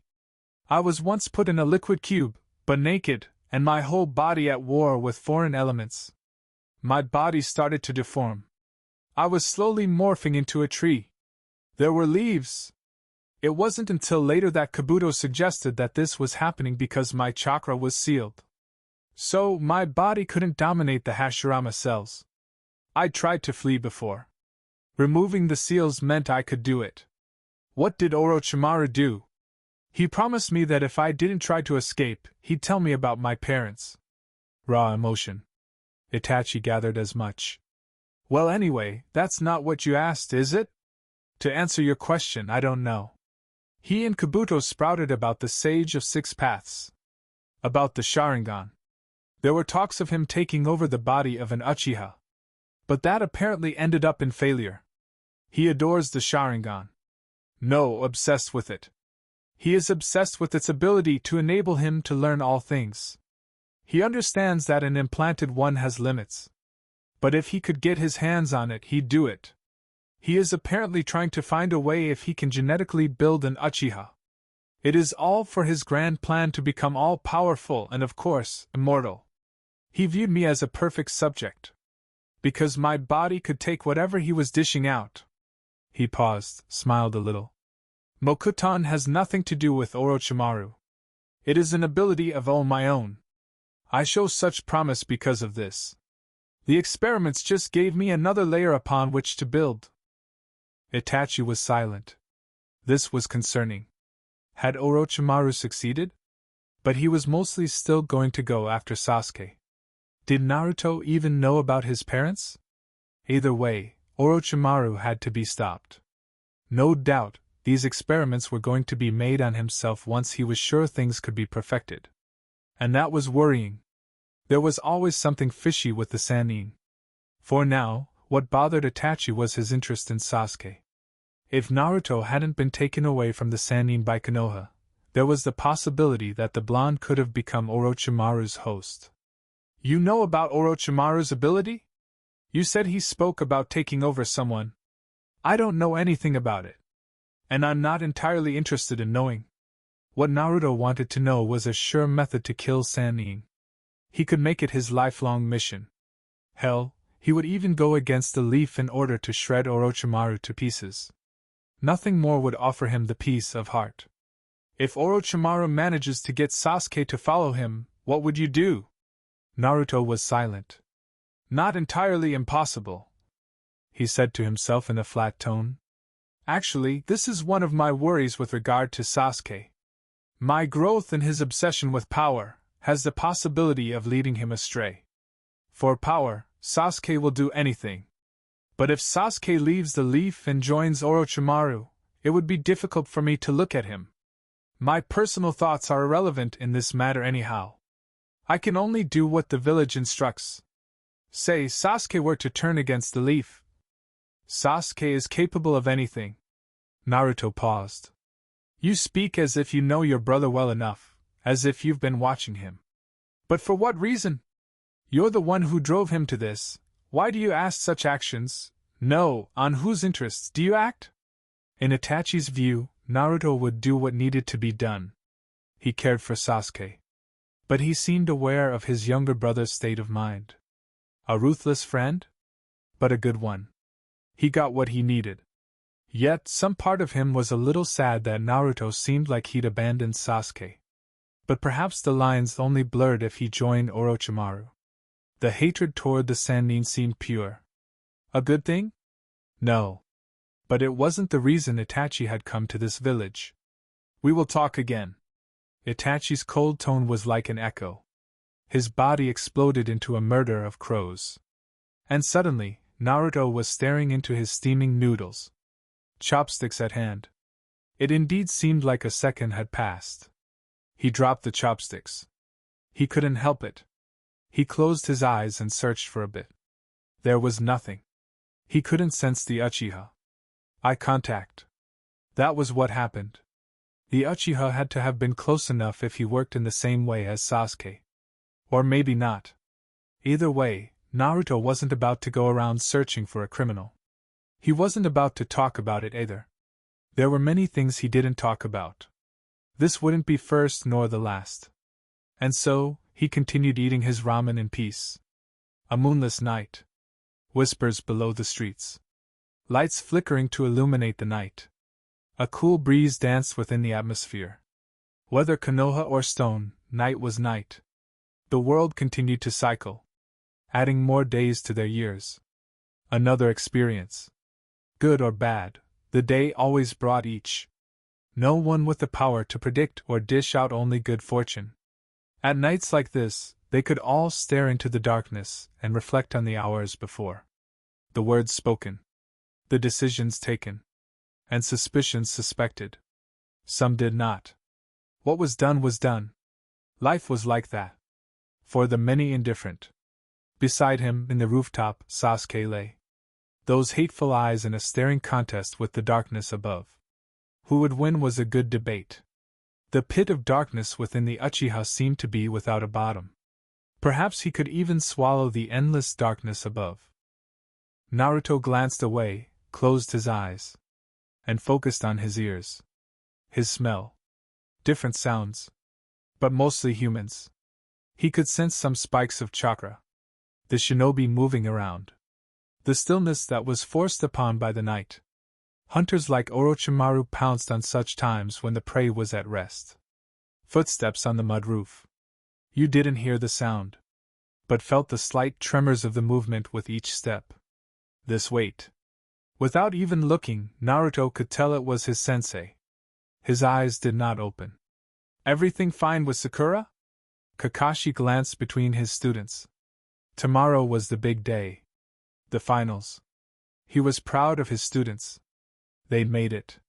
They would not return to the leaf with a cloud of humiliation. Sakura couldn't participate. She was fine physically, but emotionally, not so well. But the biggest problem he now faced would be when Naruto faces Sasuke in the grand stage. If Naruto won, there would be a negative reaction from Sasuke. There was a lot more that Naruto didn't show to Sasuke. And if he showed to overwhelm his opponent, it was going to be a problem. One that would result in the Uchiha needing some panel beating. The Jonin folded his hands across his chest. She is fine. We'll be fine tomorrow. I had her remain at the hospital just for safe measure. I suppose she won't play tomorrow. Play? It was Sasuke who responded. His tone flat. A slight glare. You're not taking this thing seriously, are you? You were even willing to make us fail. Chunin exam finals? Who cared about such trivial matters? Maybe they were advertising the strength of the leaf. But Naruto had no desire to show his strength to these people at this time. Besides, he thought he'd done enough to earn a promotion. That was the main important thing. The finals were just for show. Exhibition matches really. Naruto wouldn't enter into such a spectacle wholeheartedly. A necessary measure at that point. Naruto shrugged. We most likely would have failed. But we didn't. We came with a plan. Kakashi didn't want to see an argument. He spoke quickly before Sasuke could reply. Sakura won't take part. It's better this way. Kakashi said. Better this way? Naruto's eyes snapped open. A look of amusement flashed through. You don't want us getting humiliated in the grand stage? The girl has a mouth, but skills? She'd just get mutilated in any battle with those who made it through to the final rounds. It's not that. Kakashi wasn't going to admit anything of that sort. Just be ready for anything tomorrow. I'm ready. The confidence in Sasuke's tone was unmatched. Be sure you don't get beaten with that attitude. You'll be surprised. Take Sensei's words to heart, always expect the unexpected. Should he say? No, Sasuke was just going to get riled up and attempt to look for his elder brother. It would just inconvenience tomorrow's matches. There was no benefit in talking about it. Or to Kakashi. Naruto stared up for a moment, and then released a short breath. He stood up. Talking to Itachi had brought up so many memories. Deep cruelties that scarred him. Going somewhere? Need more fresh air. Naruto replied in a flat tone. I'll join you, Kakashi said. Sasuke, don't go anywhere. Rest up. Tomorrow is going to be a big day. And I won't be able to assist you. Sasuke rolled his eyes. As if the Jonin offered that much help. Well, he couldn't deny that the Jonin had taught him more than he had taught his other students. Chidori. Some use of the Sharingan. Admittedly, it was a lot more help than anyone. But there was still a lot more that the Jonin could teach him. I hope you get your head in order. Are you talking to me? Naruto asked with a raised brow. Who else am I talking to? Your demons? One can never be sure with you. Naruto responded with a slight shrug of his shoulders. My state of mind should not bother you. He jumped down from the building. Home was home. Yet, even when he was in a territory that was at odds with his home, Naruto didn't tense as he walked along the streets. Nothing was going to happen. Not unless they were in the exams. While safely strolling through the streets, the stone would make sure nothing happened, to avoid diplomatic troubles with Konoha. There would be no glaring eyes. No whispers following him along the streets. These people had no opinion of him. Kakashi appeared beside him silently. The Jonin walked with him along the silent street. Do you know how to keep secrets, Kakashi-sensei? Kakashi wished Naruto hadn't said that. It was just telling him that whatever he was being told, he had to keep it a secret from everyone, including the Hokage. He was a little conflicted but not doing anything for Naruto. Keeping a secret was the least he could do, wasn't it? I understand that the village has its priorities and shinobi are supposed to ensure that such are met. Ultimately, we are tools for the shinobi. Yes, we are its valued assets. But the moment we decide to turn against it, we become traitors. Tell me, I don't have any other choice but to live the life of a shinobi, do I? Everyone else joined the Shinobi Academy on their own violation. Nobody is truly forced unless you're born in a clan. But for others, it is a choice. What about Naruto? A Jinchuriki. A Mokuton user. Even the peaceful Sandaime Hokage would think it madness if he allowed such an asset to fold his arms and turn to serving tables at a bar instead of fighting for the village. The third did want Naruto to live a normal life, but in the shinobi confines. Owing to your situation, it would not be acceptable. Kakashi glanced at the blonde for a second and then looked at the road ahead. But you're not actually thinking about quitting, are you? Not at all. I was just thinking about the life of a shinobi and the service to the village. What choice do we have? Are we forced, or is it simply our love for the village that makes us do what we do? Those kind of questions. But hardly a matter for one to lose sleep over. Naruto shrugged, as if to dismiss the subject. You could say that I have a reason for saying this, or I am trying to cover my tracks, but ever since Orochimaru appeared, and his not-subtle threat, I felt I should say this. Because eventually, he will say it in an effort to drive me away from Konoha. When Orochimaru kidnapped me, I wasn't within the walls of Konoha. For a second, Kakashi's mobility froze. He wanted to move. But his brain refused to give the command as it processed the shock. Naruto didn't have to say it. The words suggested it. If this became known, if it had become known, it would have been difficult for Naruto to leave the village without a squad of Anbu following him from behind. Kakashi had never quite imagined Naruto was keeping something like that. Did he not trust the Sandaime with this? I suppose the third doesn't know.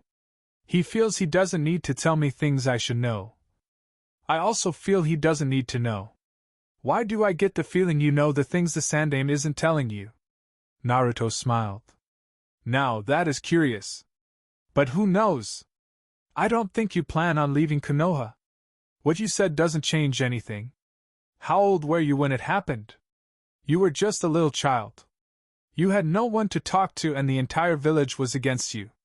Things could have been handled better, but the Sandaime chose his ways, and that was the consequence. Naive. Hiruzen had said it so himself. He had been naive. Naruto was the child of the former Hokage. Not just a Hokage but a man who died to protect the village. The least the third could have done was to ensure that Naruto was protected, but he failed at that. Knowing Naruto was going to be hated, he could have looked for someone who didn't hate Naruto to raise him. But even when the village had made known their hatred, the Sandaime had thrown Naruto into the orphanage. Did Naruto think like that? He was smart enough to think deeply. I have no such thoughts. But people who don't know you can never be too sure. I'm not exactly an open book for that matter. Well, anyone who knows you calls you trustworthy. You're closed to just certain people. Keep your windows closed, dust enters. Naruto said with a smile. I was hoping I could relieve my thoughts a little bit. I want to be thinking perfectly tomorrow. But that doesn't seem like it will be possible. The following day. A mud coliseum. A round arena designed exactly for battle. The crowd was cheering, roaring in anticipation of thrills. Young children and adults who refused to grow out of being genin. They would all be glaring down at the arena, with slight tension. Surely, they were now making bets. The kids were at the center of the arena. The residents of this village only had one hope: to see their future jonin crush the others of other villages. To finally display that the stone was ready to stand atop of the great 5 nations. Inoki knew it wasn't going to be so easy. He could hope. But there was reality. And looking at it carefully, having been told about the exploits of the team from the Hidden Leaf, he worried that they would humiliate his genin in their own backyard. He couldn't have the world laughing at him. Not like that. The real exam was over anyway. This was just for the clients. The eyes that like to gather information and for entertainment. To display future strength to the other hidden nations. No doubt, they all had their spies watching the exams. For this reason, he was going to play smart. Inoki held up his right hand standing from his seat. He hovered into the air, displaying his unique ability to defy gravity and nature. To fly like a bird. No, even better. Birds were always in constant move. They could not stand in one place as he could. With the raise of his hand, the murmurs turned into silence. For a second, he enjoyed the power. The silence. Congratulations to all of you who have made it to the final round! A round of applause from those who came to be entertained. The spies, no doubt, just kept observing. They could be hidden within the civilians. Or watching like many potential clients. You could never know with those trained in the art of deception. We chose not to tell you anything about the final round because this doesn't make much weight on your potential to become a chunin. Of course, there are those who could have made it because they were carried by their teammates. We have noted as such. In the event you made it here, without your fighting skills being tested, this final round will test it. And we will determine whether you pass or fail. The real test outside of the village tested not only your teamwork, but your resolve, survival skills, and leadership qualities. All of which are necessary for a chunin. Sometimes, you will be leading a team of genin. Sometimes, when the team leader isn't around, you will have to take charge, as was in this case. Some failed. Some made it. In this round, you're not fighting to prove that your success outside was not a mere fluke, but you're also fighting to raise the flag of your village. This is a final round dedicated for your village. You will be fighting to make your village proud. Shinobi live and fight for their villages. I hope all of you genin will take this to heart as you take part in this round. This will be a tournament. There will be one winner, one who will walk out of here as the strongest. We have counted all of there will be 5 matches. Matchups will be selected randomly. In the matchups, you will fight until your opponent either gives up or is unable to continue fighting. There are no rules. Shinobi battles are not based on rules. You use what you have to win. Use that. Anything to your advantage. Any questions? Naruto raised his right hand. You said there are no rules. And we can use anything to our advantage. Are you sure about that? Inoki stared down at the blonde. Was he questioning him? A brat. He was no doubt without courage. But what did he plan on doing? Do you suppose that could work against anyone? Yes. For example, IWA Genin. Say I had the power. Let me use Earth style for example. If I threatened to collapse this place, or just throw explosive tags to the civilians, if they didn't yield, wouldn't that give me an advantage? According to what you say, that falls within the confines of using any means to gain an advantage, yes? There was a collective gasp within the crowd. They all stared down at him in shock. But Inoki wasn't shocked. There was a bit of anger. He was being challenged. Was he going back on the rules? Or did he stand his ground? But what kind of a message did that send to his villagers? He glared down at the blonde. A brat. No, quite a clever brat. Hostage situation wasn't a foreign concept. It happened. There was no village that went to war without protecting its village because it wanted to avoid a scenario where its village was held hostage for a surrender. Before Inoki could speak, Naruto speaking again. Well, I was just speaking out loud. He had a wide smile on his lips. Quite enjoying the reaction. I doubt there is any genin with that kind of power. Besides, even as shinobi, we have limits. Who would go as far as to threaten the lives of innocents? Then again, there are no rules. Inoki was silent. To be put in this situation. Was the brat threatening to hurt his people just to win? Well, it was the easiest way to win. Even weak people could win in this way. There was no pain. No bloodshed. No battle. Just the waving of a white flag because of fear. Had the dice been cast already? Is that how Leaf Shinobi fight? Naruto shook his head. Is that was how Leaf Shinobi fight? I wouldn't have stated such words. You were clear, no rules, use anything to your advantage. If I did such during the course of my match, you couldn't use it against me because I'd be acting as per your instructions. I pronounce such words to help clear something. Setting such an environment creates such a climate where anything happens. We are shinobi, and we live by rules. Without rules, we are lawless, and are no different from animals. Then there is no need to worry. If we must protect our civilians against vile shinobi, we will. Naruto smiled. Well, let us hope it is clear to everyone that nobody makes the Sandaime Tsuchikage break his own words spoken in front of thousands. Inoki chose to ignore Naruto. Kitsuchi will be the proctor in this final round. He will hold the draw for the matchups. The IWA Jonin stepped forward holding a small ball with balls within. He did his thing and the 5 matches were drawn. Arisha vs Tsukum. Naruto vs Sasuke. Yoshino vs Itsu. Takemi vs Yashiro. For a moment, Naruto stared at the man who made the matchups. There was no random draw about it. There were only 2 genin from Kumo and they were all separated, but the fact that he and Sasuke were drawn together meant that they could not dominate the tournament. The battle between them would surely tire them. And they would be easy pickings to the others, if they were strong enough. They had to knock out each other, in the first round. Well, if Inoki was to be believed, then they had done enough for promotion. If he was denied promotion, then there was politics involved. Naruto didn't need to expose himself to any more pointless battle. Here and now, it was only Sasuke and an exchange of fists with others.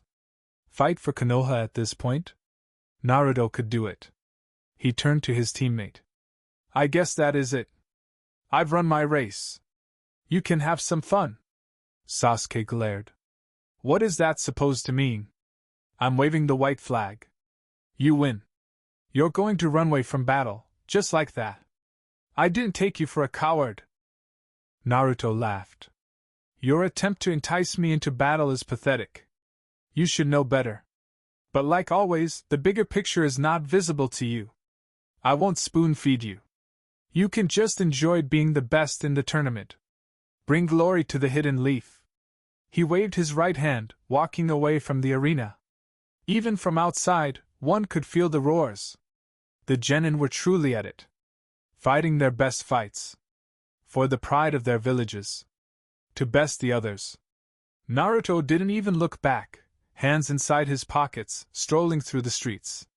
There were few people outside. But still people. His destination was the hospital. He had no interest in the tournaments. Whether Sasuke lost or won.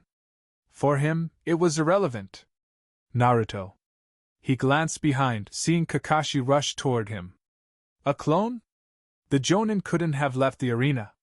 Sensei, something amiss? Sasuke told me you don't want to fight. Needless. I believe I have already done enough.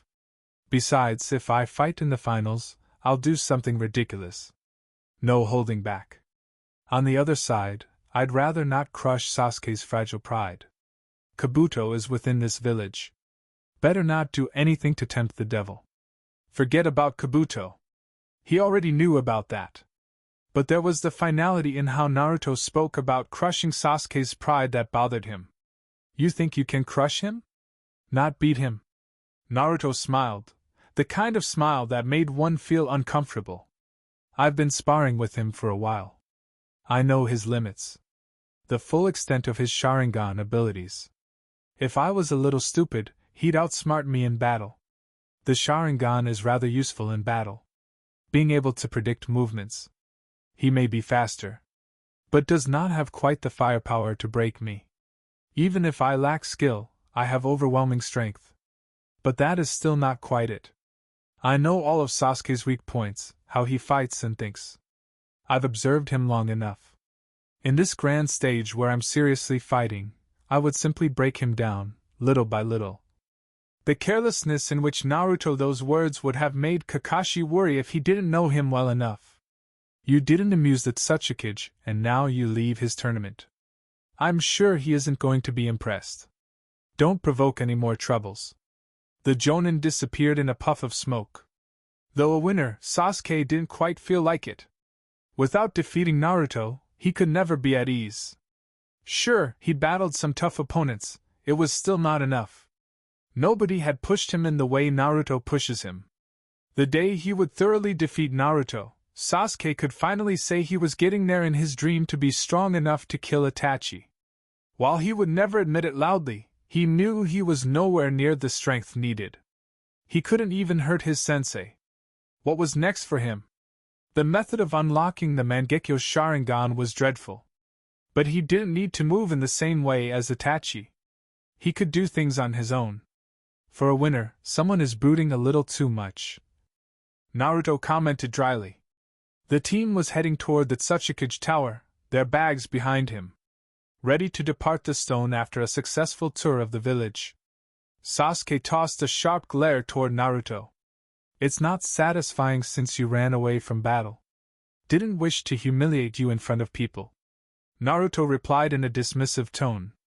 But don't worry, you'll get to test things with me. That was not the correct time. If we had battled in the first round, none of us would have won the tournament. I took a decision that guarantees Konoha wins. Humiliate? Naruto did often such things casually. Could he even do it? Sasuke wondered. But more and more they fought side by side, he was seeing a lot more of Naruto that frightened him. Truly, in Guy's words, this was his eternal rival. The good thing is that you won, Sasuke-kun, and we can go home being proud. Sakura interfered between the two. Kakashi agreed with the girl. Sakura is right, said the Jonin firmly. Let's just be happy.